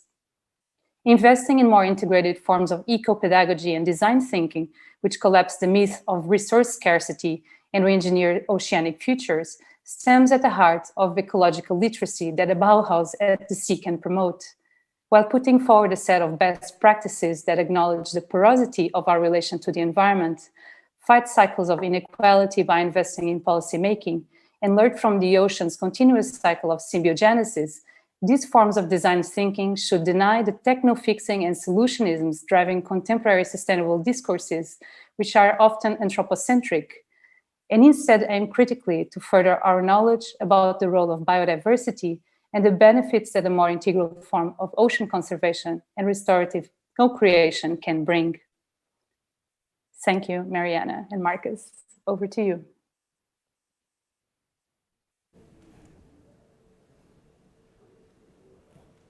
Yes, here we are back. Margarita, thank you very much. And thank you very much for bringing up this topic in this conversation, as I think we are all placing a lot of hope into the possibility of design and critical thinking and architecture, art, and aesthetics.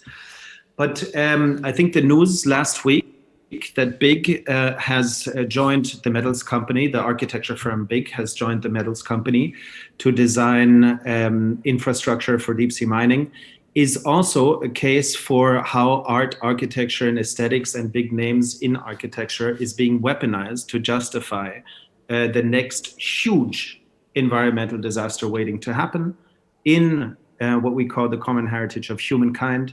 And this is a contract that should be reconsidered immediately. So just that as a quick aside, but Margarita, thank you very much for bringing this up. The next speaker is Pelle In, who is a professor emeritus at the School of Arts and Communication at Malmö University in Sweden. He's the co-founder of this digital Bauhaus and one of the Scandinavian participatory design pioneers. For half a century, he has, as a researcher and activist with a focus on design, democracy, and participation, been involved in the research field of collaborative and participatory design. And with that, I leave it and hand it over to you, Pelle. Thank you very much.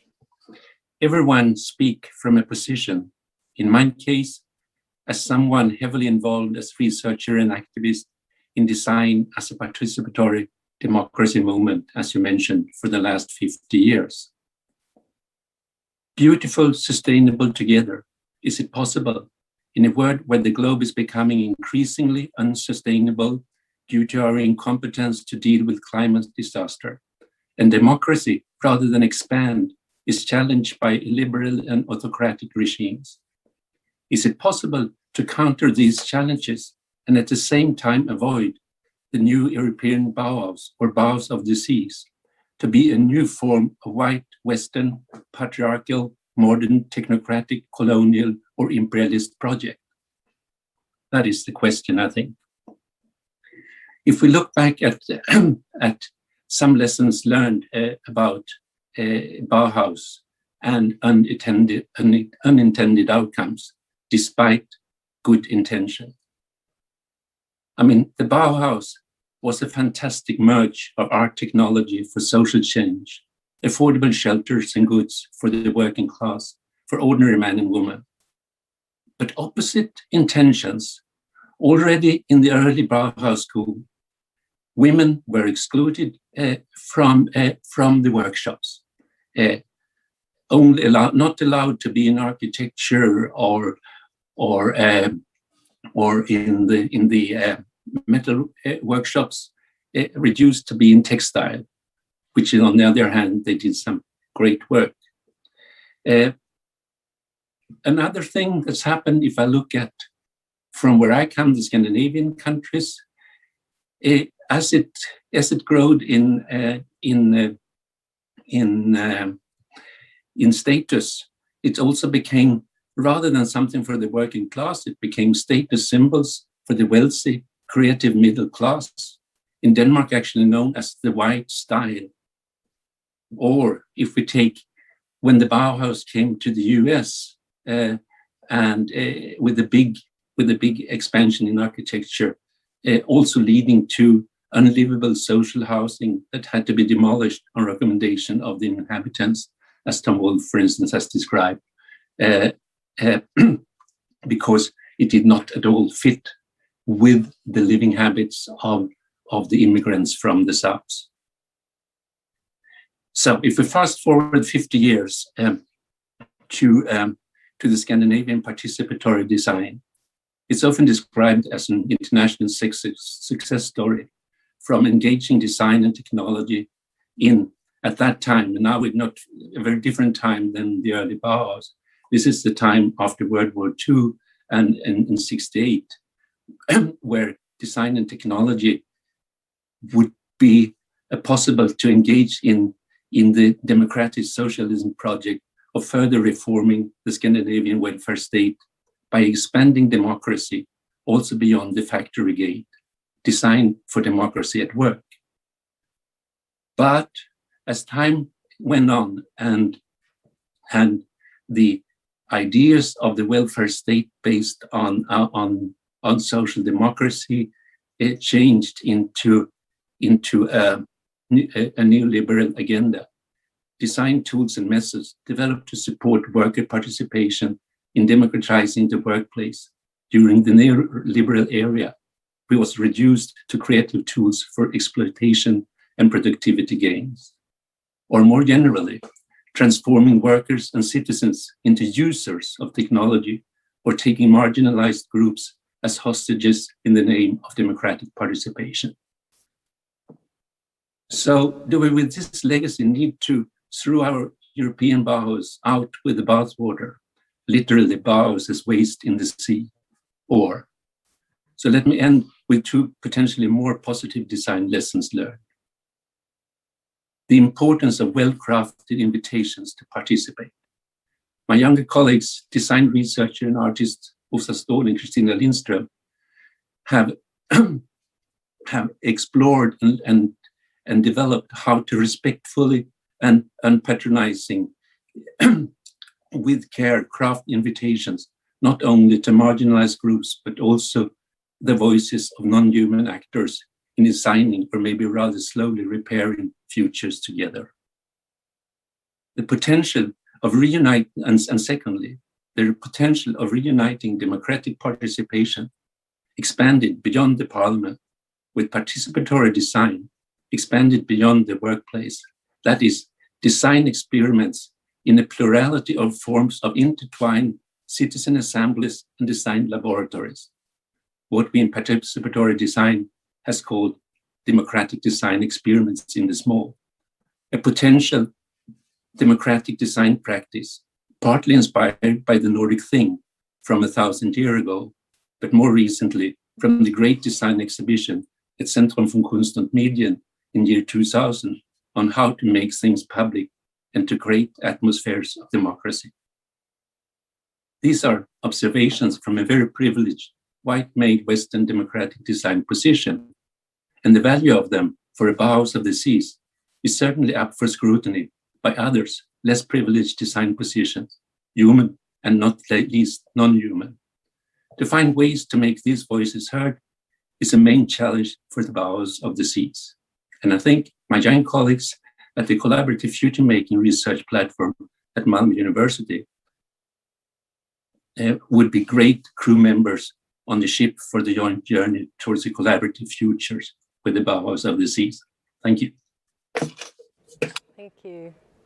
And yes, certainly there is room in the ship for more people and more perspectives, which we welcome. Thank you for bringing to the conversation this the issue of participation. Of course, the lesser shiny sides of the history of the Bauhaus, which is so important and which we willingly want to critically analyze, of course. But also this conversation around participation. And it's a really interesting continuation of some of the conversation we were having this morning around ideas of inclusion, for example, where Dele Adeyemo was encouraging us to not think of othering, but much more about mutual interconnectedness.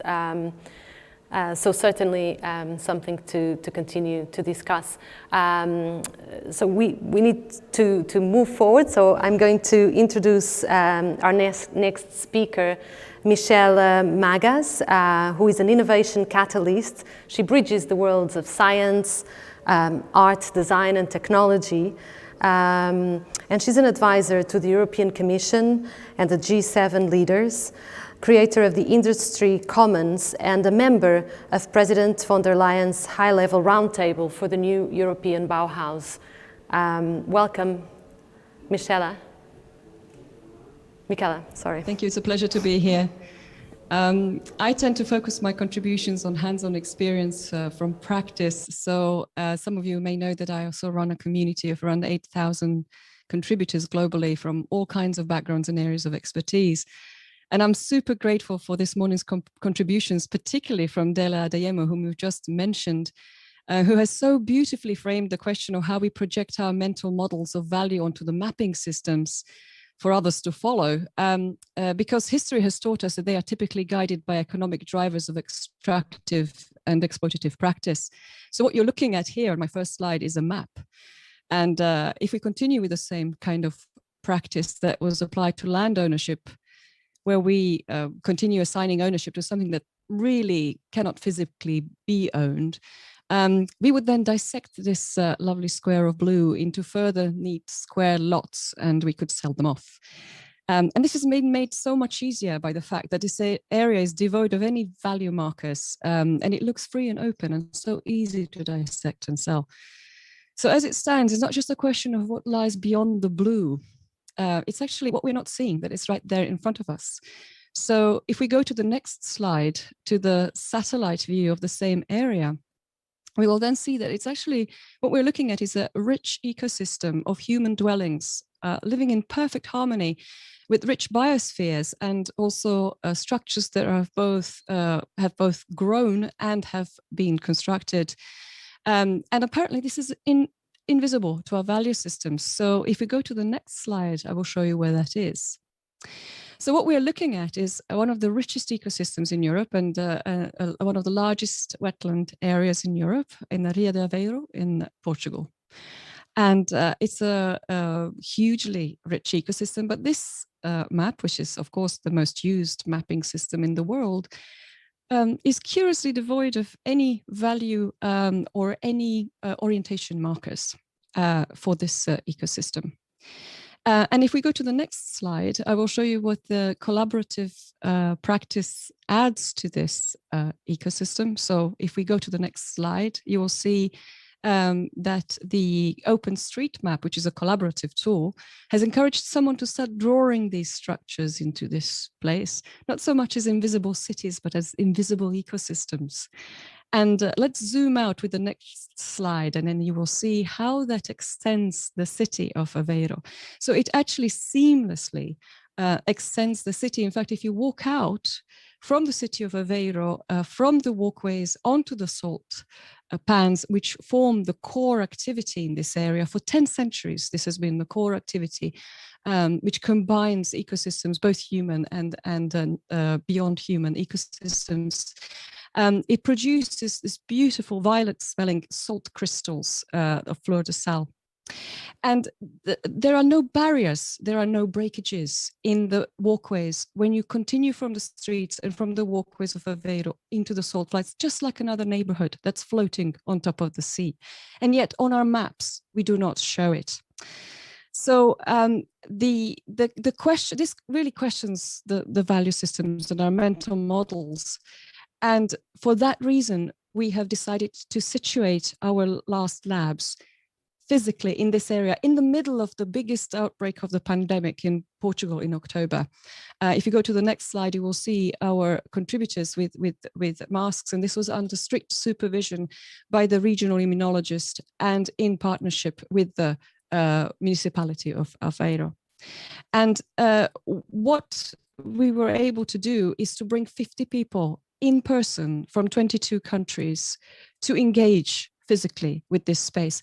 But in addition to this, I mean, these people ranged from local scientists to the vice president for AI for the third biggest ICT company in the world, for example. And all of these people engaged for a whole week to up their personal development in this collaborative practice. And there were further 50 inputs from around the world, including people like Alex Murray Leslie and Melissa Logan from Chicks on Speed, or DJ Spooky, who was talking about rebooting America based on these same principles, who contributed to these injections of inspiration and collaboration, and also several global satellites from Norway to Mexico, including some universities which were using this as part of their postgraduate curricula. Because what actually happens is that these are really very much acupuncture points, as we call them, to the student project's personal development. So if we go to the next slide, I will show you, the next couple of slides will be a couple of projects, but these are, let's say, starting points for projects that then evolve in collaboration with others. So what we're seeing here are the salt pans. And these living systems, they create beautiful structures, but they're not anthropomorphic. So they perhaps don't engage people in the same way that anthropomorphic creatures do. And therefore they require a different type of attention. And so what was beautifully framed by Grant Smith of this art collective Sound Camp, who are famous for the Dawn Chorus, which they run every year. They run Dawn Chorus from various locations around the planet for 24 hours, broadcasting the Dawn Chorus from the different locations as it unfolds over the 24 hours. And they're also on this Acoustic Commons project with Creative Europe. He beautifully framed this idea that what we need to do is create new types of markers. So in this case, with sound being beamed from the area, for us to be able to engage other senses in terms of listening how life unfolds in these structures. And this prompted a collaboration with the Universidad Nacional Autónoma de México in Mexico City, with another biosphere, which is at the very heart of Mexico City, but for reasons of exploitation and change of ownership and being a walled garden, for no better word, is inaccessible and invisible to the surrounding densely populated areas. And so this became a big project with overseas, which then further connected with artists like Robertina Šebjanić, who is recently resident at Ars Electronica, who's well known for creating communication systems with marine creatures, and with the wonderful Portuguese artist, Marta de Menezes, who has devoted her practice in exploring the biological boundaries between us and other organisms. So this is one example, and then it goes further to my last slide, which there are, of course, many projects, but I'm highlighting a couple that have spun out a huge amount of collaborations. This is artificial life. So this was another approach to the fact that the life that evolves in these ecosystems evolves at a slow pace. And this slowdown has so been removed from our culture that they've used neural networks to then generate speculative growth on top of these life structures to draw attention to the changes.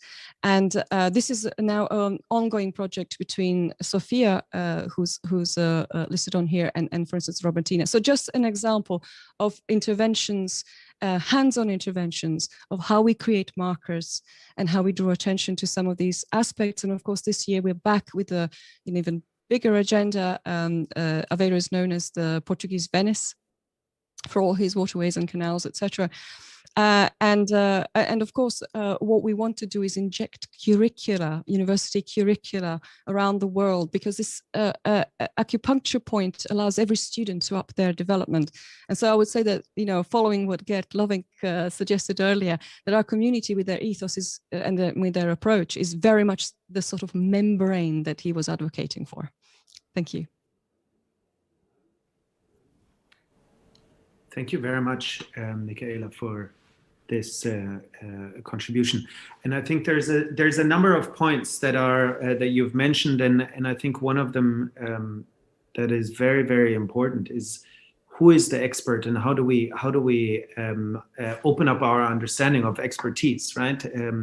Does it really literally only sit in academia? I don't think so, right? And how do we create situations where we can talk across different knowledge systems without being discriminatory or just tokenism, exoticism, right? I think this is super important. Another thing that you said, and I think it kind of resonates through all of the different contributions, and I would like to explore this a little bit with all of you together, is the question of time, and is the question of slowness. I imagine listening to the ocean, or at least this is what we've been trying to do at the Academy for 10 years, acknowledging the ocean as a living entity with a multitude of voices and making sure that these voices are being heard. It takes time. Now we're finding ourselves in a situation where urgency is the word of the minute, and solution is the other word that goes along with it. And now we're thinking from a new European Bauhaus that has been more or less reduced to a way of producing. Now, I hear over and over again this demand for listening, this demand for slowness. How can we keep a balance between acknowledging the urgency, because there's a young generation that says you're sitting on your hands, you're not doing everything that you need to do, and you're taking away our future.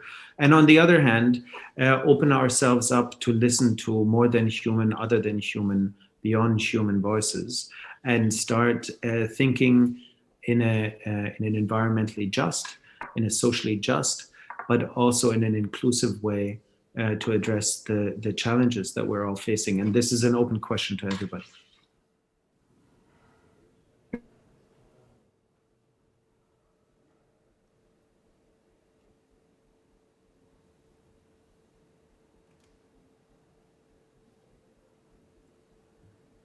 Well, I can break the ice if you want.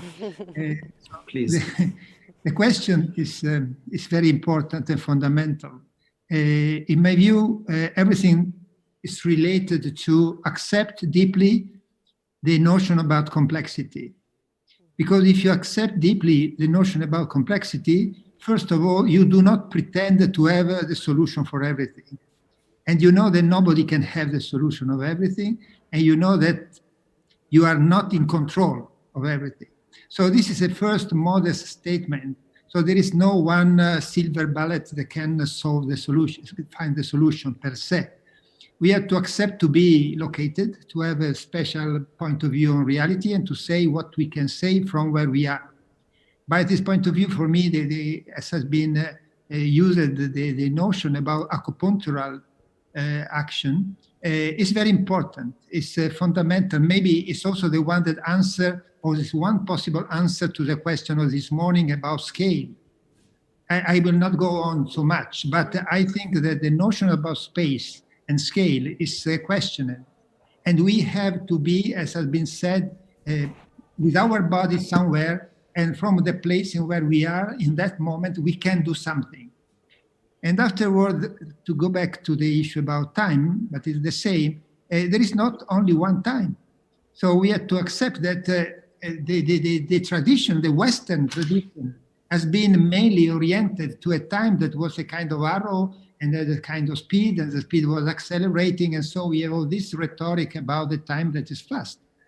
But the time is an ecology of time. We live in different times, and we have to recognize how many different times we are living in. So in my view, we are not to find a kind of solution in between the need to slow down very often, and at the same time, the request of doing something fast, because they are two different stories, and we have not to put them together in the same kind of rationality.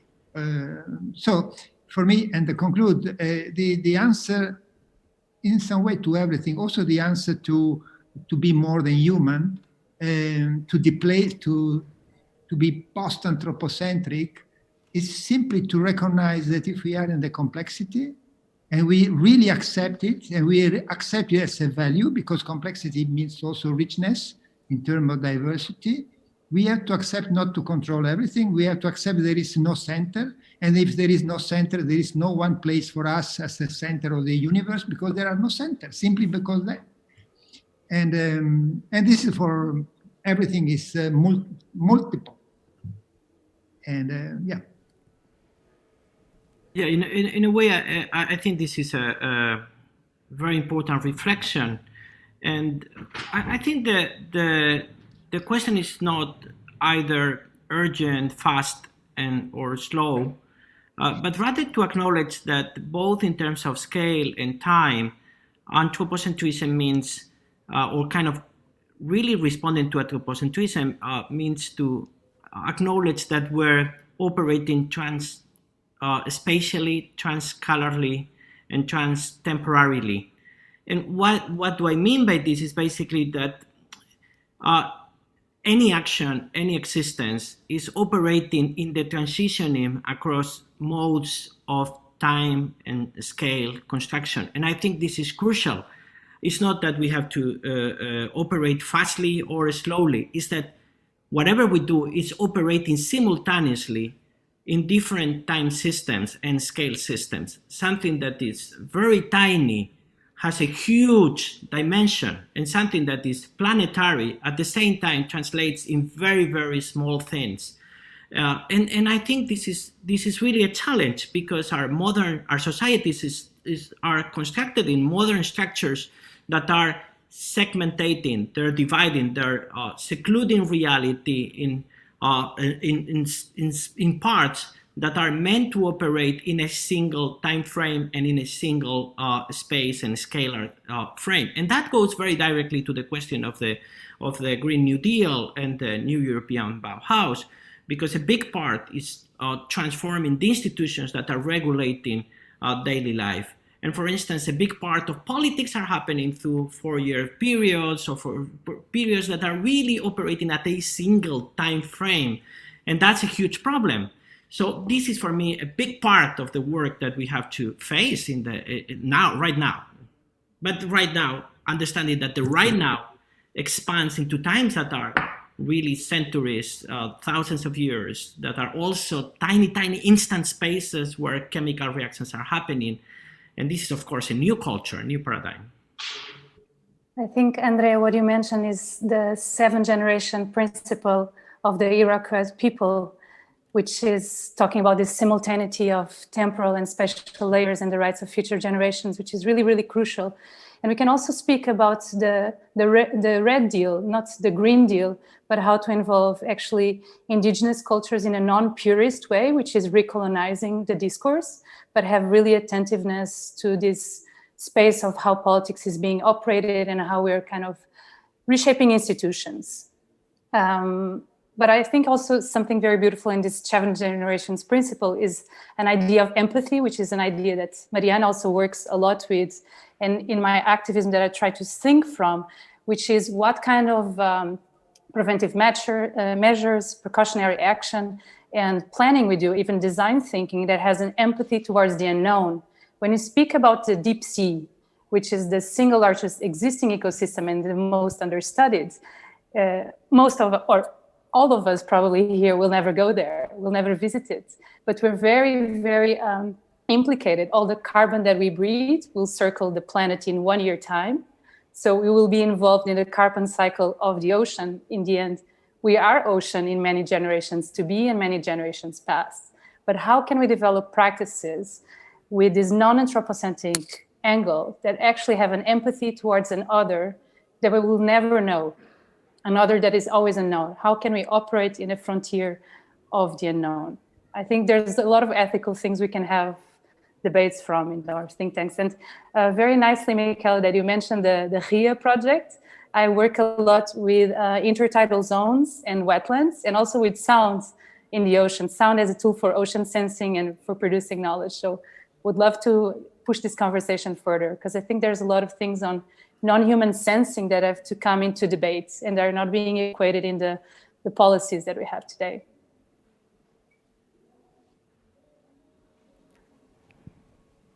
Absolutely. And thank you, Margarita. And actually, I wish we were there in person and I could actually we could actually have a chat. I mean, there's such a fantastic group of people. I think you would love to be part of a high-level roundtable. I just wish I could drag you all in there, because actually scale has been a major, major thing. And we've dissected it in all kinds of ways. And we've really projected sort of all of the ideas of this sort of basically gone Charles and Reims on the powers of 10 on this big topic, and one thing that I would say that I would add to this, and I think has been alluded to by a few of you, is the supporting structures, because what often happens is that some of us here will definitely agree on where we need to be, but and it's not just about including people in discussions, it's actually getting them to get their hands dirty together with us. So I'm all for project officers and public implementers to be part of our labs. And we've had actually, amazingly, a project officer once took a week off to actually spend the week in our labs as a holiday. And I thought I was really flattered by this, because this is the sort of approach I would love to see more of. And I would love to actually have them go through the experience that our communities go through, who are really from the most diverse series of backgrounds and huge, a broad range of ages as well. When I speak to our colleagues on the high-level roundtable, I don't know if you have noticed, one of us is 19 years old. She has been an activist since the age of 12. She's on the board of organizations in Norway for youth and nature that count 18,000 young people. And she is so eloquent and so inspiring. She's a sort of she hasn't had the sort of media exposure that Greta Thunberg has had, and perhaps now I'm kind of doing her this favor because she might get some, but she is so inspiring to listen to. So we don't discount any contribution here, and this is very much what both project officers and public implementers really need to be part of. That's really what I would like to advocate for, and I have seen some really great results as from their involvement. Thank you, Pelle. I don't know if you want to respond to the time question. No, that's really interesting, because in hearing you talk about around this question of time, there was of course the different times that we absolutely must consider inevitably, but also the time that within one's lifetime one sort of may dedicate to the subject of researching or engaging with such practices. And I wanted to bring that up because one of the things we are discussing is this form of a school, of somehow it's a school or it's a cultural endeavor that may or may not look like the school as we know it. And so the methodologies, the tools, the pedagogies that are at play for being able to listen to, the sea, to see or maybe not see the unknown. That's something we discussed this morning. Maybe we should not, maybe we don't have to see it or listen to it. But how do you translate some of these methodologies into the environment of the school? And I'm thinking, for example, Andres, with your house in Laguna Grande, and the incredible research process that is at play in order to capture this multi-scalar, multi-time portrait of a place, right? In order to then operate. But maybe this is a question that other speakers may want to answer too.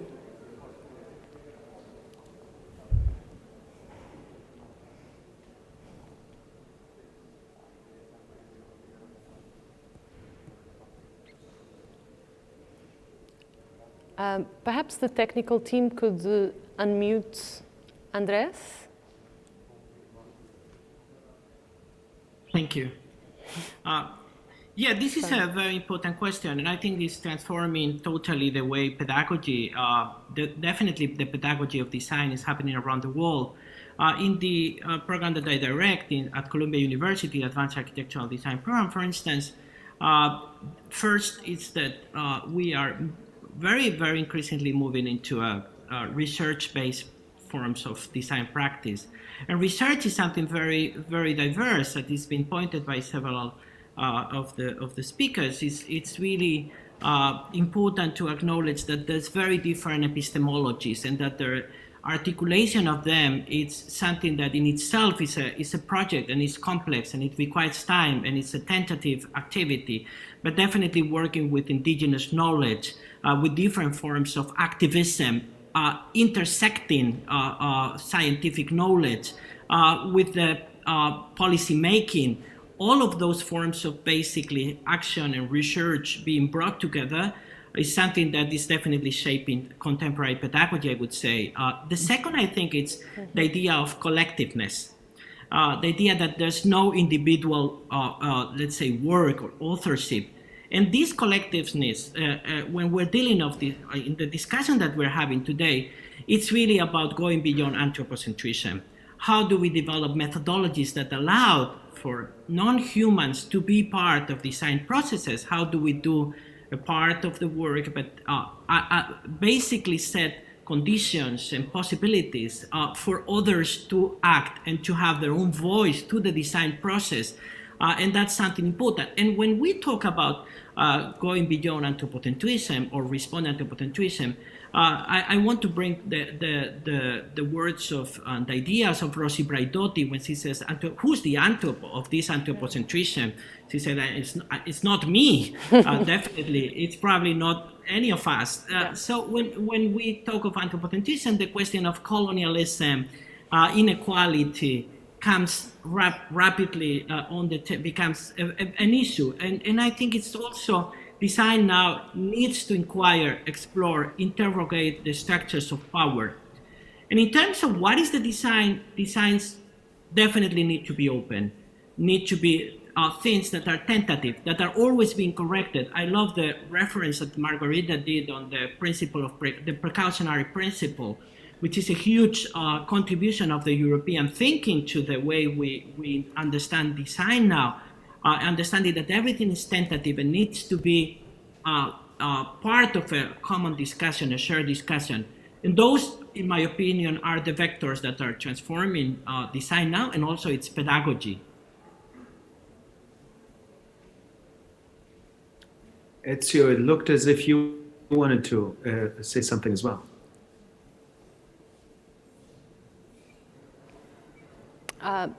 technical team, could you please unmute Ezio? Thank you. Does it work? Perfect. Thanks. Sorry. No, yes, I think that the example that has been done now by Andrea are very good. So actually, yes, already said what I wanted to say. So the issue about, it's not a methodology. So personally, I'm a little bit allergic to use too much the term methodology. It's more an approach. And the approach is to use a lot of this design action and to be reflexive, to take the time to reflect on what you've done. Mm-hmm. And in my view, of course, if you have the chance to meet and to share with some people that is from a totally different culture, as still exists somebody in this planet, this could be really very interesting.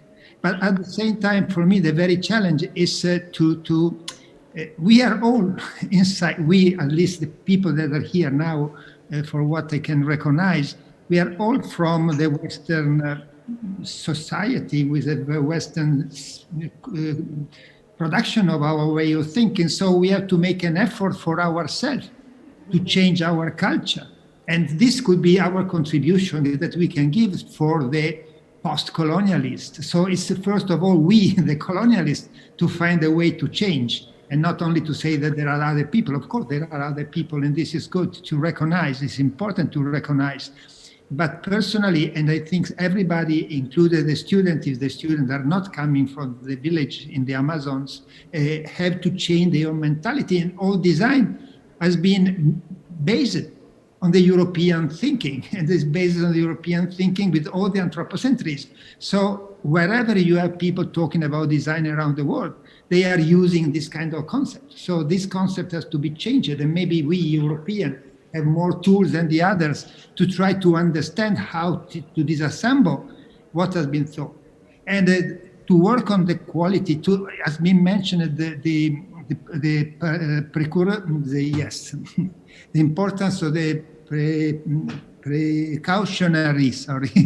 precautionary principle is very important. There are political fights on this because a lot of others say, no, this is, we lose time, we cannot do it, and we should be very strong in telling it. So the capability to transform some attitude also in some normative, in something that has to be done, this is very important. And finally, for me, it's very important to understand that there is a kind of deep craftsmanship in understanding. So if you remember the definition of Richard Sennett many years ago, what is craftsmanship? That is fantastic. It's people that like to do something, and to do something with quality, you need time. Quality cannot be made at a machine. And therefore, if we teach to the student to do something really well done, to be capable to take your time, and the issue about slowness is important for us, because it's the only way to produce something that is deeply qualitative, and also to have the time to recognize the quality. So in this fast time, we do not recognize quality, we are detached from everything, and so also we don't care, because care is something that asks for time. You cannot really care if you don't take your time. So if we have a society that do not have this kind of time, it's a careless society, as it has been said. So we can interlink and to show to the student, to some experience, what does it mean also to take your time to do something that is really well done. Thank you very much. Michela. Yeah. Now you're muted. Okay, yeah, got Unmute. it. Yeah, got it. So what I would add to what Ezio has been very nicely framing is the idea that we also must not be petrified by the idea of quality, because this is a challenge for designers, that there is an inertia that happens from the fear of not producing sufficient quality.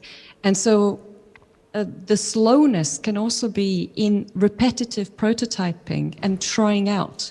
And this is what we very much encourage as a, well, then I shouldn't probably say method, because Ezio just said he's allergic to methods. So what was it? Approach. So our approach is very much translating thought into practice as much as possible. And this is what I think that our I don't think it's entirely the Western approach, because actually we learn from invention out of necessity from other parts of the world. So designers famously will travel to other parts of the world and learn. I mean, I keep hearing from Shigeru Ban, who's on our high-level roundtable, just how much he learns from local practices, from Kenya, from Sri Lanka, from Turkey, from all of the places where he has traveled to observe how local communities build with local resources and materials.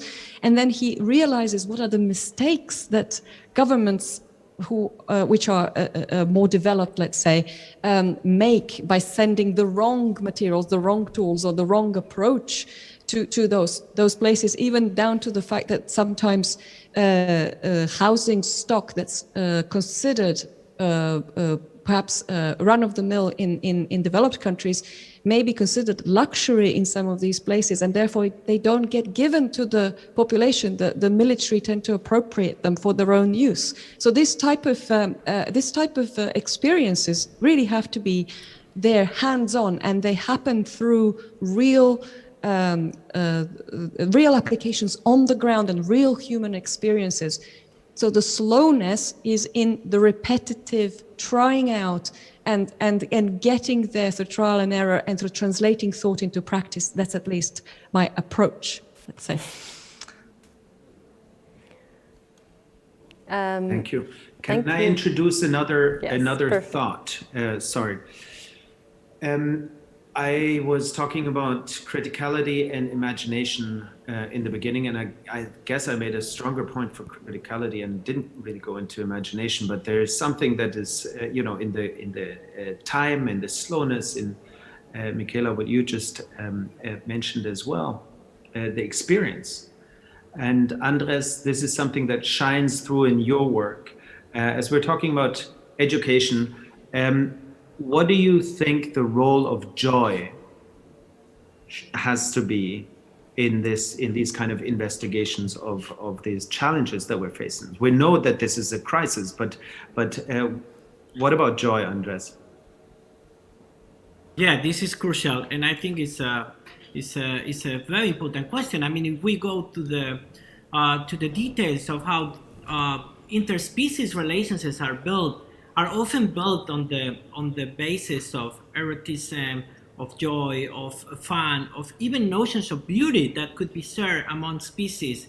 And I'm thinking, for instance, a work that we did that we presented in the Oslo Triennale that was really reflecting on the way the Victoria Amazonica it's actually developed and survived across time, because basically it became a source of joy for many different species. It actually becomes a place where very particular kinds of beaver have sex, and by these beavers being attracted to the flower, basically they have sex there because it's very, very warm, and more than 30 different individuals of these beavers are gathered every night there. They have sex, and then they expand the pollen more than 100 miles away, producing a mixture of different individuals of the same species that is making it possible for the Victoria Amazonica to survive and across time.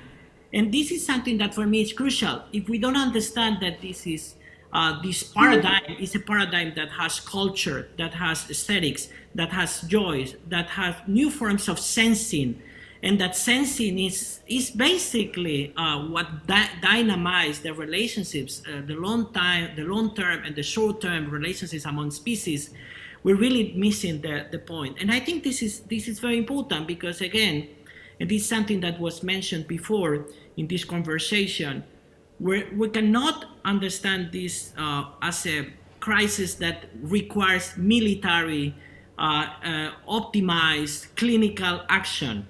I love the way, for instance, the discussion of democracy was introduced in this conversation, and I think the discussion of joy and the kind of interspecies function of joy as a source of another form of democracy that is not anthropocentric is crucial for the endeavor that we're now talking about here.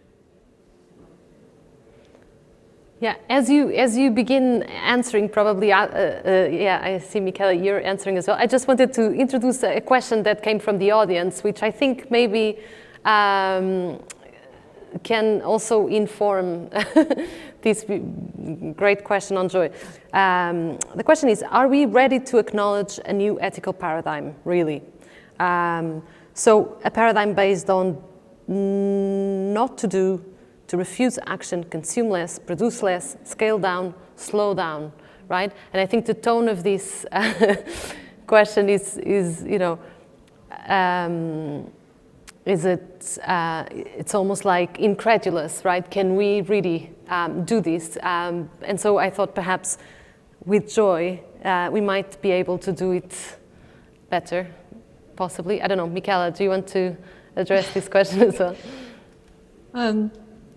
Sure. Well, it is definitely down to what parameters we set up and what incentives emanate from those parameters. So really, you know, people are sort of agile creatures that will navigate the space in the short possible distance, right? If what you have given them to use incentivizes them to go in a particular direction, that's what they are going to do. I mean, I'm sitting in Sweden right now, for instance, and I remember having a discussion at one of the advisory groups about a company that has created an app for people to manage their waste better. So it was a mobile app. Very, very nice app and everything else. But I said to them, I said, you know, this will never beat the Swedish system where we pay for what we don't recycle. So they weigh what we don't recycle. End of story.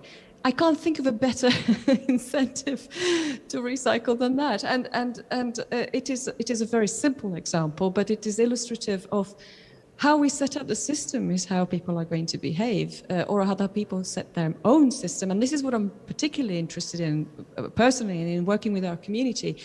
How do we give them the tools to actually self-manage and to actually set the system that they feel is right for all of us, to have agency in that process and to help us set up the systems that guide us. And this is why I also insist that everybody, the implementers, have to be part of this process and part of these communities. Otherwise, again, we are segregating them into people who want to do something about it and those who are still running what I always do a cheesy metaphor, which is running rocket ships on a steam engine, which is really what we are doing, you know, bureaucratically. Bureaucratically, that's where we are. That's absolutely a fact. I think having agency in how we establish our parameters, and then if these parameters are established with all of these ethical principles that you have mentioned and all of the colleagues have mentioned, then we can actually incentivize the right kind of behaviors. That would seem logical.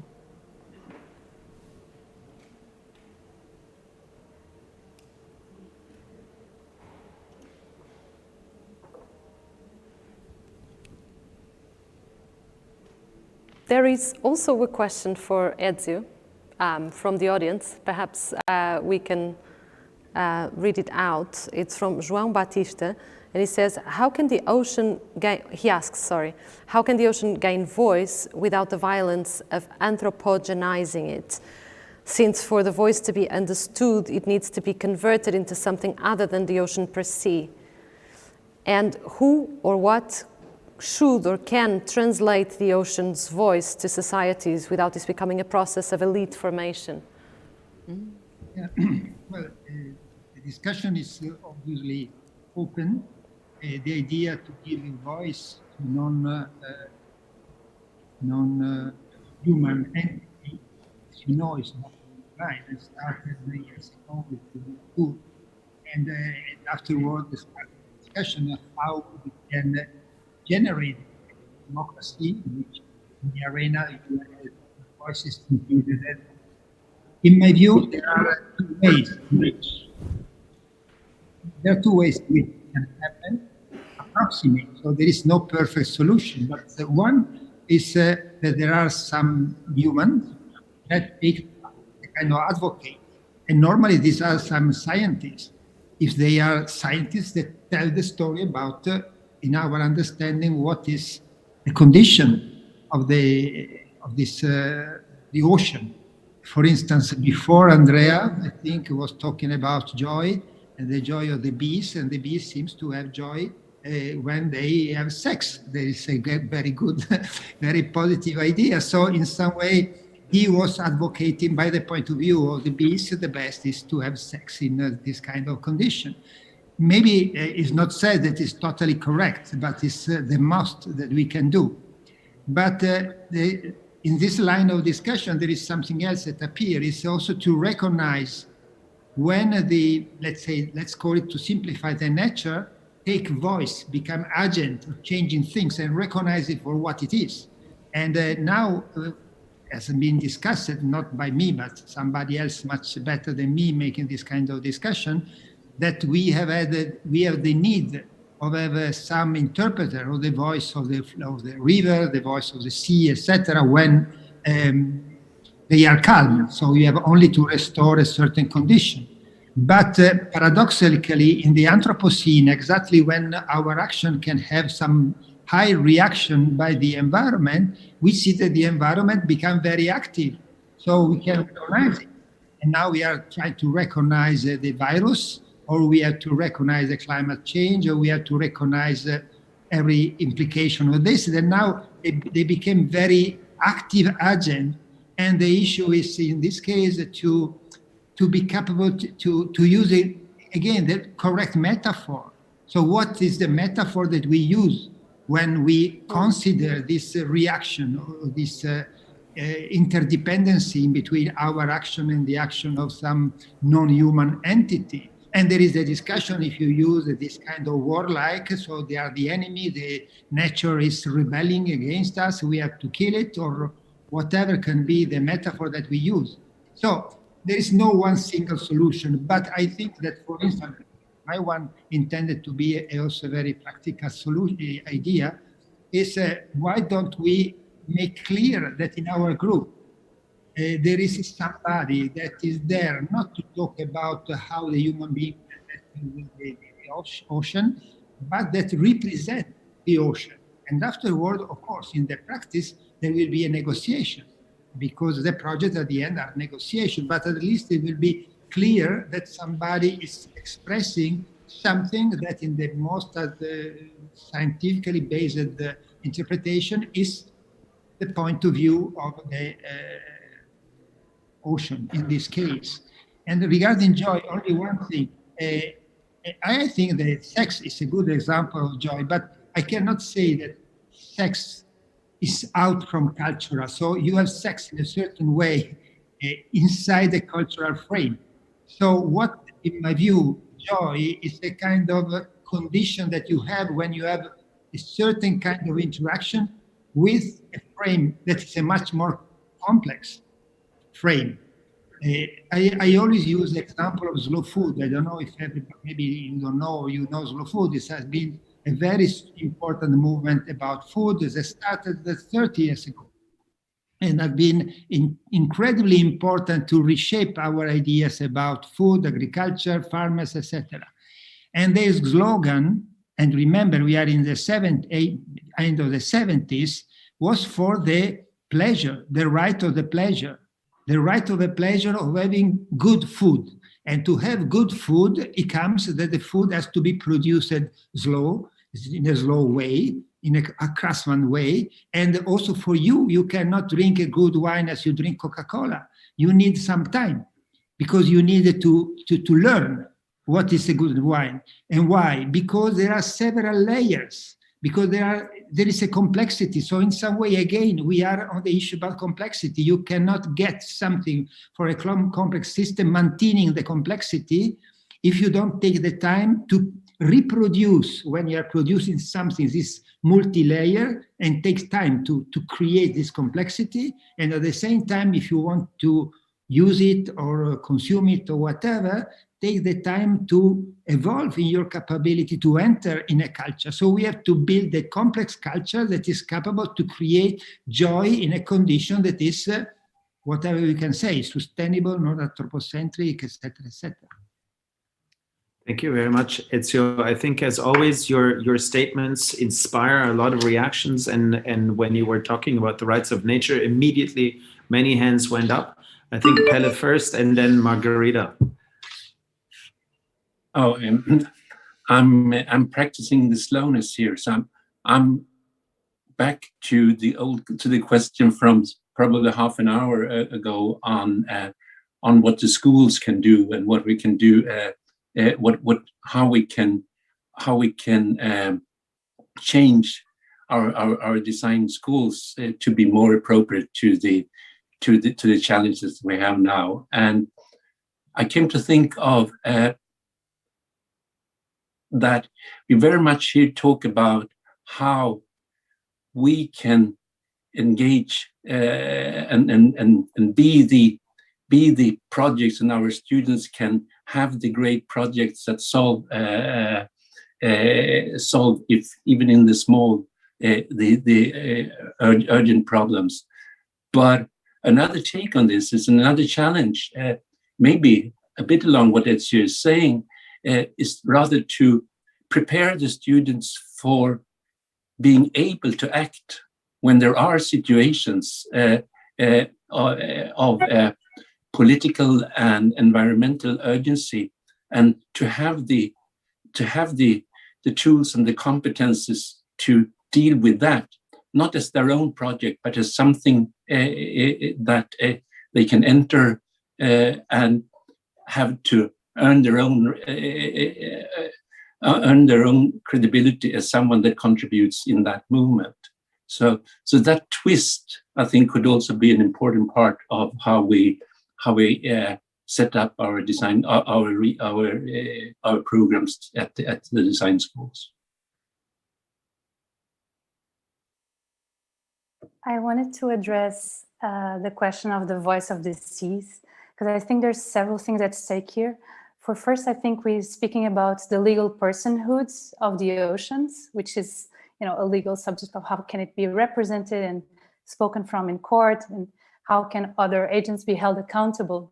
So this is one of the paths we can think about a voice of the oceans in a legal forum.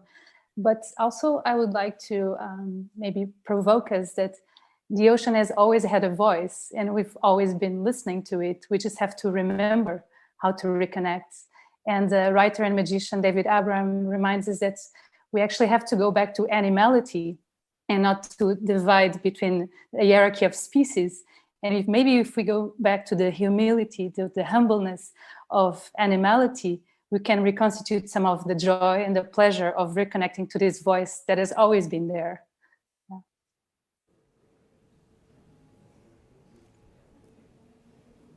Thank you so much. Marcus, do you want to say some last few words before, sadly, we'll have to draw this to a close, but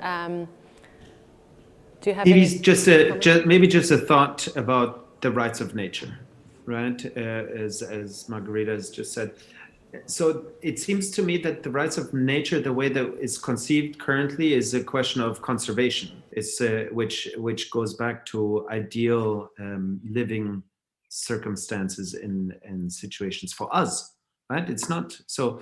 It's really hard to ask a river, what does it want, right? And enforce these rights, because maybe they're not necessarily what we need. So I think, Margarita, going back to your idea of, or the idea of animality, the idea of wildness, the idea of humility, right? It's also a question of listening, and a question of reconnecting, a question of slowness. Yeah, I don't know, this is not really a conclusion, it's just another opening up of questions.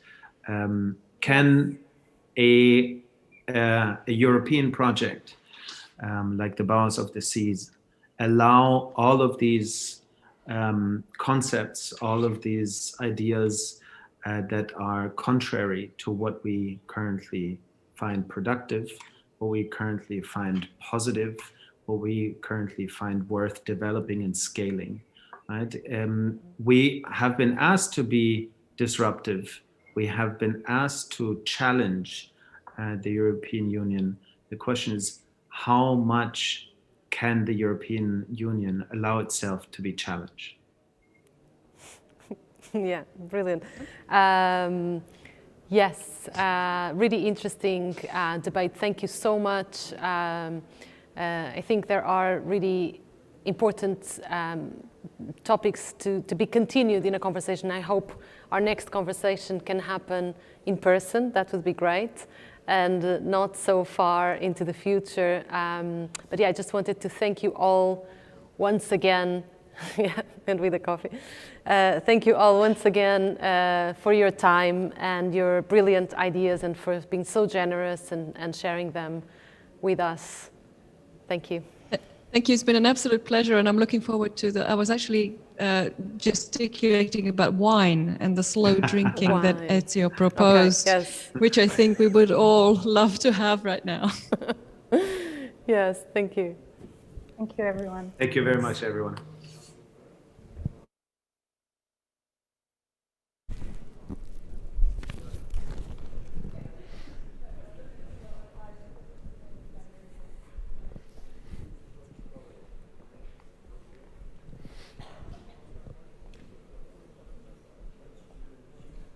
Welcome back. I would just like to mention a thought from Margarida Mendes, who took part in a previous session, which I thought was particularly insightful. She mentioned that we are the ocean in many generations to be and many generations past. So I think that's a very good thought to continue, but time is of the essence. We are now going to the next session of our event, which are actually 5 parallel roundtable discussions. If you are watching us on Zoom, which most of us are, you will have 5 pop-ups to choose from. You have to choose one. You can then hop from one to the other. But the roundtable discussions are the following: World Building, a More Than Human Future, which is chaired by Nick Barton. Transformative Economies, chaired by Anne Light. Circular Economy for Coastal Regions, chaired by Paul Ferrão, which will be hosted here live in MAT. The roundtable number 4 is Tech in Sustainable Development, chaired by Valentina Nisi. And roundtable 5, Design Education, chaired by James Auger. At 4:45 Lisbon time, we will gather with our 2 chairs of the summary of the panel discussions, and those are José Pedro Sousa, who is the Portuguese architect and member of the high-level advisory board on the European Bauhaus, on the European Commission, and also Maria Benashkova-Ryskova, and they will chair the summary of the discussions. That's at 4:45, so you have from now until then to take part and listen on the discussion. Thank you for being with us, and I'll see you later. Thank you.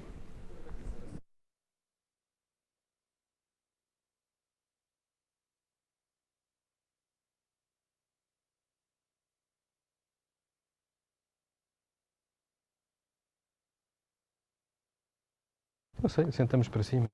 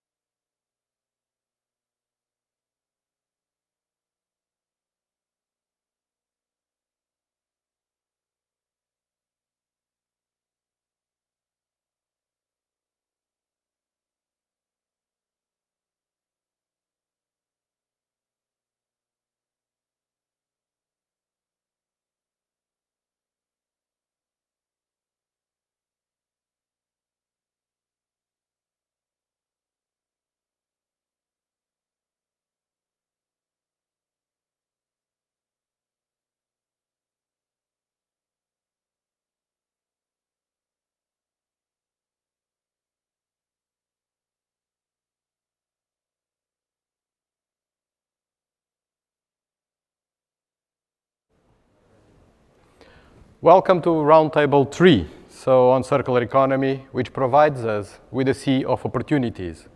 Indeed, an interdisciplinary and intersectional approach to co-design the future across countries and coastal cities is at the heart of the Bauhaus of the seas, and thus provide the ground to advance towards a circular and sustainable economy, providing us with seas of opportunities. And we have an extraordinary panel that will explore some of these opportunities.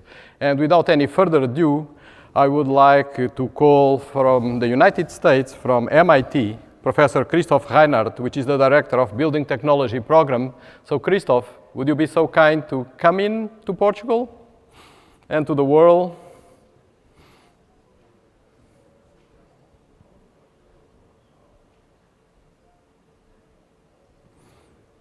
Well, it's a long way across the ocean, so we have also an ocean to win. So meanwhile, while it doesn't show up, I would like to introduce to you the fantastic panel that we have today.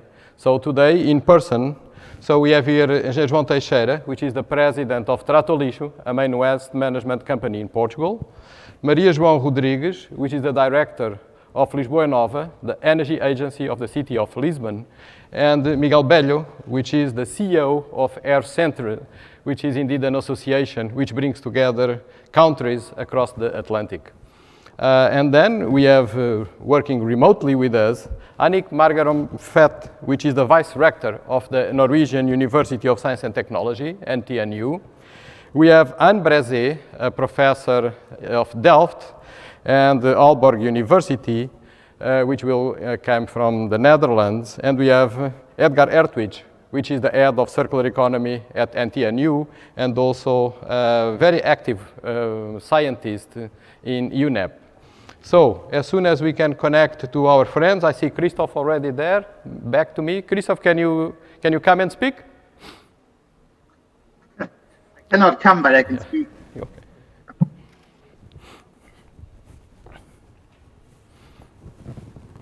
Are we starting, Paulo? I think you should, Christoph. Please do. Okay.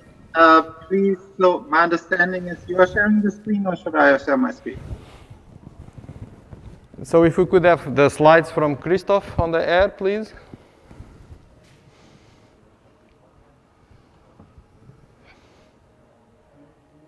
I see Annick from the beautiful city of Ålesund.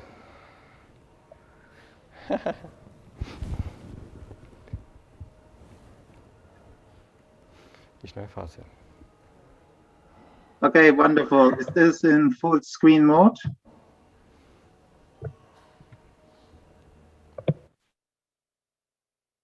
Okay, great, I guess. Okay, let's get started. Thanks a lot, Paolo, for inviting me to participate in this panel. I'm from the Building Technology program at the Massachusetts Institute of Technology, and I wanted to talk about for a brief couple of minutes about a recent project of ours called Model Cities Anywhere, which is our attempt to help municipal governments all over the world to meet their carbon reduction targets for buildings specifically. Next slide, please. So what are cities currently doing? So a lot of cities have defined very ambitious carbon reduction targets by 2050, ranging from Chicago, 80% reduction, all the way to cities such as Beijing, Boston, and London that want to be carbon neutral by 2050. Next slide, please. And we have all over the world smaller cities following suit. So I'll be talking a little bit about a city called Oshkosh, Wisconsin, that some of you might know from the kids' pants that are being sold all over the world, these overall pants, with whom we've been working on a carbon reduction strategy as well. And the city has, by 2050, the goal of reducing its carbon emission by 80%. Next slide, please.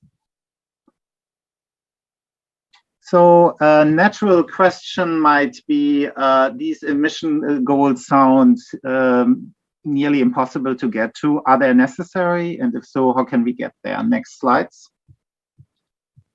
So I'm gonna frame the problem in the next couple of minutes just with talking about the relationship between climate change and the built environment. So we learned for the IPCC, if we want to keep global temperature rise at just 1.5 degrees Celsius, then next slide, we know we have about 580 gigatons of carbon left to burn as a society over the next 30 years. And next slide. If we now assume that buildings will keep their current proportion of 30% overall, then next slide, we know that we will have as a total 300 gigatons of carbon in 30 years left to make the global building stock carbon neutral. Next slide. Now, of course, the problem is on the one hand side, we have to renovate existing buildings, but also we're going to double the built area worldwide in the 50 years. So we basically have to have the two sets of solution, renovation and developing carbon neutral concepts for new construction. Next slide. So on this slide, you see a quick scenario, assuming that we keep business as usual, our current renovation rate at 1% annually per year, and we take our time developing strategies for all kinds of buildings. So by 2050, we have carbon neutral solutions for all buildings. And what we see is that we're going to miserably fail to meet our targets here. So instead, next slide, we have to accomplish something quite ambitious, which is we have to increase the global renovation rate to 5% per year. And we have to develop carbon neutral solution in 10 years for all new buildings. Next slide. So here's just a summary of that. Next slide. So answering my own question, are these extreme goals necessary? Absolutely. So the big question is how can we convince building owners to take action by providing them with actionable information? Next slide. So we've done for many years various analyses, energy models of whole cities, but recently we developed a web app that's called UBEM.io, which is specifically focused on empowering cities anywhere in the world to do quick carbon reduction strategies for their buildings based on building physics. Next slide. So far, we've tested these methods in the cities that you see here in Europe that were the city of Dublin, Kiel, Braga in Portugal, and we've been working a long time with Paulo in Lisbon. And I want to give you an example of what this tool can do. Next slide. So we are here back at the small city of Oshkosh. And again, I picked this because it's representative of many small towns all over the world. This city developed in 2007 a carbon inventory, and then in 2019 again. And actually what they found is that rather than going down, their carbon emissions have been going up. So we built a baseline model of every building in the city, which as you compare the results to the actual emissions is very close. And there you see that natural gas is the main reason for the high carbon emissions that they have. Next slide.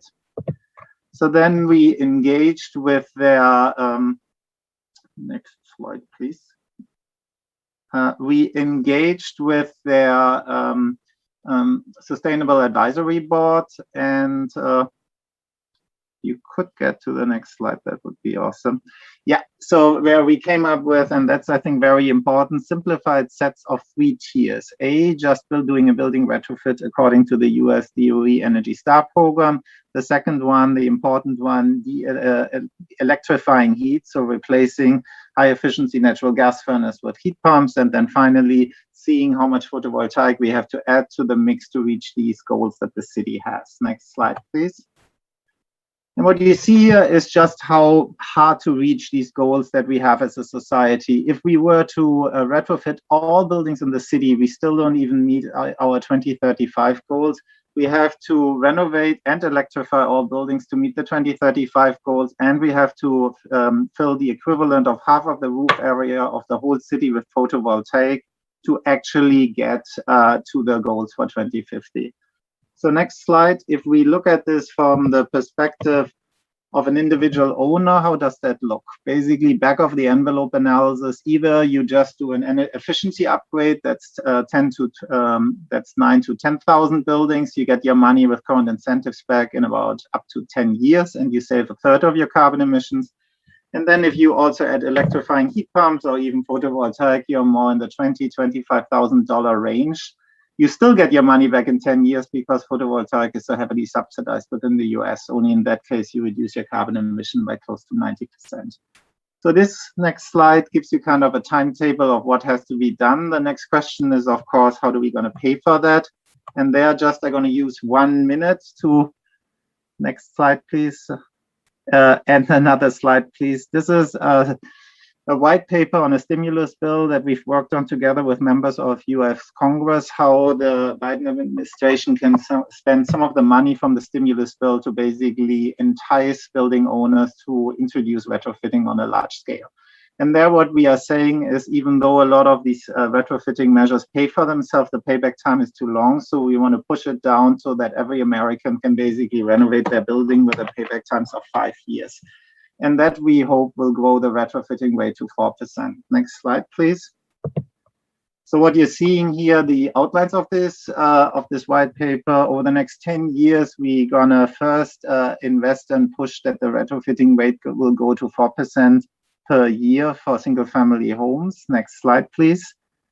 We calculated that for the efficiency and retrofitting scenario, that would cost close to $250 billion. The program would, next slide, end or after 10 years. By that time, we should have 250,000 jobs directly, clean tech created all over the country to work on these measures.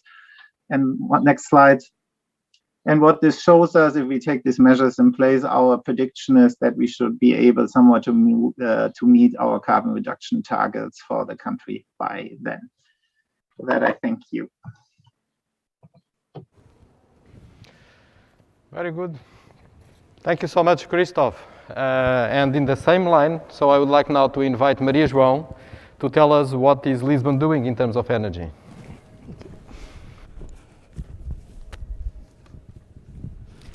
Hello, good afternoon to everyone. I'm going to talk a little bit about climate action in Lisbon, what has been the journey, where we want to go, and how does this relate to the Bauhaus of the Seas. I don't have my slides yet, but I can start a little bit. It looks like we have been playing. So that's not my presentation, but in any case, I will start. And I will give you an overview, even without the slides, and then I'm sure it will pop up. We are having a journey on climate action in Lisbon for more than 12 years now. And we started in 2008, sorry, to embrace the main, to embrace the main initiatives at the European level, which was the Covenant of Mayors, where energy sustainability action plans had to be put in place. And we have been involving in all these frameworks until in 2019, the city adhered to the C40 network, global network. And in 2020, we are finishing and now starting to have this plan on the grounds and on the streets. All this action has actually had various impacts. So we reduced our emissions from 2002 to 2018 by 40%. And we decoupled a little bit from the evolution that we had at a national level. So the main, almost 90% of the emissions in the city, and the city is a service city, naturally has to come from transports and from buildings, both services and residential. And so these are our big challenges, as many other cities that don't have an expressive industry. Also, this is a climate action plan, and we have to include here, of course, not only mitigation but also adaptation. And so we have been mapping what are the climatic risks that Lisbon is more prone to suffer from the impacts, and what we have been studying has to do mostly with heat waves, extreme events, and also more recently about the impacts of the rising sea level. And this is knowledge that we are building, but we have to continue and pursue strategies to increase our knowledge and to take advantage of new technologies, to sensing technologies, for instance, to better understand where we are and what are the risks we are facing. So Lisbon is committed with its own future. Reinhard already talked about very ambitious goals in various cities. So Lisbon is one of that is endorsing climate neutrality by 2050. And this is, of course, in line with the national policy and European policy, naturally. But I would like to stress that we are now looking at having a target set at 70% reduction in 2030, between 2022 and 2030. And this is kind of bold, of course. We also have to commit to resilience. So we have to adapt the city to extreme climate events and increase its resilience to climate risk, and of course also the response capacity to crises and shocks. And we cannot do this without a thought of inclusiveness. We have to do the transition, this transition, as we know at European level very spoke out, it has to be a just and inclusive transition. And in the city, we are very much focused on energy poverty eradication, which is something that we are now trying to map a little bit further, what is the actual expression of this problem in the city. So we have an agenda for the decade that we pursue a more efficient and circular city, a city that's citizen-centric, that adapts, invests and innovates is very important, but also that leads by example, namely the municipality. These are the main areas around which our action plan is structured and we have our measures put through. What is then the opportunity that Bauhaus of the Seas brings us? I would say that we have such a complex problem. We have been hearing about complexity throughout the day. And we have to also think about what were some of the founding principles of Bauhaus, namely form follows function. So we have to pursue in this area a multidisciplinary system approach. This is totally needed, and we have to do it by integrating urban planning, building design, urban mobility, logistics, and of course all the disciplines and arts disciplines also that will deliver us highly functional, climate neutral, digitally enabled and beautiful and pleasant neighborhoods. We have here the opportunity to test, to make the city a lab and test these approaches, these thinking out of the box approaches as the new European Bauhaus called us to do. Also, we have to focus on democratization. We have to have very engaged, very mobilized communities co-creating and fully accessing all the benefits and all the spillovers that these technologies and these new approaches to the territory will bring them. And also some of the joy that the previous panel was talking about. And we have also to think that this has to come around the city. So we have to think about how to replicate it, how to transfer it to other cities and eventually in the European space. And we have to think about mass customization. We have to think about Industry 4.0. We have to inspire and change industry service providers and entrepreneurs to deliver us these solutions while promoting job creation and emergence of new job profiles. Just a final note, we have a lot of different areas where these three areas of action that have to be brought together, integrated. We have a lot of areas. For instance, we can do this type of approach when thinking of a responsive building, energy responsive building, for instance. We can think about this when putting up types of constructions that are responsive over time to changes in family size. We have so many opportunities to connect to the mobility system and the buildings to be much more connected than they ever were. And so this is a very, very keen, very challenging place to be in Lisbon to look at the Bauhaus of the seas. Thank you very much. Very much, Maria João. Thank you for showing us the prohibitive cost of not doing so for a coastal city, and of course the resolve of the city to promote this carbon neutrality pathway. Thank you very much. So I think we are going to stay a little bit in the city around Lisbon, so the big Lisbon, and we have the privilege to have with us the president of a main waste management system in the metropolitan area of Lisbon. Engenheiro João Teixeira, the floor is yours. Thank you very much. Good afternoon. First I want to thank you, Paulo, for this invitation, and I'll make my presentation about a system that is the green bags that we are using, a new system for waste collection and for waste treatment also. But presenting Trato Lixo is more than 30 years old.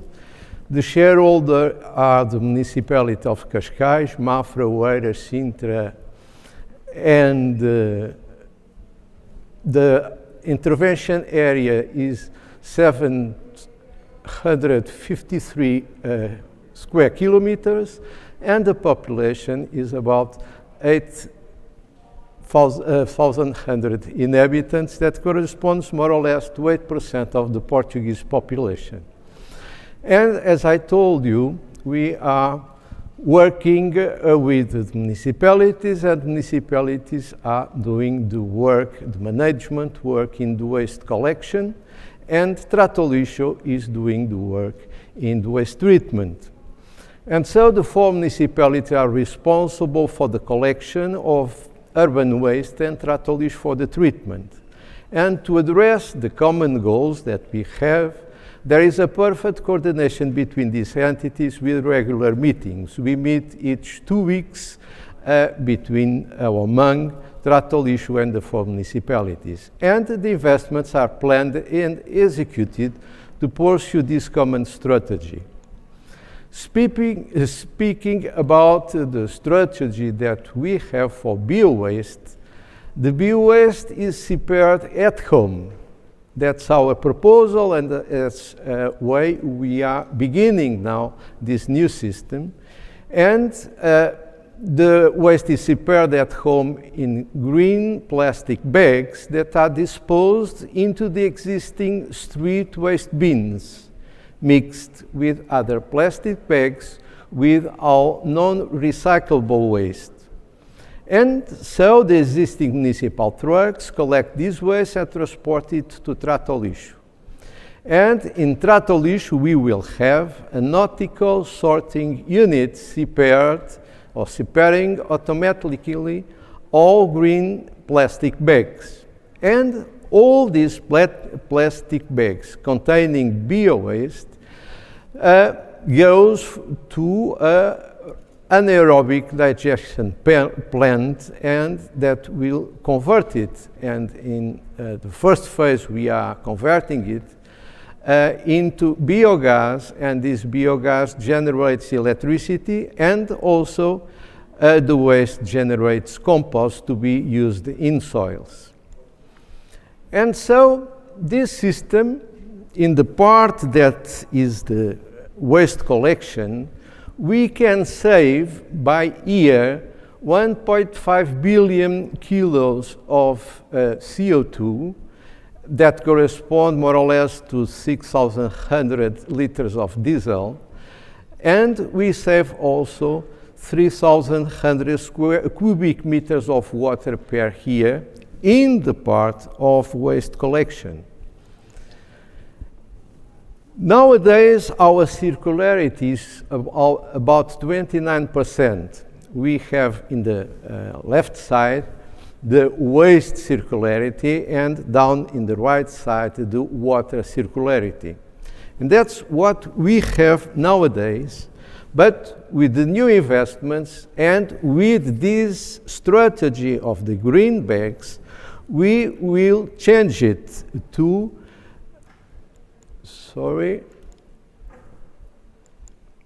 to 63%. Because, and of course, we are putting much less waste in landfill or incineration with this strategy. And we are saving also water, and using our industrial waste water treatment plant that we see down in the right part, we can save more water. That plant is constructed and is working, but with this new strategy of the green bags, we can save more water also. And what the works that we are beginning now have three components. The first component is the green waste composting plan. That means 6 million euros, and that means 50,000 tons a year of capacity.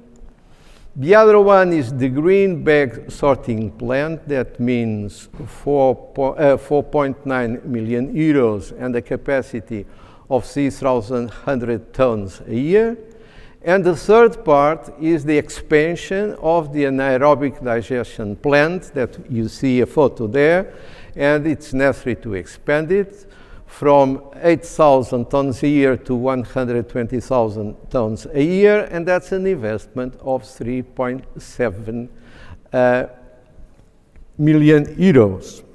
And what's the opportunity, what I thank you for being here today, is that the opportunity that we have now is to change in the future from, and with the help and changing ideas and meetings and so on, to change the circularity from 63% to 100%. Thank you. Thank you so much. Thank you so much for sharing with us these very good news and these innovations at Trato Lixo. And now we will move from coastal cities into the sea.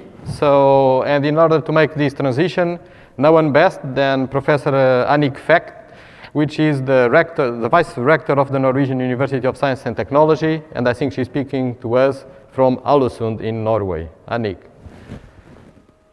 Thank you very much. So it's a pleasure to be here, and thank you for the nice introduction. As you see here from my first slide, it's the map of Norway. And Norway is the second largest, second in the world after Canada when it comes to coastal length. And the coastal length in total is more than 100,000 kilometers when we take the fjords and the islands along the coast into account. And the ocean is therefore the most important resource we have in Norway.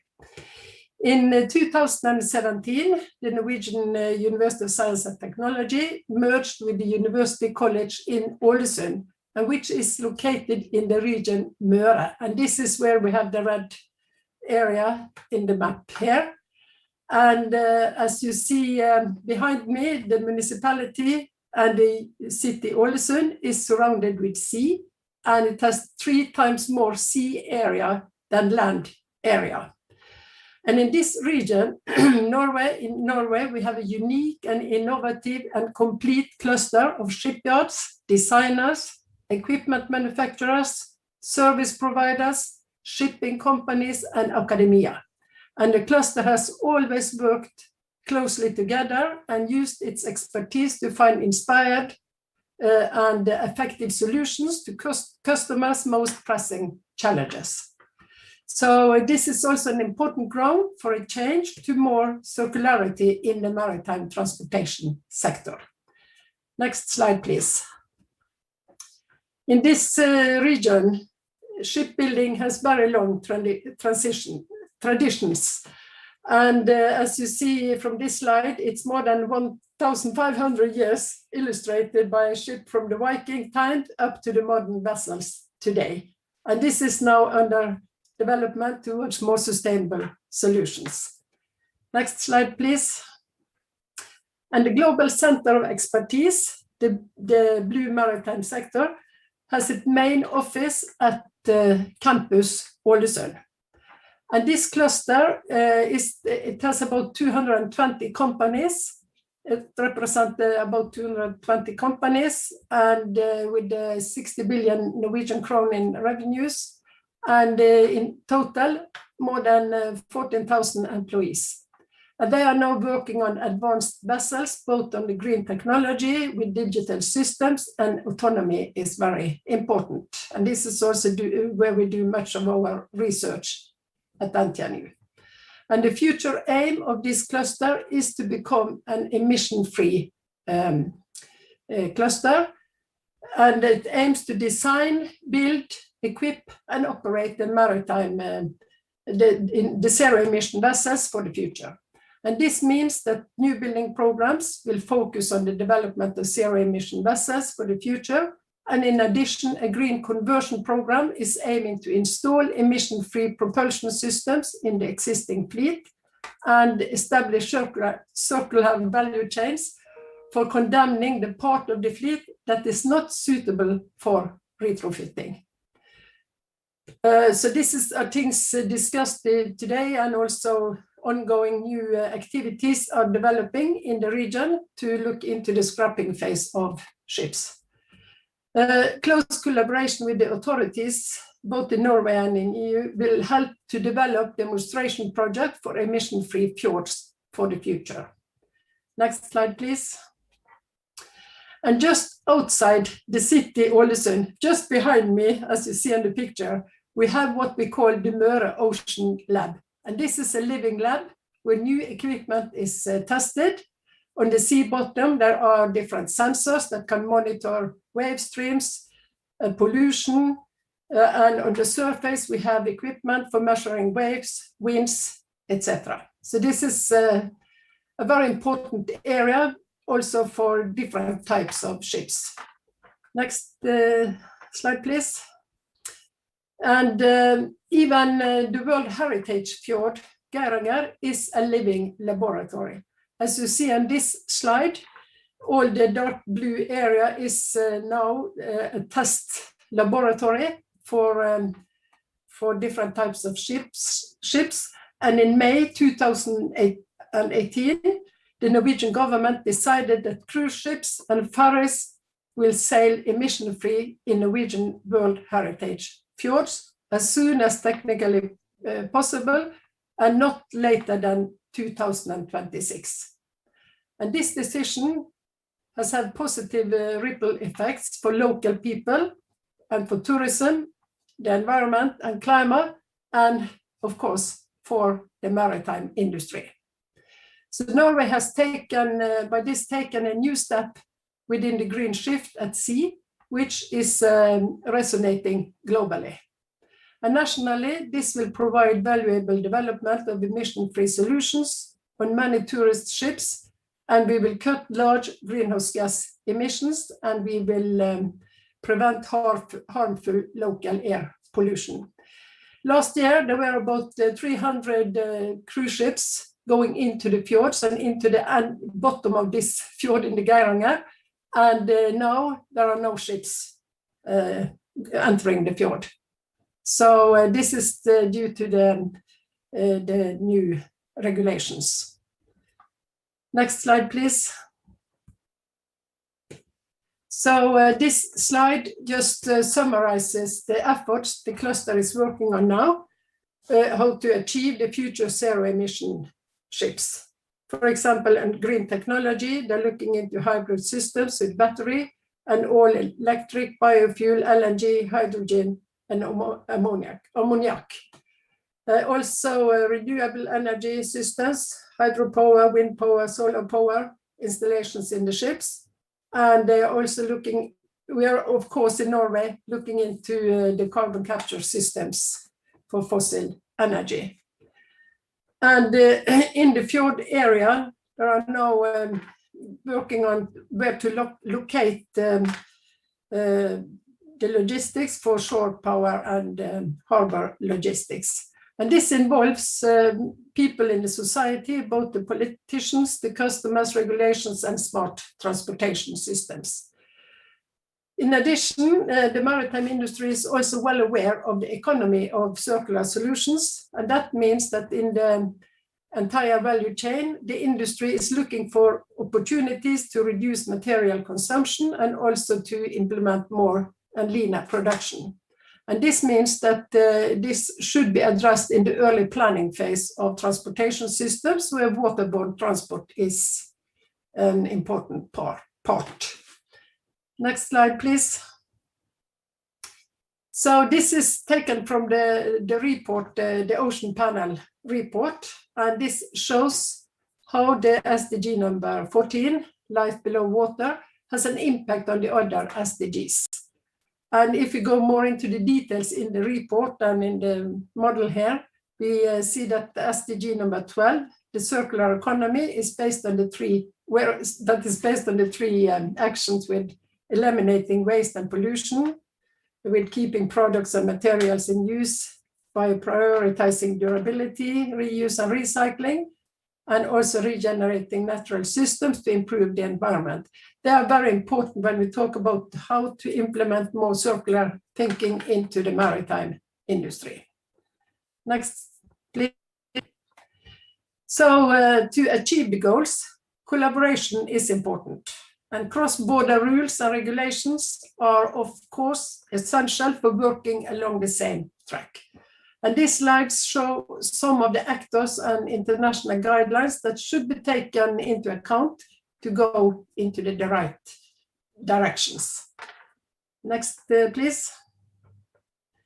Similar as the previous slide, this puts attention to collaboration as a key. And under collaboration, we also need to look into the multidisciplinary approach and share our knowledge and make science available and understandable for other than just the experts. And to achieve a more holistic ocean governance and closing the knowledge gaps, it requires collaboration across interests, borders, and disciplines. Next, please. This is just an example. It's a project we have been part of. It is for the North Atlantic region, where the focus has been on lost fishing gears in the oceans and problems connected to ghost fishing by lost fishing nets. But it's not only focusing on the problems, but it also focuses on what it can be for business opportunities by using the material from the lost fishing gear, from the plastic waste, etc., and make opportunities for new business possibilities in rural areas. Next, please. And this is an illustration where we have used plastics from waste plastics, and it is from a local company that are now making 3D prints of walkways that are used around the caves for aquaculture. So this is an example of circular economy where we have looked into the problems in the oceans and also looked into how this can go into new products and materials. So next, please. Yeah, this is just the final one. And I just want to mention that NTNU has put sustainability and ocean research on the top priorities at the university. So thank you very much. Thank you very much. Thank you very much, Annick. Thank you very much, Annick, for bringing us the value of collaboration and also bringing the idea of business opportunities made out of circular economy. So without any further ado, because time flies, so I would like to invite Professor Anne Brézé to make his presentation and bring us, I guess, to some islands and some experience in islands. Professor Brézé, the floor is yours. Okay, thank you, Paulo. I hope I can get my slides, but I would like to address this conference from the point of view of the islands who are in the midst of all the seas and sometimes close to the coast. So I hope I get my slides, because I really want to take you, next one please. I really want to take you back to my youth. Here you see me on the pier of Hook of Holland, where I was brought up. This is the place where the River Rhine floods into the North Sea. And for me, it was quite normal to live close to the sea and with the sea. Next one, please. But the first thing my grandfather taught me was that the sea gives and the sea takes. And on the left hand, you can see the golden age houses of the city of Amsterdam. That was commerce, war, and not per se what we would call now a fair trade, but quite unfair trade. But also you can see pictures of the flooding that we experienced in our country for so many years. Even in 1953, we had a few thousand people dying. Next, please. So time flies in the Netherlands. In 1100, we were still 1/3 sea. Now we are at 2021 in the middle. And what we expect, my colleagues from Delft University, that in 200 years, half of the country, as it sees now, will be flooded again. But now we will go back to maybe very advanced fishery or whatever we will do in the midst of our country. And probably we have to ask our neighbors in Germany and in the north of Europe and in the south if we can move a little bit to their side. Next one, please. But let's hope we can prohibit that, and let's attack the grand challenges of the EU, and particularly, of course, the circular economy. Next one. And let's see how these very special places, the islands, what they could contribute. And well, it's not by coincidence I'm interested in the innovation behavior of islands. I live on Texel, on the first island in the north of the Netherlands. And I've been involved in the last 5 years in more than 5 European projects that all have to do with islands and sustainable innovation. Next one, please.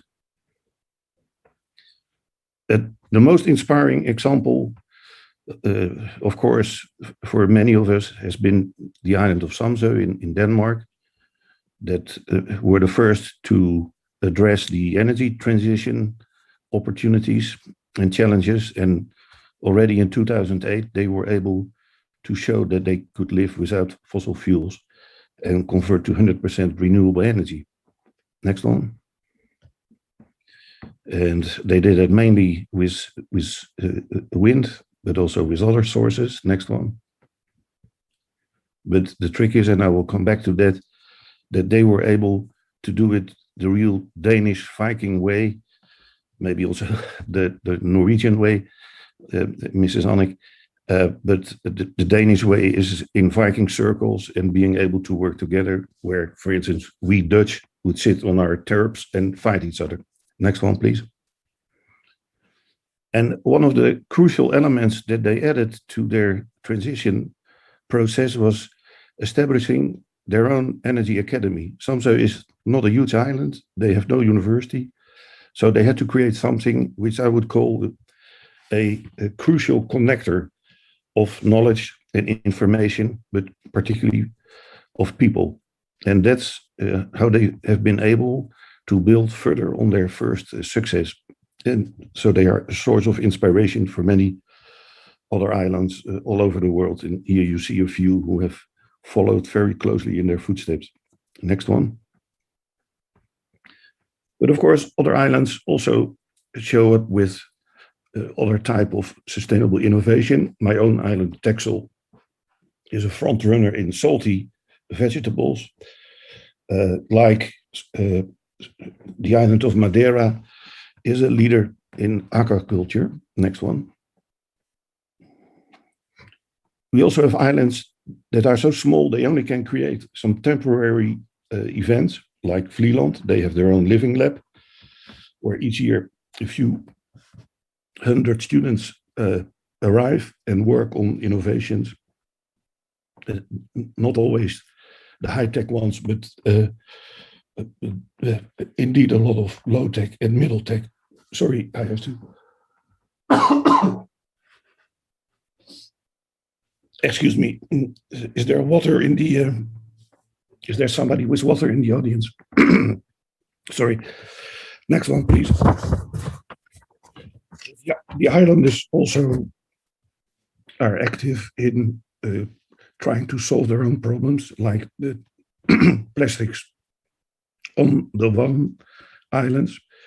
And of course, they first start to gather the waste and try to make simple products like street furniture and things like that from these materials, working with local institutes. Next one.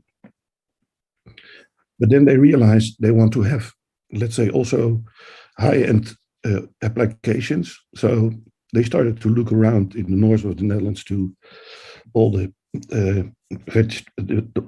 trees and plants that we grow over there. Yes. Next one.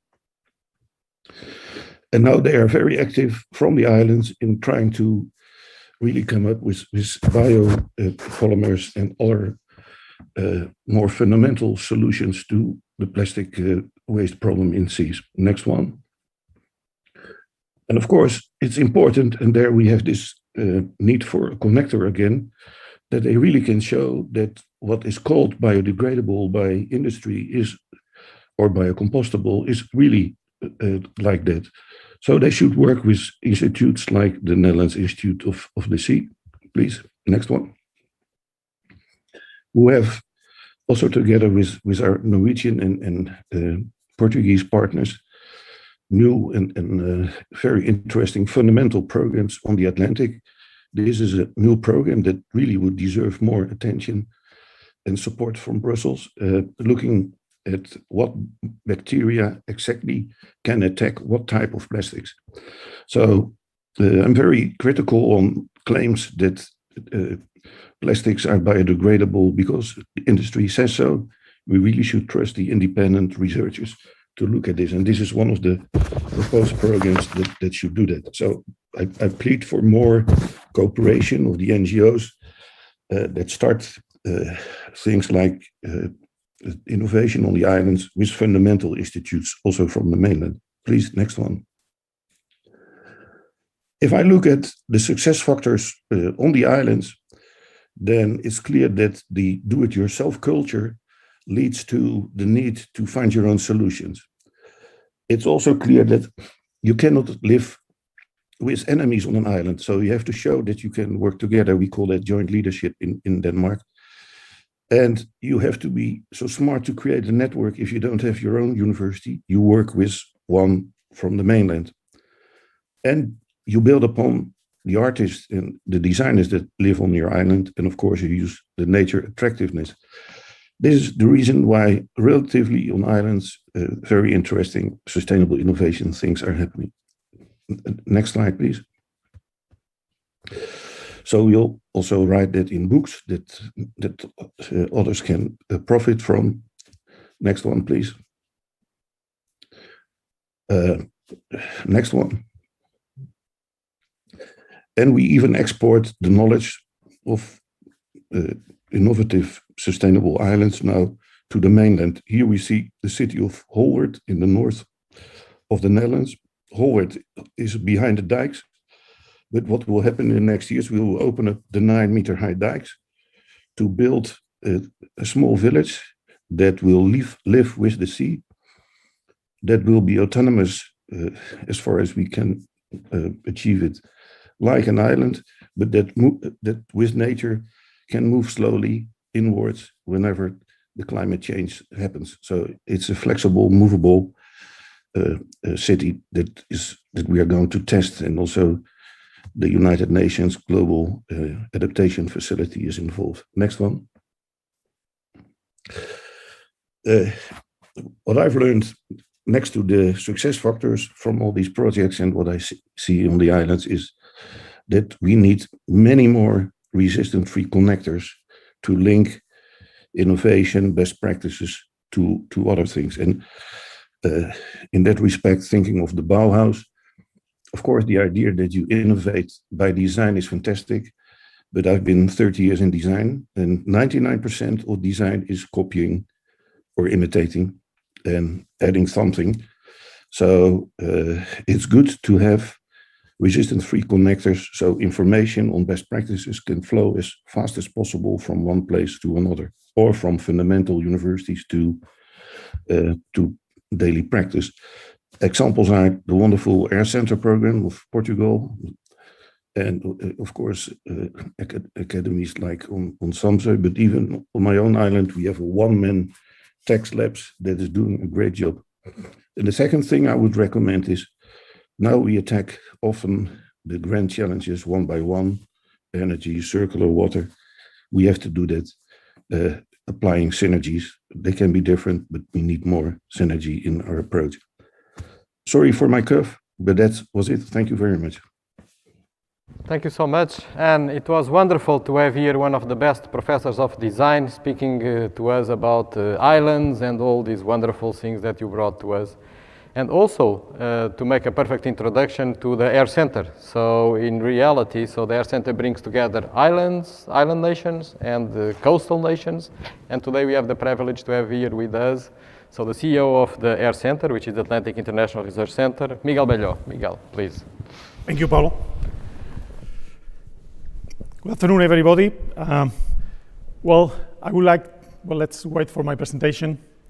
First of all, I would like to thank the invitation for this important event on the Bauhaus of the Seas. And I will present what is the Air Center, what type of project we do in circular economy for coastal regions, and what are our future plans. While we get the presentation, I can start. Well, the Air Center is an international organization, it's a non-profit, which objective is to generate scientific and technological applications for sustainability, for circular economy. We are using basically space, ocean, atmosphere, science, and we look to job creation with our partners. We are an organization around the Atlantic regions, and if we can see my presentation, we can see which countries are already in the Air Center. But I can anticipate, and there is countries around Africa, America, and Europe. We have in Africa, South Africa, Nigeria, Angola, Cabo Verde, Namibia. In Europe, it is Portugal, Spain, United Kingdom, Norway, and in America, it's Brazil, Colombia, Mexico. We are discussing with Morocco, Canada, with the different countries, because our goal is to have the whole Atlantic as part of the Air Center. I mean, look like it's taking longer than expected to have the presentation, but I can continue with it. Okay, it's there. It's there. Okay, I already presented this. This is the countries of the Air Center. Then we have offices all around the Atlantic. We have offices in Brazil, in US, in Africa. Our headquarters is in Azore Island. It is in the middle of the Atlantic, in the island of Terceira. But we have also offices in Lisbon, in the Ministry of Technology. We have different infrastructure, but one of the most important is the Earth Observation Laboratory. This is made in an agreement with the European Space Agency. It is an ESA lab where we develop application based on satellite data for our day-to-day life on the Atlantic regions. This is how it looks like. This is our laboratory. We receive data from many satellites. We receive data from ESA satellites. We have our own satellites. Portugal recently acquired 2 satellites, GeoSat-1 and GeoSat-2. Then we got Portuguese satellites, European satellites, American satellites, so that we produce solutions and products. Well, we started the first projects on circular economy for coastal regions. We are running a nice project to develop desalination techniques with renewable energy. We also have running a project to detect plastic in the ocean with hyperspectrometer on board satellites. We have an European Space Agency project for ports of the future to design clean ports with 0 emissions, but also for aquaculture. We have a project where we are a member of a big consortia led by Norway to develop a new sustainable aquaculture with multi-trophic, so that the waste of one of the species is the feeding the other one, that we have waste zero aquaculture. We also have projects on renewable energy, but also for Atlantic cities, so that we can transform the waste of the cities in resources. The last contract we started is called LabPlus. It's for the circularity of plastics on the ocean. First, we have to detect the plastic with satellites, and then the process of those plastics to be recycled. Those are projects we are running. We are running up to 20 projects of that type for circular economy on coastal regions, but we have a long-term vision. If we want to make policies for circular economy, we need to be able to enforce those policies. The only way to enforce the policies is with observation systems. Then our goal is to develop a very sophisticated system that we call Atlantic pole-to-pole observation system of systems. Pole-to-pole because all the ocean is a unit. We cannot isolate the Lisbon Bay because it will be affected by the Arctic. Then everything happening on the Antarctic will have an effect on the Arctic. That means we understand that as a pole-to-pole, but also as a system of systems. There is not a single system giving us what is happening in the coastal region, in the ocean. That's why we envisage a system which is, this is the architecture, which has a space component. We are already using several satellites, and we plan future satellites, we'll see later on. Also some drones and high-altitude platforms, but also some sea surface components and underwater components. And Nick presented something similar in Norway. The full fusion of all this data is the only way to know what is happening in our coasts, so that we can monitor policies for circular economy. We need a control center. We are setting up a control center in Azure Island, in Terceira. We develop all this data. It's available for universities and for stakeholders, so that with artificial intelligence, with a mathematical model, with algorithms, we can develop solutions. We can measure what happens in fisheries, in coastal erosions, or in biodiversity. An important part of this system is what we call the Atlantic constellation. The Atlantic constellation is a constellation of 16 satellites that we start building with the countries of the Earth Center, so that we can monitor with an unprecedented frequency the coastal regions. There are sophisticated satellites from NASA, from Europe, the Copernicus. They gave data, but they give data every 3 days, every week. We need data every hour. That's the only way to do that is through constellations. This is the constellation we're promoting. That's a 3D view, which will give data with high frequency. What are we going to see? Well, we have to check what happened with the waste, what happened with the quality of the air, with the quality of the water, if the policies that we are proposing are working or not. This is an example. This is El Hierro in Canary Island. This is waste. In this case, it's naturally made. This is a volcano but we can see the evolution. You can monitor the effect on the tourists, the effect on the fisheries. But it's also able to work with oil spills, so that we can detect man-made debris. This is a discharge of organic waste on the sea, on the ocean. On the left, this is Africa. This is another bay in North Africa. But we don't have to go to Africa to see this type of thing. On the right is Malaga. You can see in Malaga, this red, it is a discharge of organic waste into the Mediterranean. I mean, the only way to check what is going to happen is by those systems. This is the quality of the air. That's the air quality in Canary Island and the African coast. But we also have to monitor the sea level rise. I mean, we heard today, Maria Joao presented from Lisbon that this is a problem, the sea level rise. Also in Holland, we have seen that that maybe a part of Holland can be lost with this system. We have to monitor that. This is a natural park, which has to be protected. This is Maspalomas in Canary Island.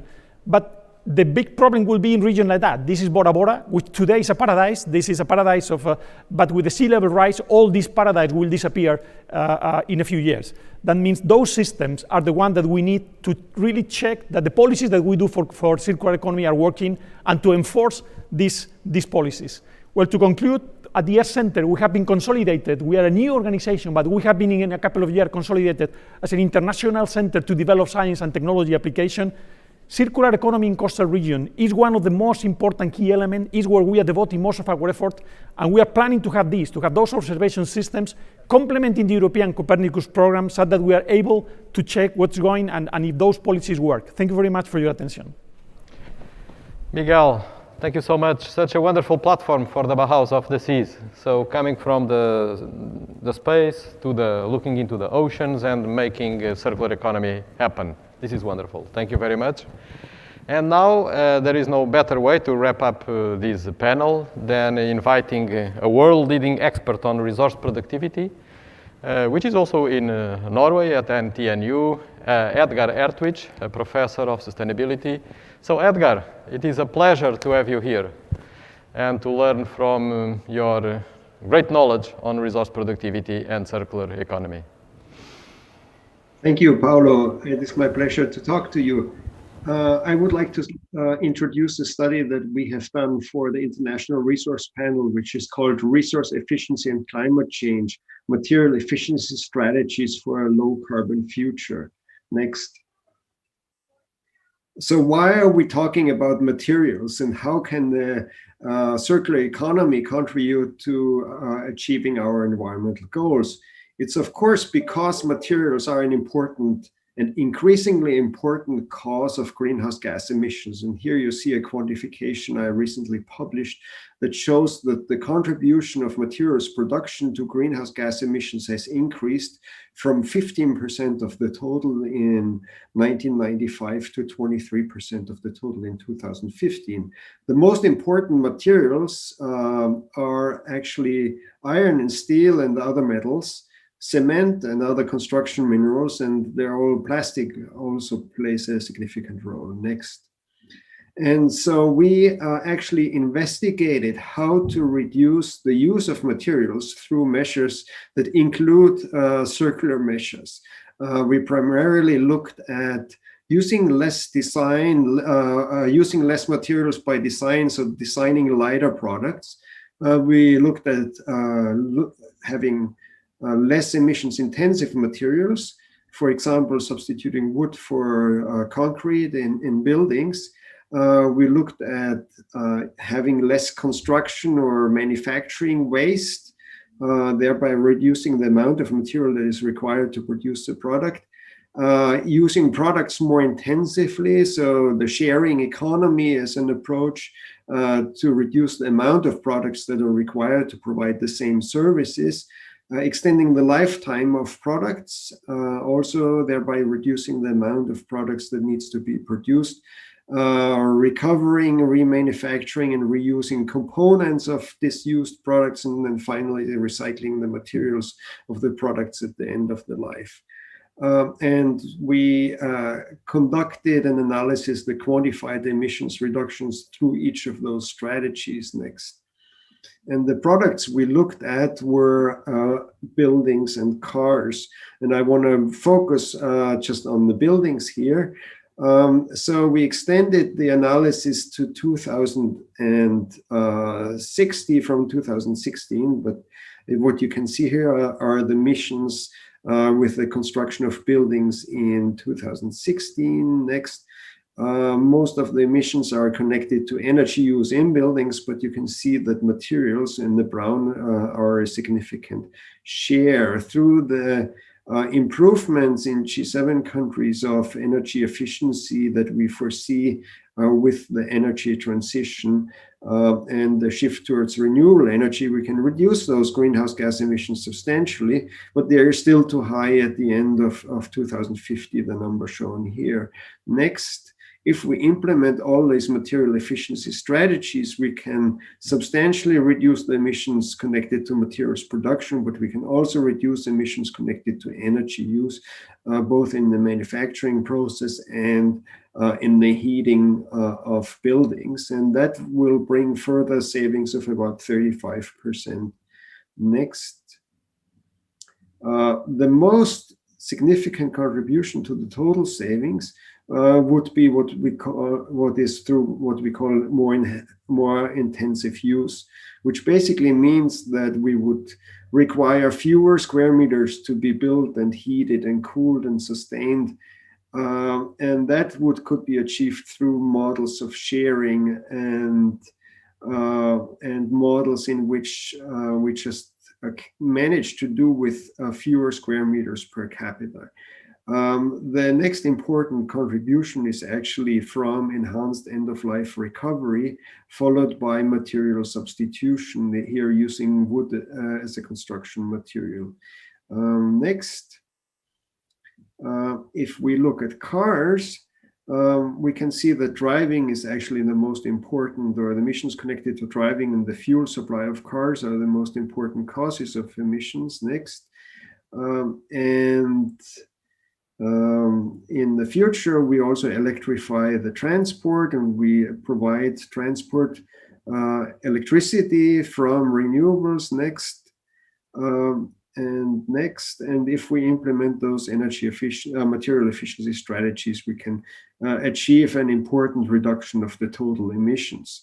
Next, also here, recycling plays a role, but actually the most significant roles are in sharing models. In this case, ride sharing, that means putting more people into the same car on the same trip, and car sharing, having the same car used sequentially by people have the most important contributions. What car sharing allows you to do is, because you share a fleet of vehicles, is that you don't need to dimension the vehicle you buy for your holiday vacation trip or whatever heavy things you need to buy, but you use a trip size appropriate car and hence a smaller vehicle on average. We have seen that from fleet experiences, and so going to smaller vehicles is also an important contribution overall. So next, so what we have found out is actually that there is an important contribution that material efficiency and the circular economy can make to reducing greenhouse gas emissions. We're looking forward to quantify such emission reductions also for marine cases, and you can find more information on that web page. Thank you. Thank you so much, Edgar. Well, I think this was a great panel. I would like to thank all the people that have been attending and participating from home. I would particularly like to thank all the speakers. I thought this was a great discussion. And now we need to close to unfold the session into the subsequent components of it. Thank you all very much. And let's keep active towards circular economy, towards sustainability with the Bauhaus of the seas. Thank you.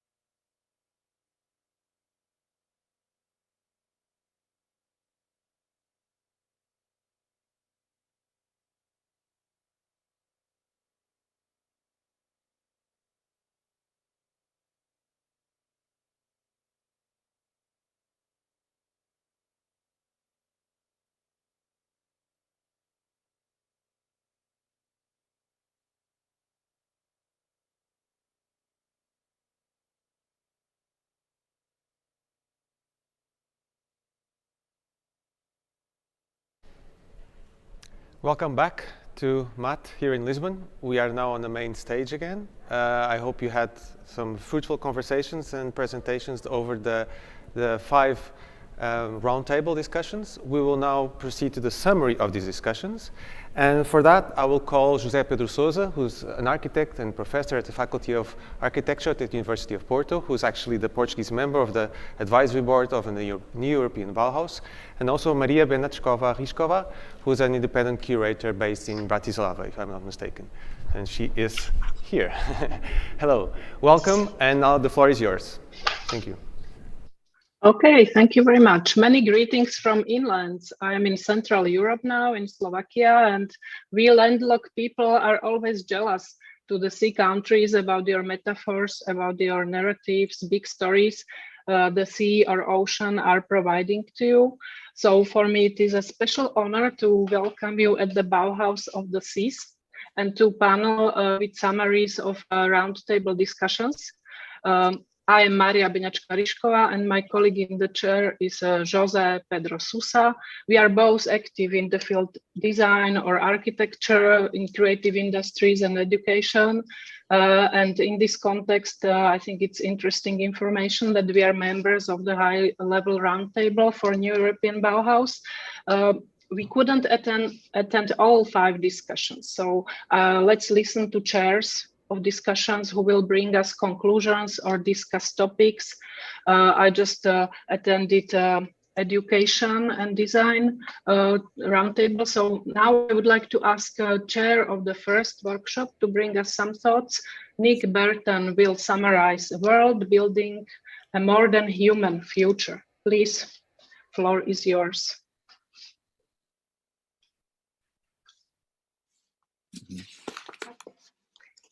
If we have Nick here already. There we go. Now you should be able to hear me. Yeah. Okay. Thank you, Maria, for the introduction. Indeed, it's quite a challenge to wrap up a discussion that opened up so many new topics. But I'll try to do justice to our panelists and what we discussed. So perhaps to give you a bit of context on the way that the discussion was framed. So in our roundtable, we zoomed in on how different speculative future narratives can be instrumental in reshaping not just the discourse around life in, on, or with the seas, but also guide the actions of cohabitation from a more than human perspective. And since all narratives sit in a world, world building could be seen as a methodological scaffolding for these narratives to emerge. And it's from there that we can then enable the perspectival shift beyond the sea as just a mere big flat blue thing, as most people see it. So we touched upon an ocean of topics and approaches that our already beloved Bauhaus of the Seas could address. So let me walk you through a few of them. We started out by looking at this kind of a realization that a lot of people feel a disconnect between nature. It's a perception rather than a physical disconnect, perhaps. And how perhaps not just reason, but the emotional and the bodily connection as a gateway to a new understanding and a new type of interface with nature in the coastal regions is actually something that should be investigated more deeply. Because the disconnect, you can look at it at different levels. On the one hand, lots of us, we start from the stance that we look at nature instead of feeling part of it. That's a first level of disconnect. The second level of disconnect is that we are nature as well. We are an ecosystem as much as we are part of one. If we look at the microbiome in our gut, that is a different population inhabiting ourselves. So that's a different disconnect that we seem to have to overcome. But as we move towards narratives that allow us to de-anthropocentralize ourselves, we notice that we run into the limitations of the language that we've come to use. And so that there's a need actually to make space for new vocabularies, for new grammars to discuss these things. And it's not just about crossing disciplines, but actually shifting the ontological stanzas that we take on as the ground for our actions and behaviors. We've also looked at the topic of representation. It was also touched upon in some of the discussions this morning, in which it was said, like, okay, if we want to allow invest in a more than human perspective, how do we integrate these different perspectives in a dialogue that goes beyond representation, but that can be a bodily connection or an embodied connection, as John mentioned this morning. Was interesting to see how some of the members in our panel actually looked towards science and technology as a way to interface more directly with nature, not just to understand it, but also to prototype or to prototype what a different world based upon these principles, utilizing those principles as humans could look like. And in that sense, imagination can be seen as an act of representation towards technology as the mediator for this. From that, we moved on to a discussion on how, I haven't spoken about this emotional connection and investing more attention into it, the power of enchantment, the power of enchantment as a course towards making meaning and making sense of the sheer complexity of what we're facing when dealing with the different species within and near the oceans and ourselves within that picture. And there was a beautiful note put forth by someone who said, actually, if we're looking at technology, a lot of the technologies we've built in the past centuries can be considered technologies of loneliness. And one of the things we should be shifting towards are technologies that allow for dialogue, that are inviting, that actually move us towards this radical interdependency yet again. And within that picture, it's not just about the rational approaches. It's also about play as ritual, as new entry points to the learning that is needed. Because that was one of the points that was stressed over and over again, is that there's such a tremendous amount of learning that needs to take place and that needs to be opened up to not just scientists or academics, but also the society as a whole, and to take into account these different types of learning styles in order to engage with nature in a different way and with the oceans and the seas. We should cater towards these different needs that accompany them, so we should create these different types of interfaces, ways of dramatizing, you could say, the knowledge into something immersive for enough people to be able to, and enough other species to be able to partake in this in this dialogue. There's probably tons of information that I didn't cover, but that was covered in an hour. But I think it definitely shows that, as in terms of setting a part of the agenda for a Bauhaus of the Seas, also from this perspective of utilizing the future as an instrument to ask the right questions today and to move towards action, not just remain for the narrative for the sake of storytelling, but actually as an instrument towards action. And the shifting of perspectives, that there's plenty on the table. Well, very good. I think Maria is unmute, so I will ask the technical team to unmute her, please. But I can continue. Thank you very much, Nick, for your You're welcome. summary. And let's move to the second roundtable, which was dedicated to transformative economies, eco-social well-being, and the politics of participation. I think the subtitle of this roundtable is very, very clear about the European Bauhaus and also the Bauhaus of the Sea project intentions, which are not simply looking into solving economical or scientific problems, but they are very much concerned with the cultural values that might frame the change that needs to take place. So I would welcome Anne-Light to this session, and I would like to ask Anne, if you could please share with us a little of the discussion that you had in your session. Great, thank you very much, Jose. First of all, I'd like to thank all the participants in my roundtable, because we were so engaged in the conversation that we got cut off in that rather abrupt way where we didn't even get to say goodbye. So, and then I want to say that what we were talking about falls so well following Nick's discussion of how there is a disconnect. We were talking about the small and the local, and I think particularly I had convened a group of people who are actually making new economies and thinking about how transformation takes place. And we were very minded of Gillian Crampton, anyway, Gillian's comment earlier about how do we move from this to action? So how do we go from words to action? And we were discussing that. And one of the principal things that came out of this was the importance of a changed sense of value, that rather in the same way as we were just hearing, fish are probably the only wildlife that are typically thought of on the plate rather than kind of living and breathing and being a part of a world. And this idea that the sea brings its own world and that it's one that's very unfamiliar to people is so important to what we were talking about.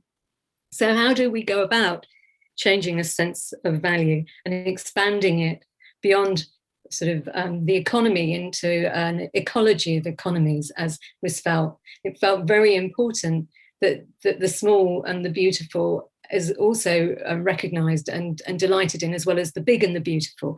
So how do we understand things that might scale slowly or never scale as being critical to how we bring people with us as they make meanings in many different ways? And how do we cultivate imagination on a scale that people find manageable?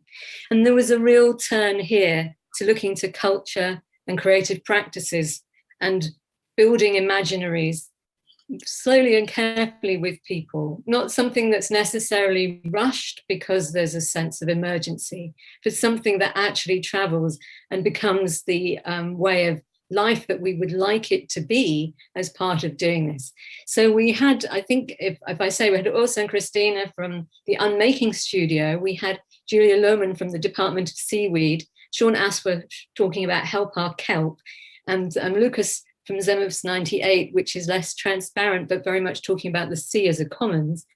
Then we looked at actual practices and how these kinds of changes were being made, talking about the importance of embodied experience and thinking with our bodies as other creatures rather than our brains, because that might make us exceptional, but it isn't always the best way of our understanding how we actually learn about an extended sense of value.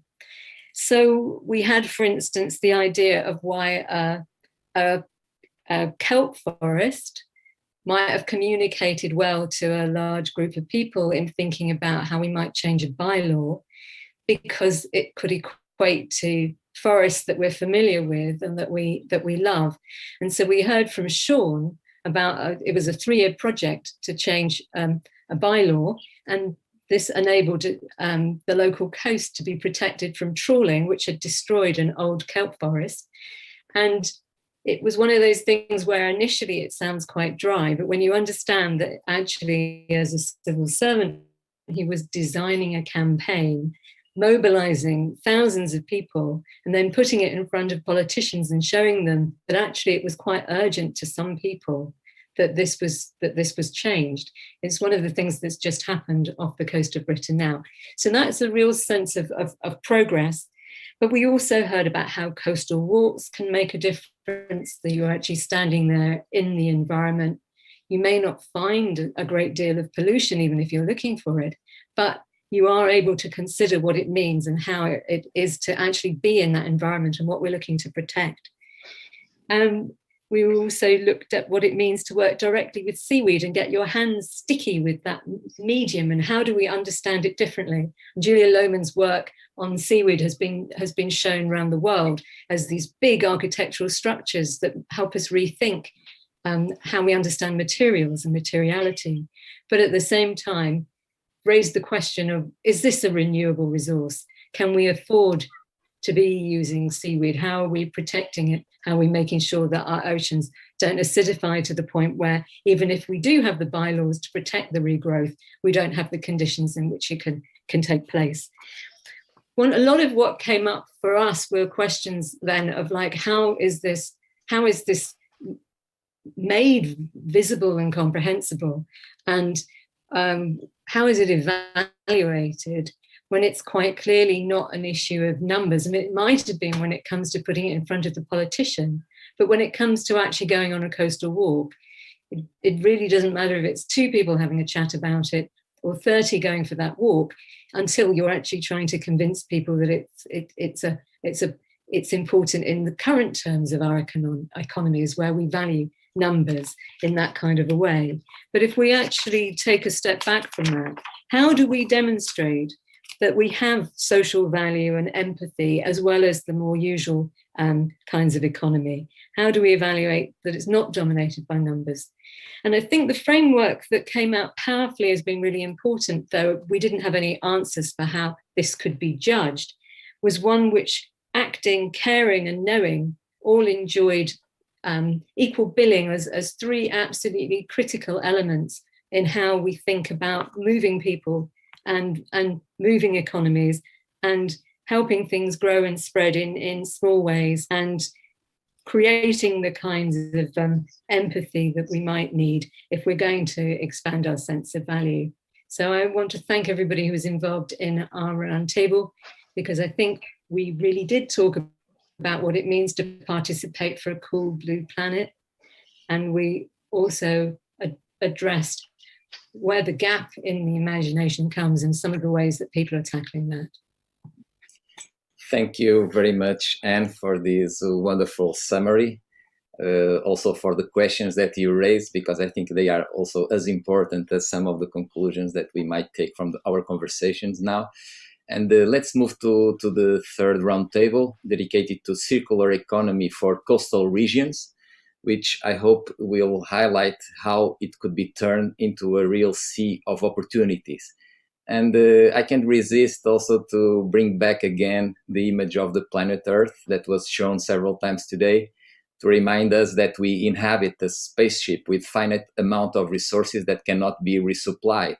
So the circular economy is definitely a decisive dynamic that we have to consider to make the change happen. So with this in mind, I will invite Paulo Ferrão. I will greet Paulo Ferrão. Boa tarde. Boa tarde. Ask him to share with us what happened in this roundtable. Wonderful, thank you very much. So indeed, you are absolutely right, and it was very clear that an interdisciplinary and intersectional approach to co-design the future across countries and coastal areas is at the heart of the Bauhaus of the seas, but does also provide the ground to advance our sustainable and circular economy, indeed providing us with seas of opportunities. And we had an extraordinary panel that explored some of them. Edgar Ertwich, a lead author of the International Resource Panel, showed us that materials contribute very significantly to the share of global greenhouse gas emissions and represent about 23% of the emissions in 2015. And indeed, we need to pay attention to the use of materials and to circular economy, otherwise we will not be able to keep global warming below 1.5 degrees Celsius. From Norway, which is the second world coastal land, Annick Fett, the Vice Rector of the NTNU, brought to us the opportunity for shipbuilding nations to design and operate zero-emission vessels, and in particular, to foster a green conversion program to install emission-free propulsion systems in the existing fleets. A circular economy for marine industry, making use of the tools and principles of designing for circularity, is a challenge worth taking for the good of environment, but also for economic development. I'm absolutely sure that that boat behind us is, of course, carbon neutral and in its propulsion systems. So, and then Miguel Bello brought us an example from a non-profit organization that brings together Atlantic nations to foster job creation and knowledge-driven economy development based on sustainability. This is the AIR Center, the Atlantic International Research Center. And in particular, he called our attention for the use of space to better monitor and understand the vast areas of seas and land, and its use in a variety of ongoing circular economy projects, including Atlantic cities and ports, or understanding plastics in the seas and how to address this important issue. Anne Brezé from the Netherlands brought us very valuable lessons from islands of innovation, showcasing examples of beauty and lifestyle since the medieval ages, different aspects from energy, aquaculture, food, renewable resources, plastics, culture, and science, And our islands are excellent living labs to demonstrate how all of these can be combined and how they are a perfect platform to enact the spirit of the Bauhaus of the Seas. João Teixeira, president of Trato Lixo, a leading waste management company, brought us very inspiring ideas on how to promote resource efficiency by advancing on the circular economy of organic waste, making use of green bags that will allow us for improving the production of renewable gases as well as high-quality compost for agriculture. Maria João Rodrigues, the director of Lisboa Nova, brought us the Lisbon Climate Action Plan for 2030, very well positioned to a citizen-centric approach, highlighting the contributions of transport, services, and residential as the major sources for greenhouse gases, and that the activity towards carbon neutrality requires a silo breaking and promoting a multidisciplinary intersectorial approach, and that Lisbon is a great living lab to test new ideas. In line with this, Christoph Reinert from MIT, the director of Building Technology Program, joined from us from the United States, and brought the power of urban systems modeling to support carbon-effective neutral policies, providing us with examples of the amount of jobs that can be built in this renovation of buildings and the work that they are doing for the United States Congress. So, as a conclusion, a circular economy approach, interdisciplinary and intersectional, will provide us with seeds of opportunities for promoting jobs, economic development, while transforming Europe in a carbon-neutral continent, and of course constitutes an important component of the Bauhaus of the Seas. Thank you very much. Thank you, Paulo, for this fresh summary. Now let's explore deeper role of technologies in sustainable development and digital and other technologies for social good. I'm calling Valentina Nissi to the floor. I think in the room even, not just virtual floor.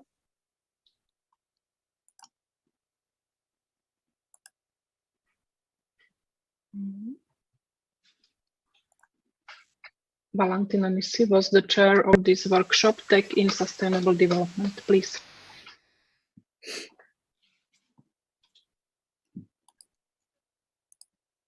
Or Catherine Foster is, please can you unmute her? Maybe it was a change of reporter, right? Thank you very much, yes. Oh, thank you, please. Appreciate that.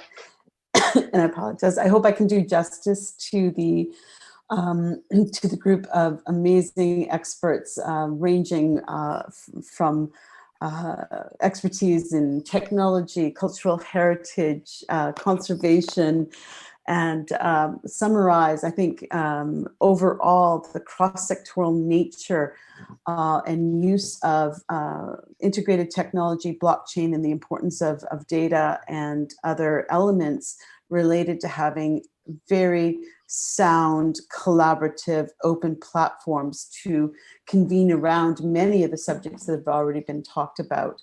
We did cover vast subjects from culture, economy, population health, pollution, fishing gear, tourism, infrastructure, including transportation, maritime fuel solutions, and other sectors, but all with this common element of risk and solution space using emerging and integrated technologies, and the risks from hazards to extreme events, sea level rise, as well as ocean warming and general climate change, as well as the massive urbanization that is happening around the physical ecosystem and on cultural heritage sites. There is a specific threat to cultural heritage, particularly in historic cities, posed by inappropriate residential, industrial, commercial activities and rising levels of urbanization. And these are particularly evident in the coastal areas due to the dense populations and the infrastructure that is being extended. And within small comparatively geographic areas. We then went on to speak about integrated technologies and open source platforms, including blockchain, 3D and 4D technologies, AI, artificial intelligence, virtual reality, remote sensing, smart materials across the solution space.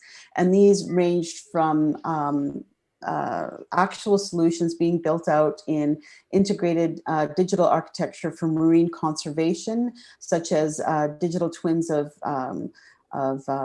cultural heritage sites or other assets, as well as new financing approaches to these initiatives and sites through non-fungible tokens. We heard about smart materials for restoration and coatings that provide protection to cultural heritage from harsh environmental conditions. Artificial intelligence for social cohesion through Mimic's Horizon 2020 project, with technology helping marginalized individuals and communities in society through storytelling, where stories are geotagged and an app is linked in to link the physical location, the heritage site, and augmented realities with searchable elements through keywords where people can or from physical sites where people can share stories. And then that moved into the notion of the capacity of tracking assets, including industry assets from shipping, et cetera, into gateways to providing the eyes and ears on other assets such as fisheries or coastal infrastructure or species. And these interactive platforms and apps with a focus on collaboration, as well as citizen science, including People's Network with a global network of NGOs, citizens, and other actors that can be used across this space, including for anti-poaching, for example, or conservation efforts.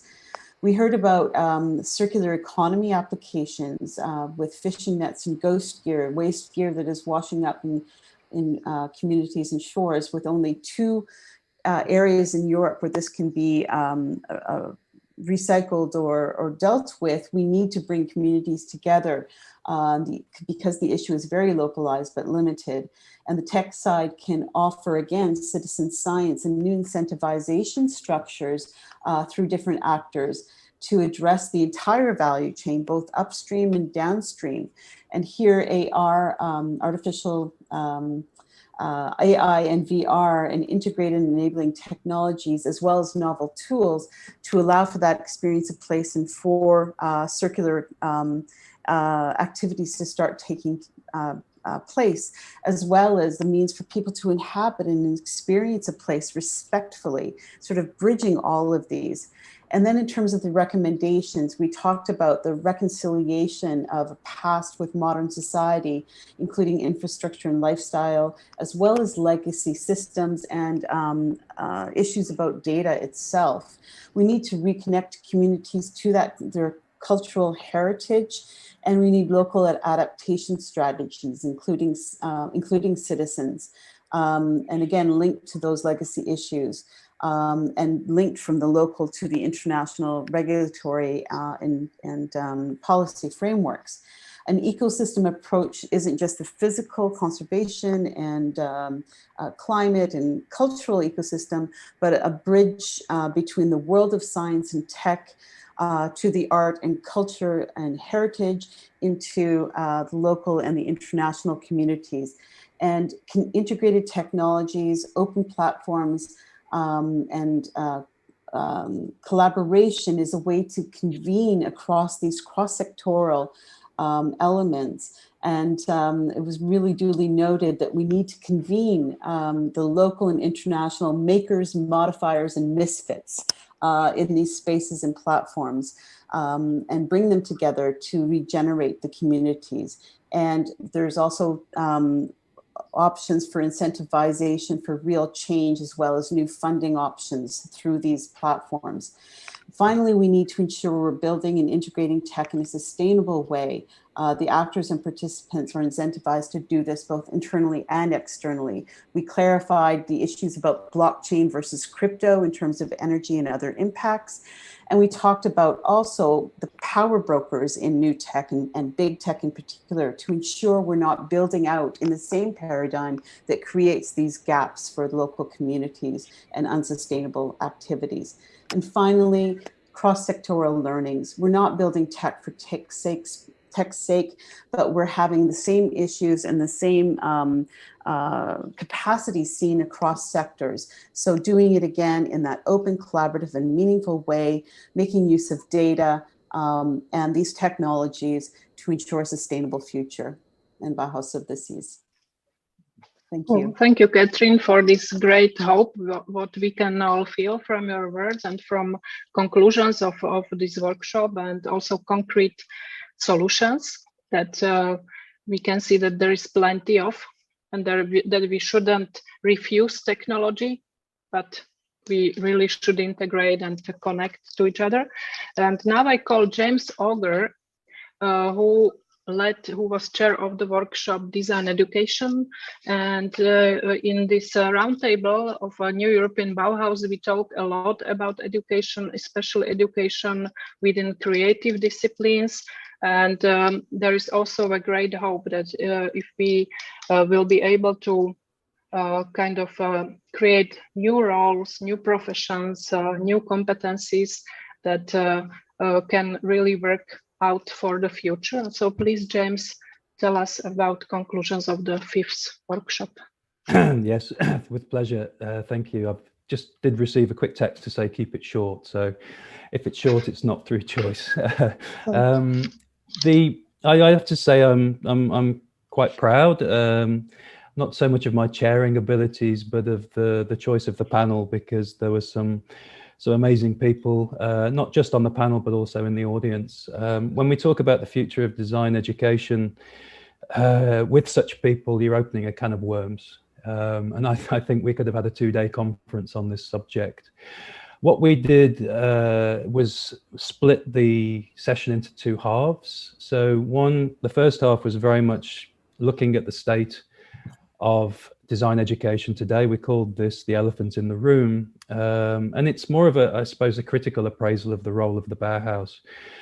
Modernism, notions of progress, the influence, the genealogy of design through the 20th century that led to certainly my design education and a lot of the other panelists' design education, which was in many ways a poor education for designing with the complexities of the world, a narrow focus on objects, on a narrow notions of function, a very, very limited appreciation of materiality and where those materials come from, ideas of resources. And so we talked about that legacy of gender issues and a very strong Western focus as being problematic in where design is today. So that was the elephant in the room. The second half was trying to align better with the Bauhaus of the Seas. So we started talking about islands and the possibility of the island. The island is a space for experimentation where the rules are slightly different, where we can break away from the establishments and the buildings and the disciplinary silos that have been built up over the past century. So what would our school look like? We talked about ideas of nomadism, of moving around, of things being situated in certain places with knowledge from those places joining the educational team. We talked about unlearning, we talked about co-learning, we talked about dismantling our knowledge. So it was a very, very broad series of issues we talked about. We started to get into right at the very end before the session ended and we were cut out, but really what is the practice of design? How can we maintain the strengths of design, the key practices, whereas at the same time bringing in disciplinary knowledge from elsewhere? How can these things come together to create I suppose, a more informed version of design, a design that engages with the complexity of the world rather than reducing it down to a simple gadget? So that's in a nutshell. I think I missed an awful lot out. Just finally, thanks to everybody for the invitation, and a special thanks to the people on the panel and the people in the audience. Okay, so we are out of time. Thank you very much, James. Thank you on behalf of Maria. Thank you to all moderators and experts of the roundtables. It was a great discussion and a wave of ideas and questions too. So I will hand over the mic to the organization, and thank you for this invitation. Thank you, Zé Pedro. Thank you, Maria. We will now move to one of the sessions we're most waiting for. After this many voices, we'll hear a very important voice in design for a very long time. Paola Antonelli is Senior Curator for Architecture and Design and Director for Research and Development at the Museum of Modern Art in New York. And she is joining us, I believe, from Milan. Paola? Yeah, I'm here. I'm actually in Florence, but... Great. So the floor is yours. Welcome to Lisbon, and welcome to the Bauhaus of the Seas event.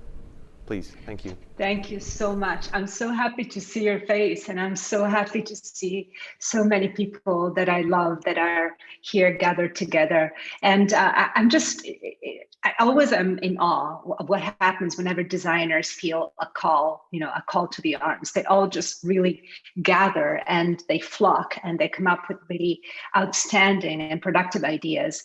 And that's what's happened even in this case with this call to the future Bauhaus, and that became the Bauhaus of the Sea very, very appropriately in Lisbon. So today, I would like to really follow this call to the arms by talking about design for activists and for citizens, and looking at some projects of my past and some projects by other people, and trying to understand what I would do differently or what I would add today after what happened in this past year and a half, the pandemic, the race protests, race-based protests, the challenges to democracy all over the world, and more recently, even more stories of migrants and natural and human-made disasters, and just, all of these different events that have happened in the world that are very close to designers, as always, because that's what we do. We deal with life. So I'm going to start because, the host disabled participant screen sharing, that makes my life a little difficult. So if you could give me screen sharing, that would be fantastic. No, it's not going to happen. No. So if I cannot share the screen, what's going to happen? Host, please help. Host in Lisbon. No. Yoo-hoo.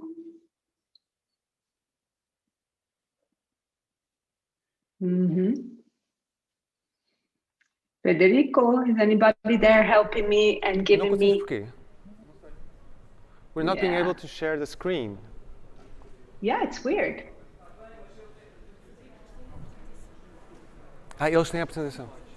So they have, so Paul, they have, we have your presentation here. You just have to ask for slides. I have to say next. Yeah, I'm afraid so. Oh my God. Okay, let's go back 15 years, ladies and gents. So next, please. Yes. So I would like to start with this ode to the ocean. That is this beautiful work by Aki Inomata that was actually the superstar of the Triennale of Broken Nature, because it really fits with the narration of today. But I would like to move on immediately to the next slide that talks about how the world of design right now is not particularly quiet and meditative, but rather quite enraged. And Alessandro Mendini was many different things, but he was first and foremost an activist of design. And this beautiful performance that he did in the early 70s of burning a chair to represent the fact that design had to change and had to get involved with the world and not just think about furniture and about superficial additions to life is very pertinent today. So if we go to the next slide, I would like to talk about one of my moments of loss of innocence, which is the time that the 3D-printed gun was released into the world in the form of open source files. You probably remember that. It was really a pivotal moment for me, because until that moment, I had believed, like a Pollyanna, that design is always about making people's lives better, that it's about constructing and making a better world. And all of a sudden, and the same happened with open source, and all of a sudden here is everything that I believe in turned on its head and made into the potential of actually making other people's lives much worse. So that moment is when I realized that design was a force that could go either way, and that it could be a lens to understand better the manifestations of violence in contemporary society. Next slide, please. And that's how design and violence started. I don't know how many of you have been able to follow this project, but it was very important for me and for my co-curator, Jamer Hunt. Jamer Hunt is, many of you know him, he's a great educator and a great curator. He's now at Parsons, and he's one of my favorite partners in crime because we have minds that really fit well together. So we decided to explore the manifestations of violence in contemporary society by using ambiguous design objects as a lens. When I say ambiguous, it's because these objects could be either good or bad. They deal with violence in a very subtle way. You're looking here at one of the screens and you see the Toyota 4x4, which is arguably a force for good because it was supposed to be a utilitarian vehicle for agriculture, people in agriculture and farmers, and instead it became the narco-trafficker's symbol or the guerrilla car. So things that can go either way, that can get co-opted like any other tool. Jamer and I presented this as an exhibition at MoMA, and it was not accepted as an exhibition. I kind of understand why in hindsight, but it became a really powerful online project. And this is something that I would like to connect with right away. When we talk about design as a tool for activists and for citizens, it starts with taking responsibility, right? So as designers, we don't just do a complete random, we reason our choices. And to me, design and violence was a way to take responsibility, to create a dialogue, to talk about when good things go bad. And it really went on to become quite a successful project, even though it was just a WordPress project online, because Jamer and I decided that it was too urgent a discussion to have, and we decided to make it happen online. We started a WordPress site with no money and nobody's permission. We called in favor. We always had, next slide please, we always had a person that had authority and knowledge of the different issues talk about that particular object. So we would have a curatorial introduction, the discussion, and then we decided to really use the means and the platform online to its 100% degree. We asked questions of the audience. And that was a very different and more direct way to really have a conversation. Every different entry would have a question. And some of these entries also became reality. Next slide, please. You can see here the Rael San Fratello, now very famous border wall project that at the time of the Design and Violence website was just a drawing, and then just last year it became a performance that lasted only 5 minutes in between seesaws at the border between Mexico and the United States. It lasted only a few minutes before the border patrol came and took it all down, but this went everywhere and became another way to really crumble, at least we hope, the power of the previous president of the United States. Next slide, please. But I was telling you that it was really also about asking questions and having a dialogue. And you see here some of the questions that we asked, some of the questions that really got a lot of answers. For instance, we published the redesign of the slaughterhouse by Temple Grandin, the redesign of the chute that makes it so that cows do not see that they're about to get slaughtered, and therefore they get less scared. Is that more humane? Who knows? And also they don't produce cortisol that ruins the meat. So this kind of ambivalent and kind of like subtle and insidious way of being more humane. And the question, the person that wrote the piece was Ingrid Newkirk, the president of PETA. And the question was, can we design a violent act to be more humane? We had more than 150 comments to that. And I discovered the power of debate, of real debate when it comes to design. Sometimes as designers, we shy away from public confrontation. We do academic confrontations, we remain in our circles, but how about really having a conversation with our public? And there were many different questions. And the confrontation was so enjoyable and engaging, next slide please, that we also decided to have some Oxford style debates for real live in some of the theaters at MoMA. And in this particular case, we also brought in Cody Wilson, that was the conceiver of the 3D printed gun. That was before he got actually accused of sexual harassment or violence. Otherwise, we wouldn't have brought him in at all. But we brought him in to debate Rob Walker. I don't know how many of you know Rob. He's a fabulous writer and thinker about design. And the debate had as a motion a question about open source. You know, is open source always good, in other words? So debate, thinking, connecting design with real life, showing to as wide an audience as possible the power of design, not only form follows function, but also as a lens to understand reality. Next slide, please. And that particular project, Design and Violence, was so important for us because it enabled us to talk about things that mattered, to talk about politics, to talk about life, to talk even about the lethal injection, even though it was hard to find a design object that could give us a way into lethal into death penalty in the United States. We did find it. We decided to use midazolam, which is the one of the three. It's so horrible to even talk about it, but one of the three drugs that are normally used in the United States for lethal injection. And the person that wrote the piece was a man that had been in death row for more than 30 years until he was completely exonerated by a DNA analysis, of course, a Black man. Next, please. So finding an audience as wide as possible, talking, and then bringing this dialogue to fruition. And this is where I would like to talk about one very proud moment of my life, and also a very lucky moment of my life, because this is the 22nd Triennale di Milano that happened in 2019.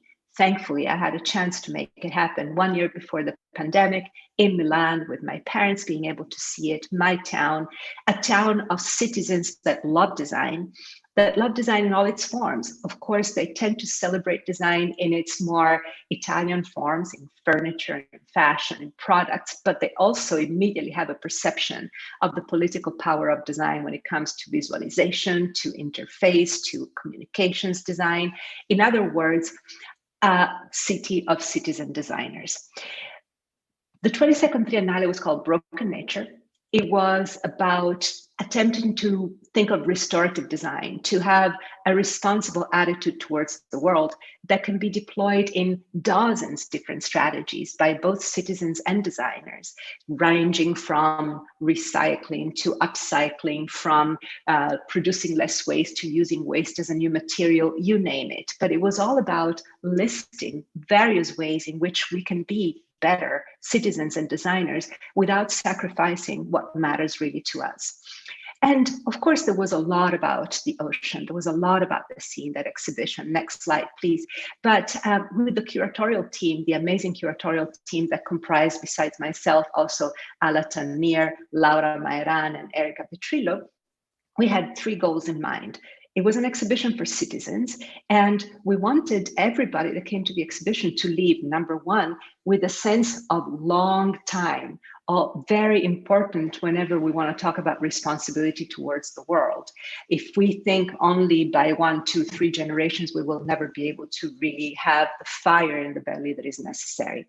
Second goal, everybody should leave with a sense of the fact that we live in systems, that everything is connected, and that the complexity that these systems, of course, engender can be our friends if we know how to tackle it. And number 3, we wanted everybody that came to the exhibition to leave with a sense of what they could do in their everyday life to be more restorative, to be better. So you see here a slide that shows the images of change by NASA that are public domain. You can watch them everywhere.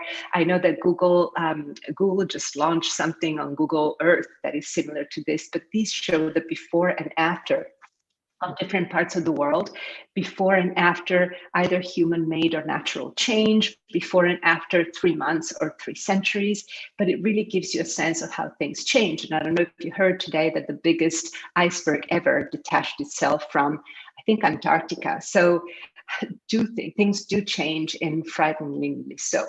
I'm not going to go through the whole exhibition, just the parts that are really important for us to think of design as an activist form, and also the parts that refer to the ocean. Next slide, please. And you see here a first quote of ocean in the work of two artists. One is Kelly Jasbach and the other is Mindy Barker. Kelly Jasbach gathered all of these kind of stones that you can find on a beach in Hawaii that are the product of debris of plastic waste and volcanic lava, but they look like fossils of the future, what we can find centuries from now, plastic embedded in our stones. And on the right-hand side is Mandy Barker that takes pictures of plastic waste in the oceans using expired film and broken cameras, and creates these strange specimens that could be from everywhere, and they are from our waste. Next slide, please. And then I was telling you before about the star of the show that was Mercy. Mercy is a little octopus, a little female octopus that immediately appropriates this resin 3D printed shell of an ancestor, of an ammonite, that is put in the same tub by Aki Nomata, her master and her artist. So this idea that you can really obliterate millennia, not even centuries, but millennia, just by using the design instinct and the domestic instinct that is embedded in all animals. Next slide, please. Ocean literally so is what Alex Goad is really enmeshed in. Alex Goad is in Australia, and he 3D prints ceramic trellis that are meant to help replenish the coral reef. It'll take time. It's about making this inert material into a new scaffold for life, and it's going to take generations, but it's the beginning. And once again, it gives a sense of the importance of long time. I'm not going to go into Sputniko's beautiful shoe because I want to really move through watery as much as possible ideas. And I'm going to go next slide, please, to the Atelier Luma and the beautiful work that they're doing with their algae platform. As you probably know, algae is a byproduct of our waste and our pollution. And Atelier Luma is trying to teach people in different parts of the world to use the algae that are local pollution, and make them into bioplastics that can then be 3D printed into objects from the material culture of the place. This beautiful circularity of giving back to life what was taken. And this reminds me of a great quote by a fashion designer from South Africa that I spoke recently with because of a podcast at MoMA. He says that what we're doing right now by being irresponsible is we're stealing from the future, right? And it's very beautiful to think that way, because the circularity that we often think of in production and supply chains is also an intellectual and cultural circularity. I like it very much. Next slide, please.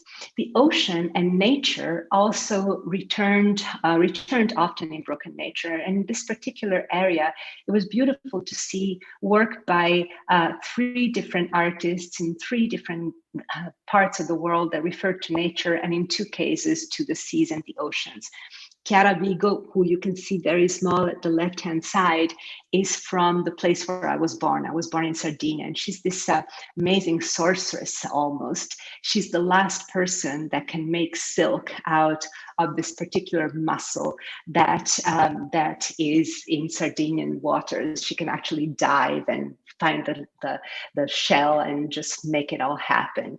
And the same happens with the oyster divers, the women oyster divers in Japan, the Ama culture, while Alex Rodriguez is a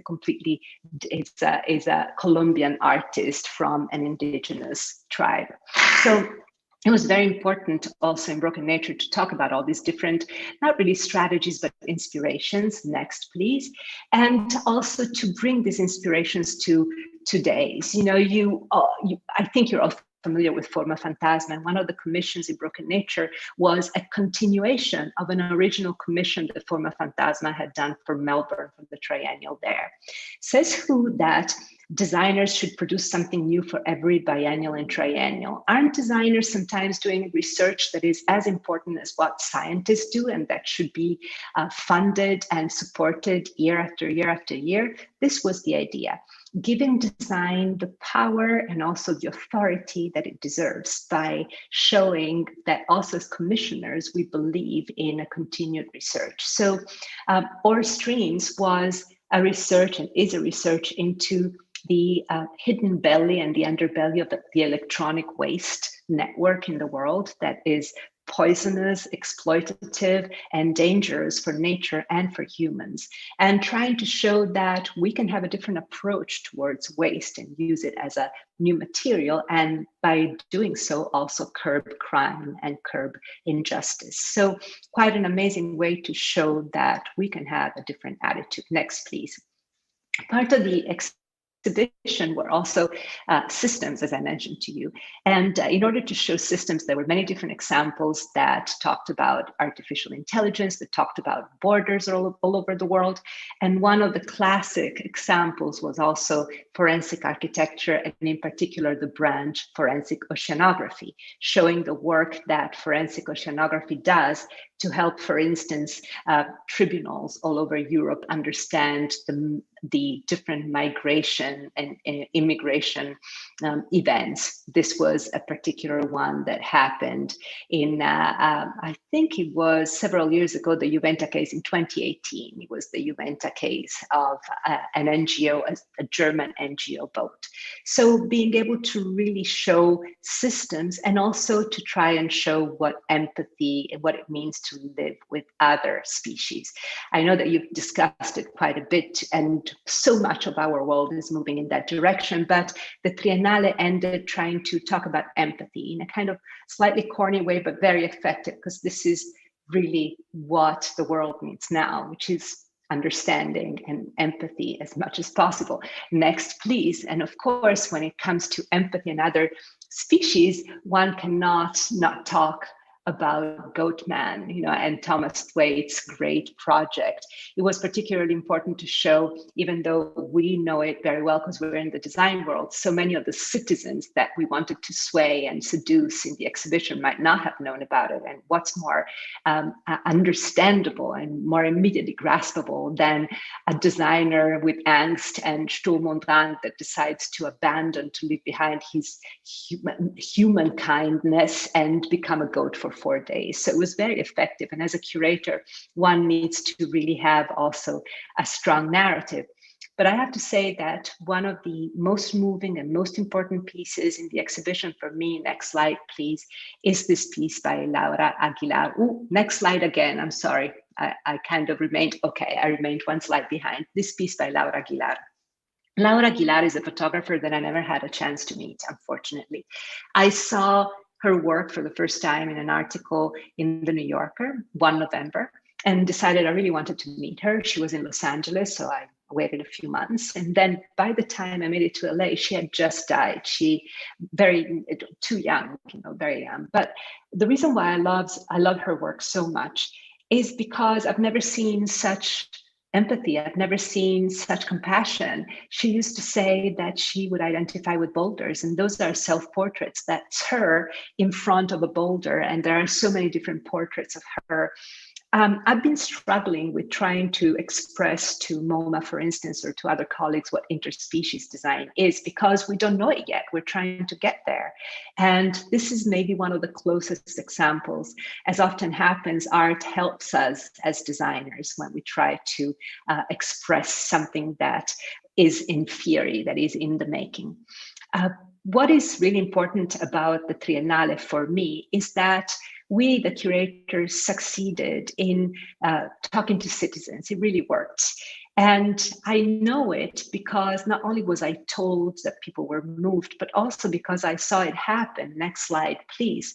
The kids that were protesting, that were doing Fridays for the Future, that were following Greta Thunberg and taking off from school on Friday to march, were gathering at the Triennale in Broken Nature and starting the march from there. And it really shows that our goals had been, at least in part, achieved, that exhibition had become part of the fabric of the understanding of what's important in the world right now and what design can do for it. What is important is to continue highlighting great examples. And next slide, please. This is a project that I began with my great friend, Alice Frosthorn, who's a great design critic, as you know very well, at the beginning of the pandemic. I was watching Fat Joe, you know, the hip hop artist, doing his Instagram lives every night during the lockdown. And I thought, you know what, we can do that too. And we can use even this platform to show how fundamentally powerful design can be. And so we started these IG Lives, and we went on, we're still going on and doing them. At the beginning, next slide, please, we would really focus on the pandemic. We had these interviews, for instance, with Alyssa Eckert, who is one of the 2 illustrators at the CDC in Atlanta, responsible for that illustration of the coronavirus. You know, the coronavirus is what you see on the left-hand side. It's a blob, it's a gray blob, and that's actually a computer reconstruction, because at that scale, you cannot even use optics. So it's Alyssa and Dan Higgins, her colleague, that decided to make this round sea mine, deep water mine, or this hellraiser monster with red S protein, spiky, that showed the danger of the coronavirus. That's design, it's communication design. And so is, next slide, please, the powerful cover of the New York Times, for the first time not having any images, but just 100,000 names of people that had died when the threshold was only 100,000. Another powerful feat of communication design. Next, please. We would also be interviewing accidental designers like Dr. Marco Ranieri on the left-hand side, an anesthesiologist from Bologna that got together with designers, product designers, and industrialists and put together a split ventilator overnight. And on the right-hand side, instead, absolute pedigree designers, BBDO in Wellington, New Zealand. Alice and I decided that this was the best campaign for awareness of what people should do and citizens should do during the pandemic. So we interviewed them. Next slide, please. Alice also had this beautiful contact with Roya Mahbub, who's an entrepreneur in Afghanistan, and with this group of female teenagers that are complete engineering nerds that got together and started producing PPEs and ventilators. My heart goes out to them, and I hope they're going to be fine in the next few months. But as you can see, there was a great array of different examples and case studies that we wanted to present to the public. And at some point, we started thinking also about the future. Next slide, please. And about examples of different attitudes about design and architecture that can help us actually build a better world for real, or at least try with humility, without trying to be too flourish, but just like really active. You're looking here at an epic project, which is the Great Green Wall of Africa, which crosses from the Atlantic Ocean all the way to the Indian Ocean at the southern border of the Sahel. And it's the idea of trying to really modify a continent to replenish certain climate dynamics that have been completely destroyed, and also trying to help the world and help different communities along the way. It's several nations that coordinate their efforts. It's epic because it's not only the scale, but also the political scope that is so powerful. So we talked about that. Next slide, please. And then instead, at a much simpler scale, also new ways of building.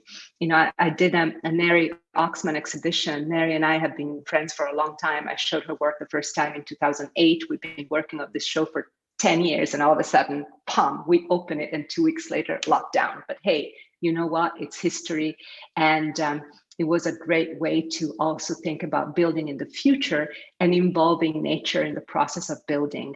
You see here some work on the right-hand side, the silk pavilion done with silkworms that are contractors and designers. Hopefully they're also happy. We will not know that for a while until we're able to truly communicate. And then at the bottom wall, you see new materials that are made using, for instance, pectin or other materials, bioplastics and biomaterials found on Earth. Therefore, materials and objects that have a predictable biodegradability. Next slide, please. And we're also investigating different ways of building from different parts of the world.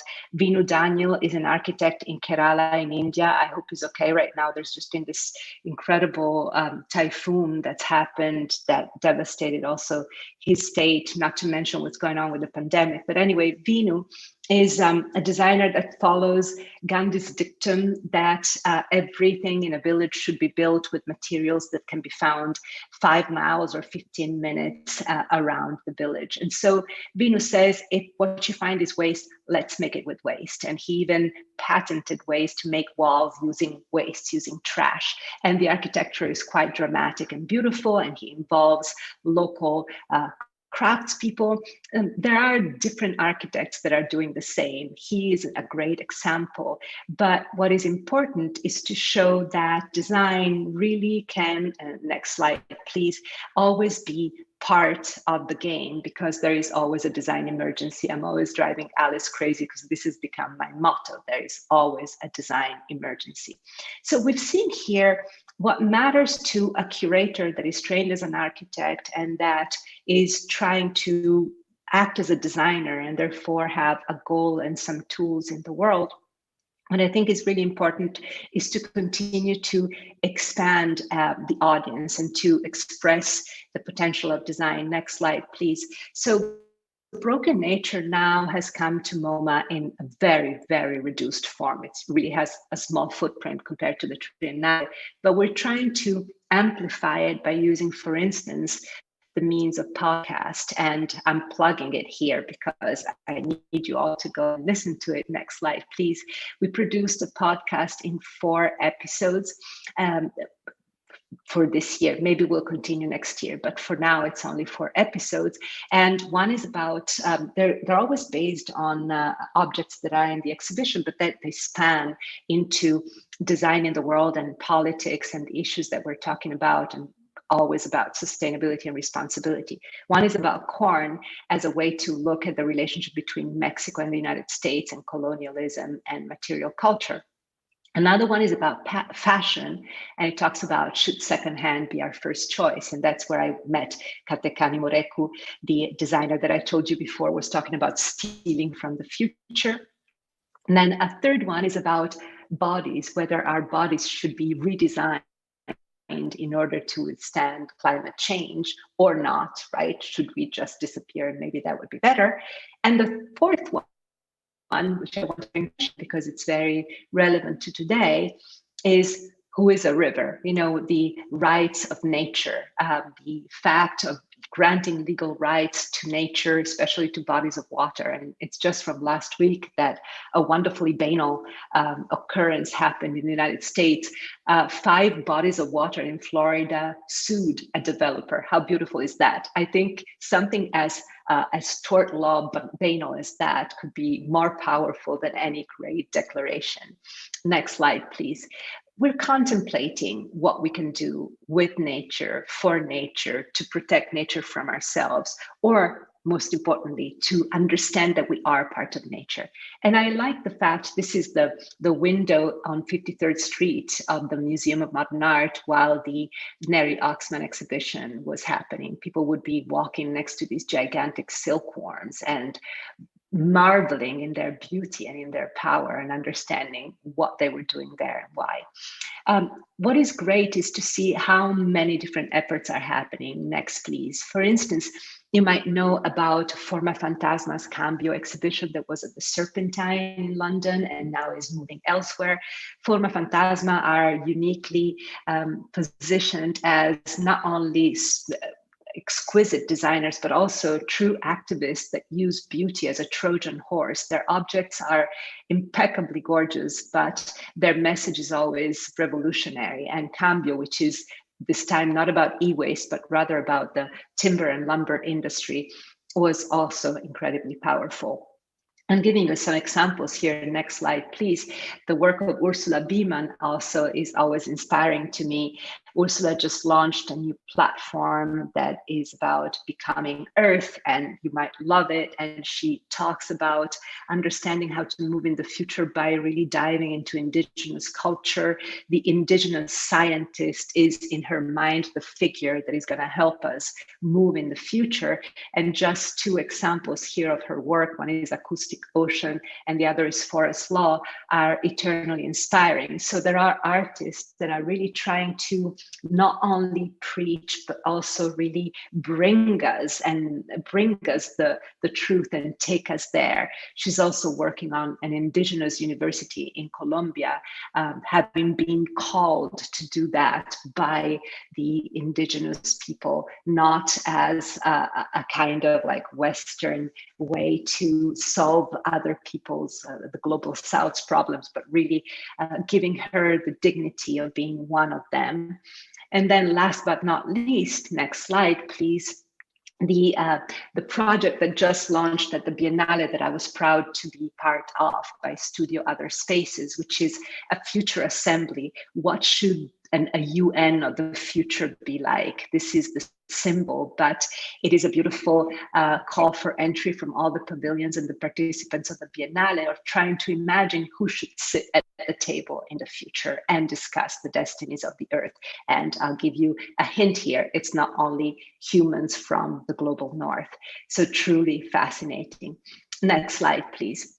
What we must remember is that nature can do without us, or at least that we are part of nature, but not necessarily fundamental. We've seen what happened during the pandemic. Blue skies in Delhi, Los Angeles, and Beijing. Next slide, please. Animals taking back the cities that they had to abandon a long time ago when we started building.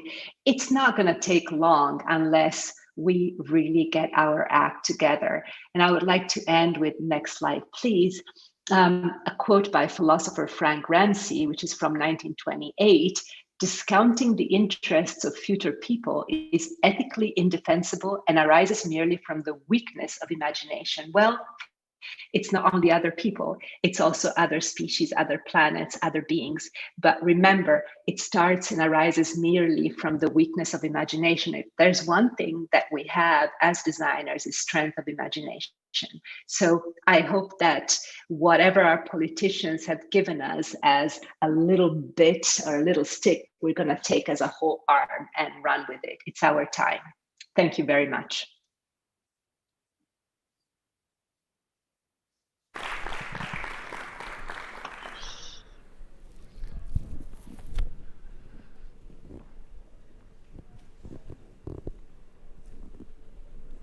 Thank you so much, Paula, for the imagination and the inspiration. We are now coming to a close to our day, to our long day. It's been 9.5 hours, if I recall, my first introduction here. And I would like to welcome the rest of the team who've actually thought about the Bauhaus of the Seas. Nuno Nunes, Mariana Pestana, Miguel Figueira, and I hope we are joined by Heitor Alvelos, who is in Porto. And Zé Albergaria as well. I'm not sure if my mic is on.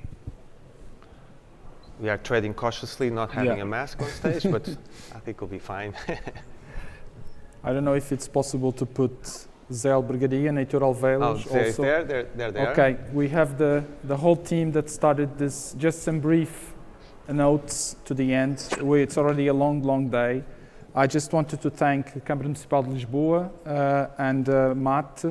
I also would like to thank, of course, all of the great staff that made all of this possible, from CMU Portugal, from Técnico, Alexandra, Silvia, Mariana, Maria, Beatrice from MAT, and Rita and her amazing team, and of course also all of the technical support team. Thank you, everybody.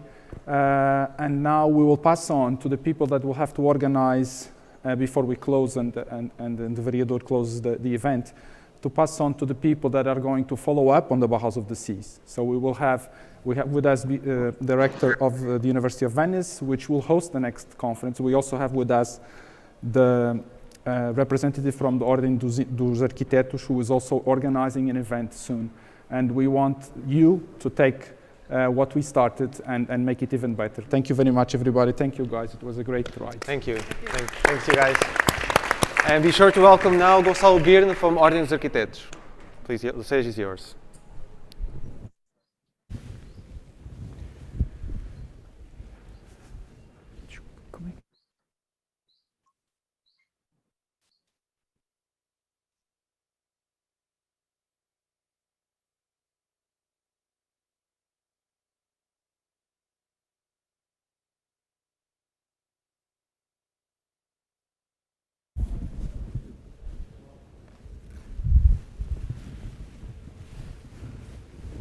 Okay.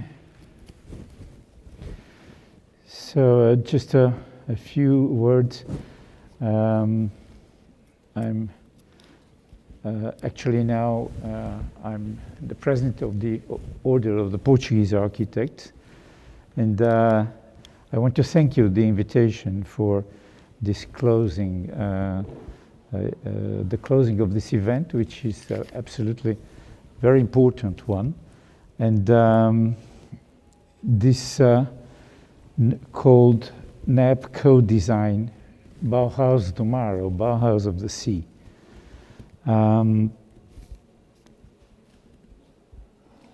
would like to start saying that we were very much surprised with a speech of on the 16th of September last year from Ursula von der Leyen, announcing the NEB, New European Bauhaus. It was a very pleasant surprise, and this is interesting because it's almost 100 years after the beginning of the Weimar, the real Weimar Bauhaus, which took place after a terrible First War, and also at the end of the terrible First World War, but also of the Spanish flu pandemic. And now, 100 years after, we are coming out of measures to change the climatic crisis, but also out of a tremendous pandemic of COVID-19.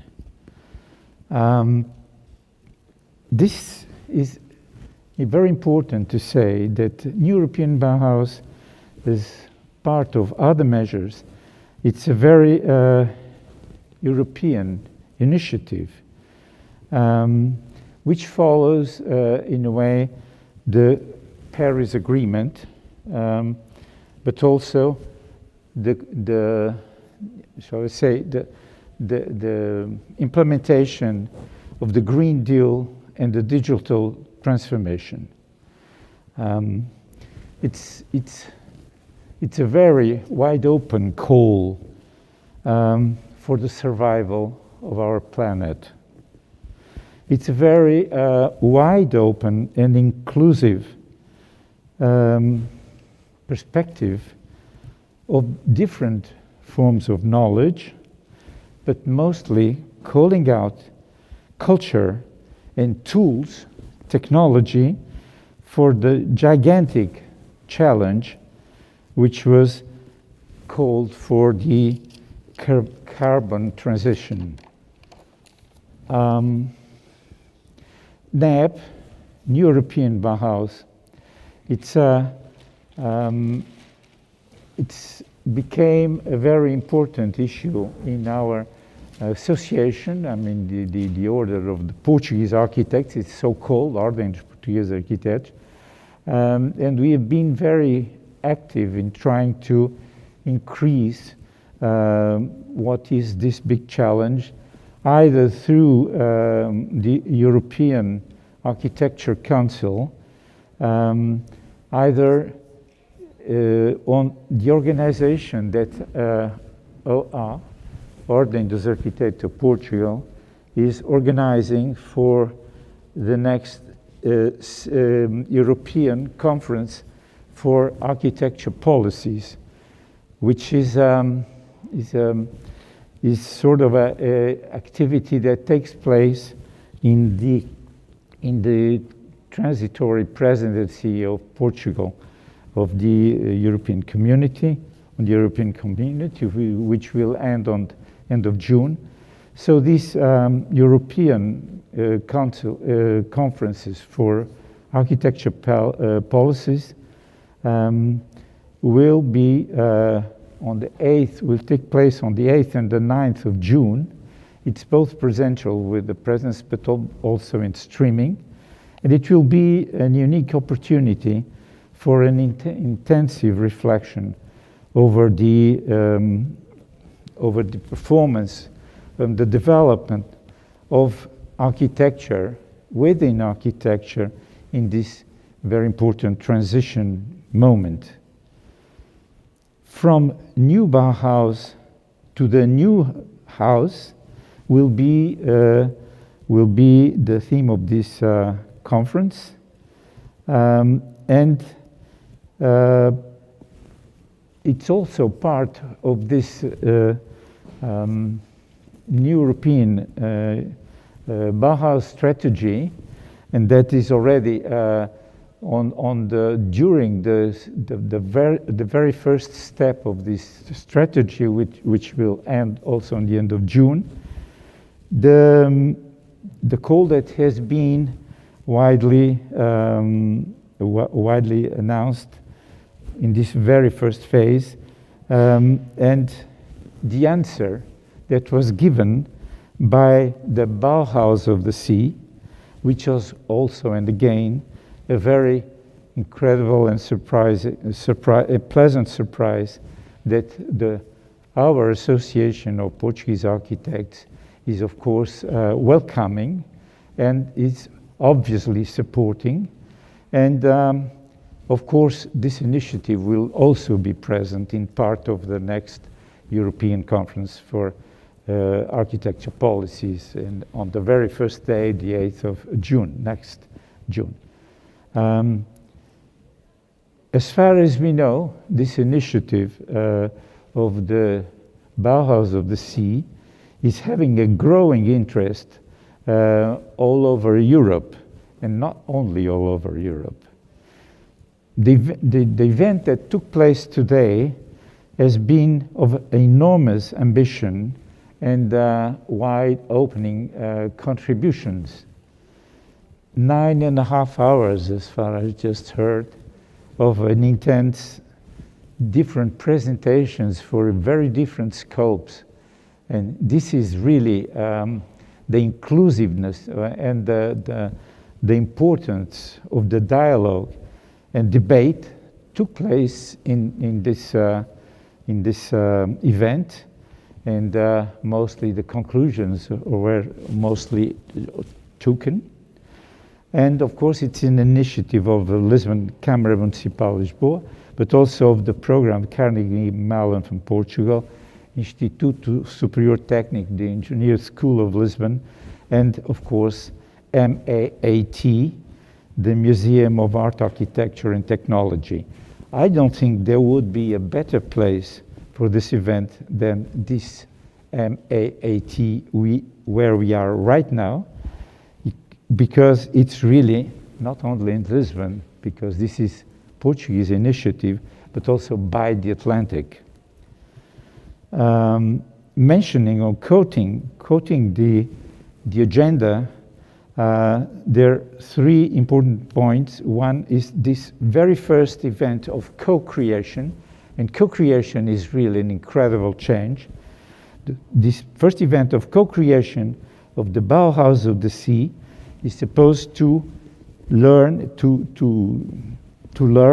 and participate on its really improvement and developing. Bauhaus of the Sea was, as far as I know, the very first thematic network that was proposed to the on the context of this very first phase of co-creation of the new European Bauhaus. The sea is our house, and the sea is also a space of creation.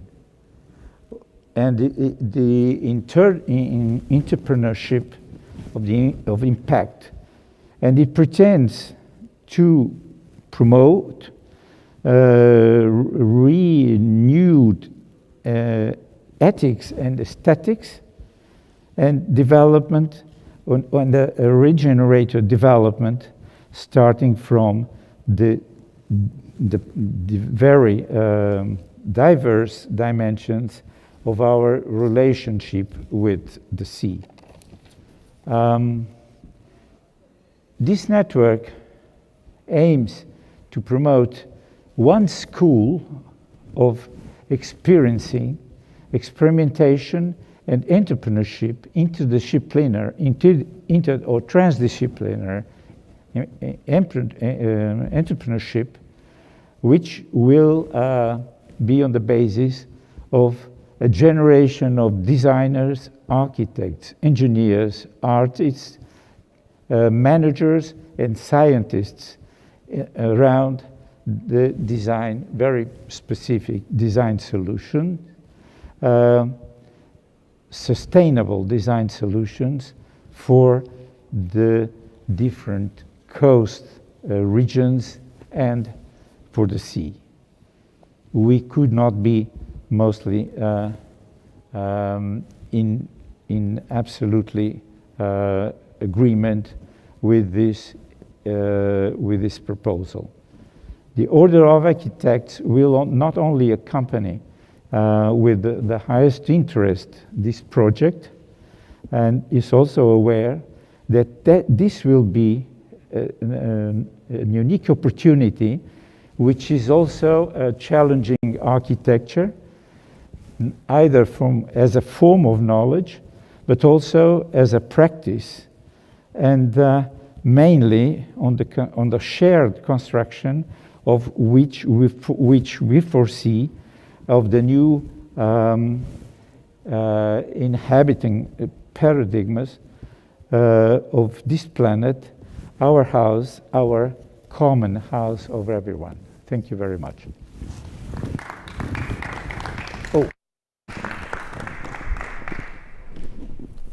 Guardare al passato per progettare il futuro. Nel 1919 Bauhaus riuscì a rompere gli schemi dell'insegnamento, facendo in modo che i docenti e allievi collaborassero per creare un'innovativa unità culturale. Un percorso che rappresentasse una nuova espressione della civiltà moderna e industriale. Un patto generazionale che oggi a più di 100 anni siamo chiamati a riscoprire attraverso il neonato Bauhaus dei mari, o Marhaus, che letteralmente significa il mare come casa nostra. Attraverso il coinvolgimento di tutte le regioni costiere e le città marittime d'Europa dovremo essere in grado di spronare il mondo a capire come possiamo relazionarci con il più grande bene comune del pianeta, il mare. Grazie agli organizzatori, in particolar modo alla rettrice dell'Università Ca' Foscari di Venezia, Tiziana Lipiello, che saluto, e al professor Nuno Nunes dell'Istituto di Tecnologie Interattive di Lisbona, per aver voluto che la città di Venezia fosse una protagonista fondamentale di questo innovativo percorso. Ancora grazie. Parlare di salvaguardia e ruolo strategico del mare per il futuro dell'intero ecosistema mondiale è senza ombra di dubbio uno dei punti fondamentali che la comunità internazionale non può più rinviare. Le terribili immagini della serata del 12 novembre 2019 sono ancora ben nitide nella memoria di tutti noi. Quella devastante acqua alta, a 187 centimetri, ha messo in evidenza la devastazione della città e ha fatto suonare un campanello d'allarme sulle ripercussioni dei cambiamenti climatici a livello planetario. Il 3 ottobre dello scorso anno, per la prima volta nella storia della città di Venezia, Venezia è riuscita a fermare il mare e a lasciare Piazza San Marco all'asciutto. L'ingegno dell'uomo ha saputo frenare la forza della natura. Grazie al Mose abbiamo salvato la città. Questo però non ci consente di abbassare la guardia. Venezia, città patrimonio dell'UNESCO, subisce, prima di tante altre realtà costiere, l'effetto dei cambiamenti climatici. È quindi fondamentale che si faccia squadra per dare risposte concrete a problemi che non sono più trascurabili. Domenica scorsa, il 16 maggio, Venezia ha festeggiato la Sensa, che come da tradizione è l'occasione per ricordare il rito dello sposalizio del mare. Venezia ribadisce così ogni anno il suo stretto legame con l'acqua, che è sempre stato elemento fondamentale per la vita e il progresso della città. Quel legame che non dovrà mai venir meno, il legame col mare, con l'acqua, per assicurare a Venezia che è stato di acqua e stato di terra, prosperità e continua crescita. In veneziano, stato de mar e stato de terra. Il 20 e 21 assume quindi una rilevanza fondamentale per Venezia. Dovrà essere il momento di inizio di un nuovo percorso. Già dal 2015 abbiamo voluto dare nuovo entusiasmo a una Venezia che sembrava più impegnata ad ancorarsi al suo passato piuttosto che guardare con coraggio al futuro. Venezia è una città del mondo e tutti i cittadini del mondo ce l'hanno a cuore. Questo è lo spirito con cui stiamo celebrando quest'anno i 1600 anni dalla fondazione della città. Fare in modo che tutti si sentano protagonisti di un evento che si intreccia con la storia di tanti popoli e paesi del mondo. Con questo spirito vogliamo fare in modo che appena si potrà i turisti possano tornare a visitare Venezia, che tutti voi possiate venire a Venezia. Dovrà essere un nuovo rinascimento, dove proprio grazie alle tecnologie si punti a un turismo più sostenibile, un turismo più rispettoso, in un luogo che abbiamo il dovere di tutelare e garantire per le future generazioni. Tutte le città d'arte devono rispondere a questo appello, per garantire quel delicato equilibrio che si deve creare tra chi abita un luogo e chi lo viene a visitare. Ecco perché abbiamo voluto investire su progetti seri volti a incentivare la residenzialità. Ecco perché abbiamo promosso percorsi per invogliare i giovani a stabilirsi a Venezia, a venirci a risiedere. Sono gli stessi ragazzi che vengono all'università e che domani magari decideranno di farsi una famiglia e far nascere i propri figli proprio a Venezia. Serve uno spirito lungimirante, quello stesso spirito che impone a noi amministratori, tutti amministratori, di pensare alle nostre città tra 10 o 20 anni. Servono progetti e investimenti che guardino al futuro. Quegli stessi progetti di sviluppo e progresso che sono stati alla base della nascita proprio di Porto Marghera. Era il 1917, appena 2 anni prima della nascita di Bauhaus, e i veneziani capirono che la città doveva puntare su quell'area per una nuova concezione di crescita economica. Il prossimo 29 giugno inauguriamo il Salone Nautico all'Arsenale, al quale siete tutti invitati. Una manifestazione per valorizzare quel popolo del mare, come lo dico io, come lo chiamo io, che è la più attenta e interessata sentinella delle nostre acque. Il Bauhaus dei mari troverà a Venezia tutto il sostegno che la città è riuscita a costruire in secoli e secoli di esperienza proprio con l'acqua. Metteremo a disposizione tutto il nostro know-how e soprattutto quella attitudine decisamente veneziana di trasformare le difficoltà in elementi positivi di crescita. Venezia, la più grande e la più antica città del futuro, guarda favorevolmente all'innovazione, al rinnovamento e sarà convinta promotrice di questo progetto, assieme a Lisbona e alle altre città europee sostenitrici. Saremo sostenitori di un approccio all'ecologia e alla salvaguardia dell'ambiente grazie al progresso scientifico e tecnologico. Venezia è sempre stata in prima linea e anche oggi è in prima linea in questo progetto, ma è fondamentale che il governo italiano e la Commissione europea ci diano ascolto per quanto riguarda il futuro della laguna, del porto e per realizzare le bonifiche ambientali a Porto Marghera. È tempo di passare dalle promesse, forse troppe negli ultimi anni, ai fatti ed è fondamentale che almeno vengano erogate urgentemente le risorse mancanti per finire l'opera del Mose e i progetti di riqualificazione per tutta la laguna di Venezia. Se avremo successo, riusciremo a incidere nelle scelte del nostro tempo e le future generazioni plauderanno al coraggio e alla determinazione di noi tutti, che oggi stiamo credendo e sostenendo questo questo innovativo e anche originale progetto. Colgo l'occasione per ringraziare il sindaco di Lisbona, Medina, e tutte le autorità portoghesi per aver invitato la città di Venezia a questo importante convegno. Vi aspettiamo a Venezia per sviluppare il Bauhaus dei mari e affrontare con voi la difesa e la tutela delle nostre città. Buon lavoro a tutti.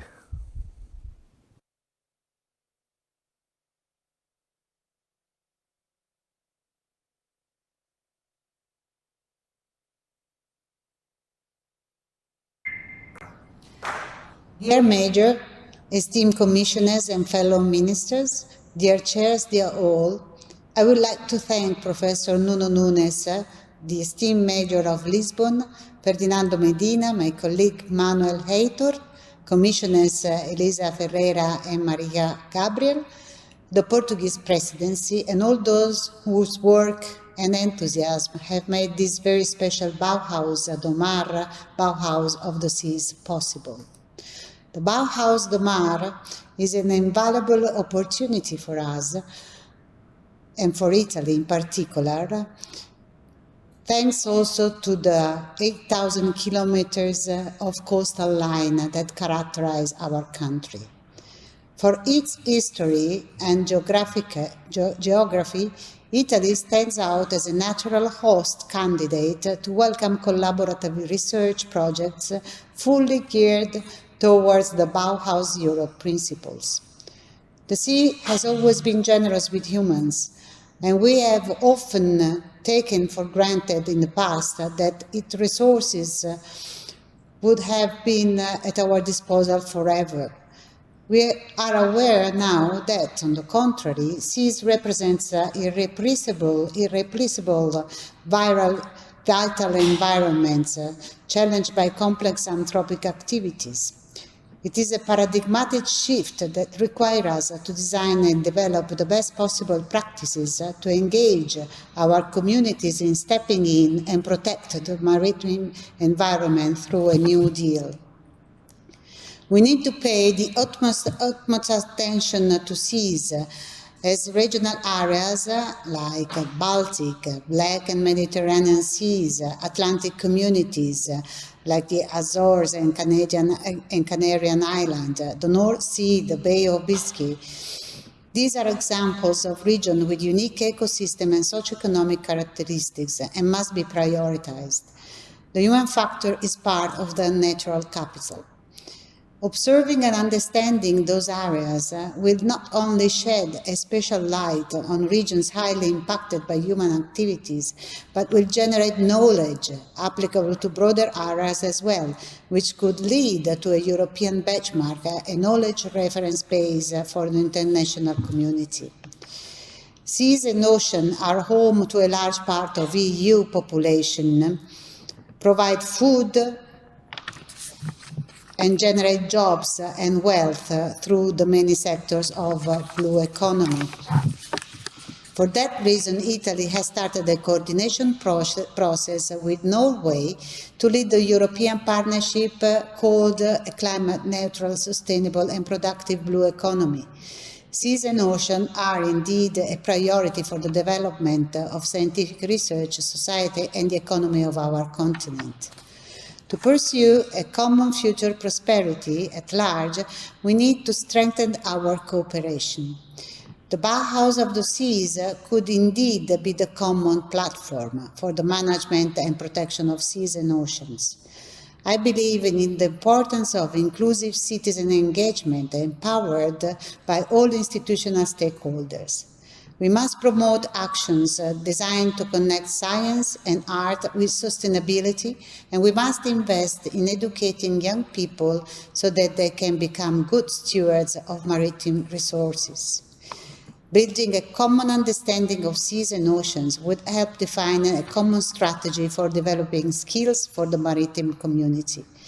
These, which we call blue skills, would pave the way towards blue jobs and blue prosperities with relevant impact on economy and society. We believe it is urgent to have citizens and institutions engage in the promotion of a new responsible and sustainable cultural approach to improve the quality of interaction of society with nature and the seas. Thank you very much.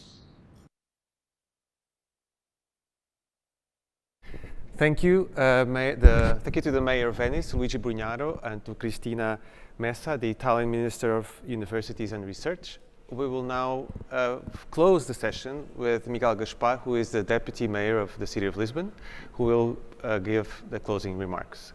Thank you again for being with us. Our journey has just begun. Be sure to follow our website, bauhaus-mar.pt and bauhaus-mar.eu, and follow us on social media. You'll be sure where to find us. Thank you and have a good evening.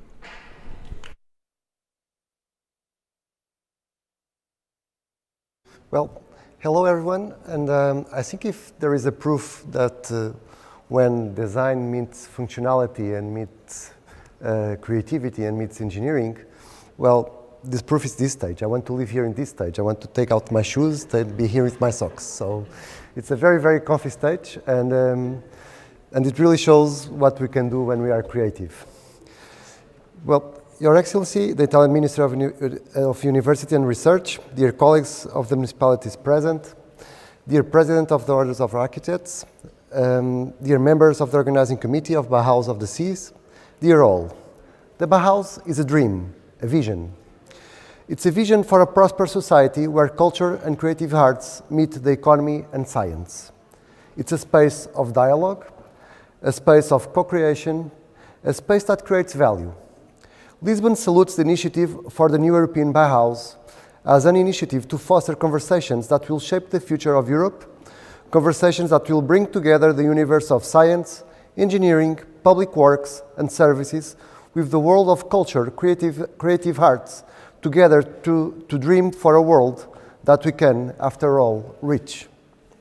To reach these crafts is, after all, create value. More and more, the new generation is focused on sustainability, quality of life. It is not possible to design a city for the future without vision, a city that will be designed for the children of today, the adults of tomorrow. But also, our generation has different requirements. The COVID-19 has accelerated the awareness of the importance of the environment, the importance of having spaces in the city where one can walk, feel safe, and enjoy the city. With COVID-19, we have an opportunity to use this harsh experience to respond to the people's needs, provide better cities, more livable cities. And this discussion has a perfect fit under the Bauhaus movement. In fact, cities are more and more living open labs where the space for experimentation, for collaboration is normal, and we shall say mandatory. Lisbon has the experience of bringing the culture to the streets, to the gardens, to the sport arenas, where the everyday life is enriched with different kinds of arts. Culture in the form of street art, culture in the form of music, culture in the form of stage arts, culture in the form of cobblestone, culture in the form of design. To accept this experimentation is to foster tolerance, integration, to foster the social elevator, to bring safety to streets. And when you foster this kind of environment, you attract and retain talent in your city, and that is one of the biggest challenges of the cities of the world. Europe is an open space. It's an open space with free circulation among member states, but also a region open to the world. Europe is in a special position to lead the transition to a carbon-neutral economy, to lead in the transition of cleaner energies, to lead in the transition to better transports, to lead in the transition to a true sustainable future. To achieve that, we need the best of the world among us.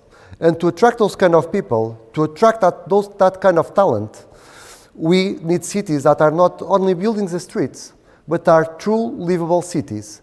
Cities that attract the new generations and foster different environments where the traditional crafts meet the new design, where technology meets the creative arts, and where people meet during the day, but also in the nightlife, in the gardens, in the riverside. From these mixes of experience, we shall ambition to accelerate the circular economy, to have better designs, rethink and change our habits to allow our pattern of consumption, or at least to lower our impact, aiming for neutrality.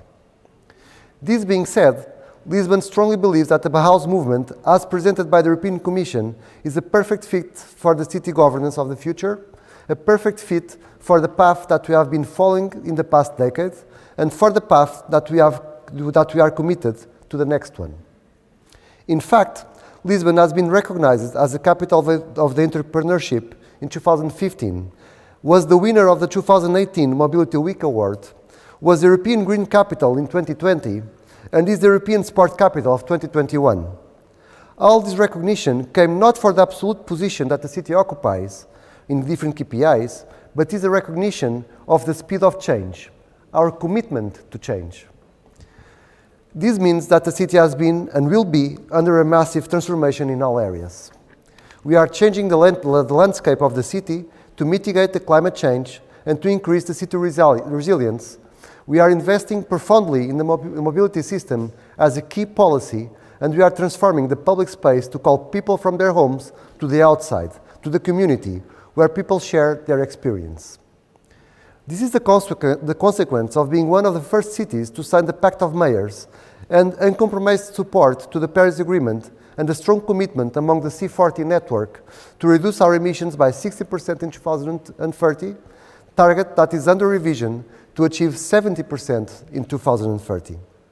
This kind of transformation of the city brings great opportunities to participation, but more important, great opportunities to bridge the universe of culture and engineering and design. I cannot put in words in what only eyes can see, but take a walk in Lisbon. All Lisbon, not only the ones of the postcards. You will find beautiful street basket fields, where an homage is made through urban art to the heroes of the sport, creating safe conditions for kids to gather around the basketball, where no social class, no origin is a team, just the will to play. You'll find art installations in streets where the space of the car was cut to less than half and where life has occupied the street. You'll see our cultural reference in the cobblestone, side by side with the city's heritage of Fado, its culture, our narrow streets that everyone wants to discover. You'll find the flavors in the food made of ingredients processed by the most competent chef and their creativity that use products that push our primary sectors to evolve, to use technology, and to be more and more sustainable. Without the connection of the economy, urban space, and culture, we wouldn't be the same city, and we want to push that to the next level. The umbrella of the Bauhaus movement is a great leverage for this conversation to boom opportunities, but also to tackle the challenge of housing, gentrification, and all the tensions that the cities also live. But we want to go specific, deep dive in the conversation. We want to see a hub for the Bauhaus of the sea. 16 years ago, the Portuguese response for the country growth was the sea. Long before that, Lisbon was founded and developed as a seaport. Thanks to this, Lisbon grew as a cosmopolitan city, a true crossroads of cultures, which made it a tolerant city and open to the world since its very beginning. The blue economy is now the 8th largest economy in the world, generating $2.5 trillion of GDP according to the OECD. As for Portugal, according to the latest data, blue economy grew 60% between 2015 and 2019, from 3.1 to 5.1 of the national GDP. In the new global context that we are experiencing, a new phase of triple climate energy digital transition, the blue economy must assume itself as an axis in the strategy for decarbonization. In the new business models that will define the sustainable blue economy, Lisbon has enormous potential to affirming its natural vocation as the global capital of the blue economy, where entrepreneurs, scientists, investors, technologists, creatives, and financial people connect to build entrepreneurship and innovations that will mark this new phase of the blue economy.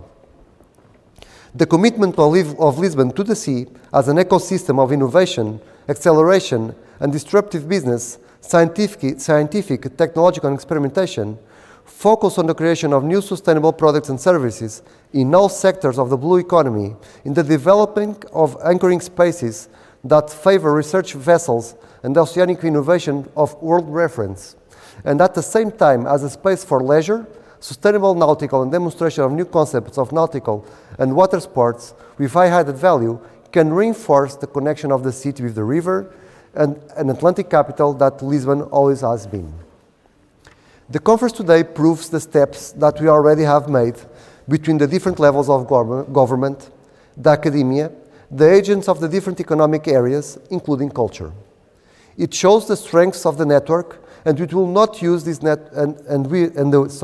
It shows the strength of the network and the will to use this network of cities as lighthouses for the rest of the European region, but also commitment to respond to the need of the different agents that want to act, want to join the conversation. Our heritage, our location, our culture is a city of the sea. A perfect hub for an initiative that focuses on the human activity on the sea, the sustainability of the oceans. But Lisbon and its waterfront, it's also under strong transformation. The more than 3.5 billion euro program around the public transport infrastructure, including new tram lines that will connect the entire waterfront of Lisbon, will open opportunities to rethink the city, the space, the economic activities. These lines will connect two major hubs, Hub do Beato, focused on technology and creative industries, and Hub dos Oceanos, in the Pedroços, with direct access to the sea, focused on the blue economy. It will be connected to the Gardo Oriente, part of the TEN network, connecting the region to Europe. Lisbon Airport will always be near, connecting Lisbon to all continents, with special centrality concerning Americas, Africa, and Europe. And of course, the Lisbon Harbour, the origin of Lisbon, with several consolidated activities, but where there is a recognized green field to develop new business, new activities that can join the different sectors of the city, reinforcing the Bauhaus movement. Ladies and gentlemen, this movement wants to fulfill a very simple idea: to improve our life as a society. Lisbon is ready to be a key part of the European Bauhaus and a key stakeholder in the Bauhaus of the sea. The decision to act on our side has been done. Now, what we only need is to join efforts to build knowledge, culture, and value that we can share with others. Thank you very much.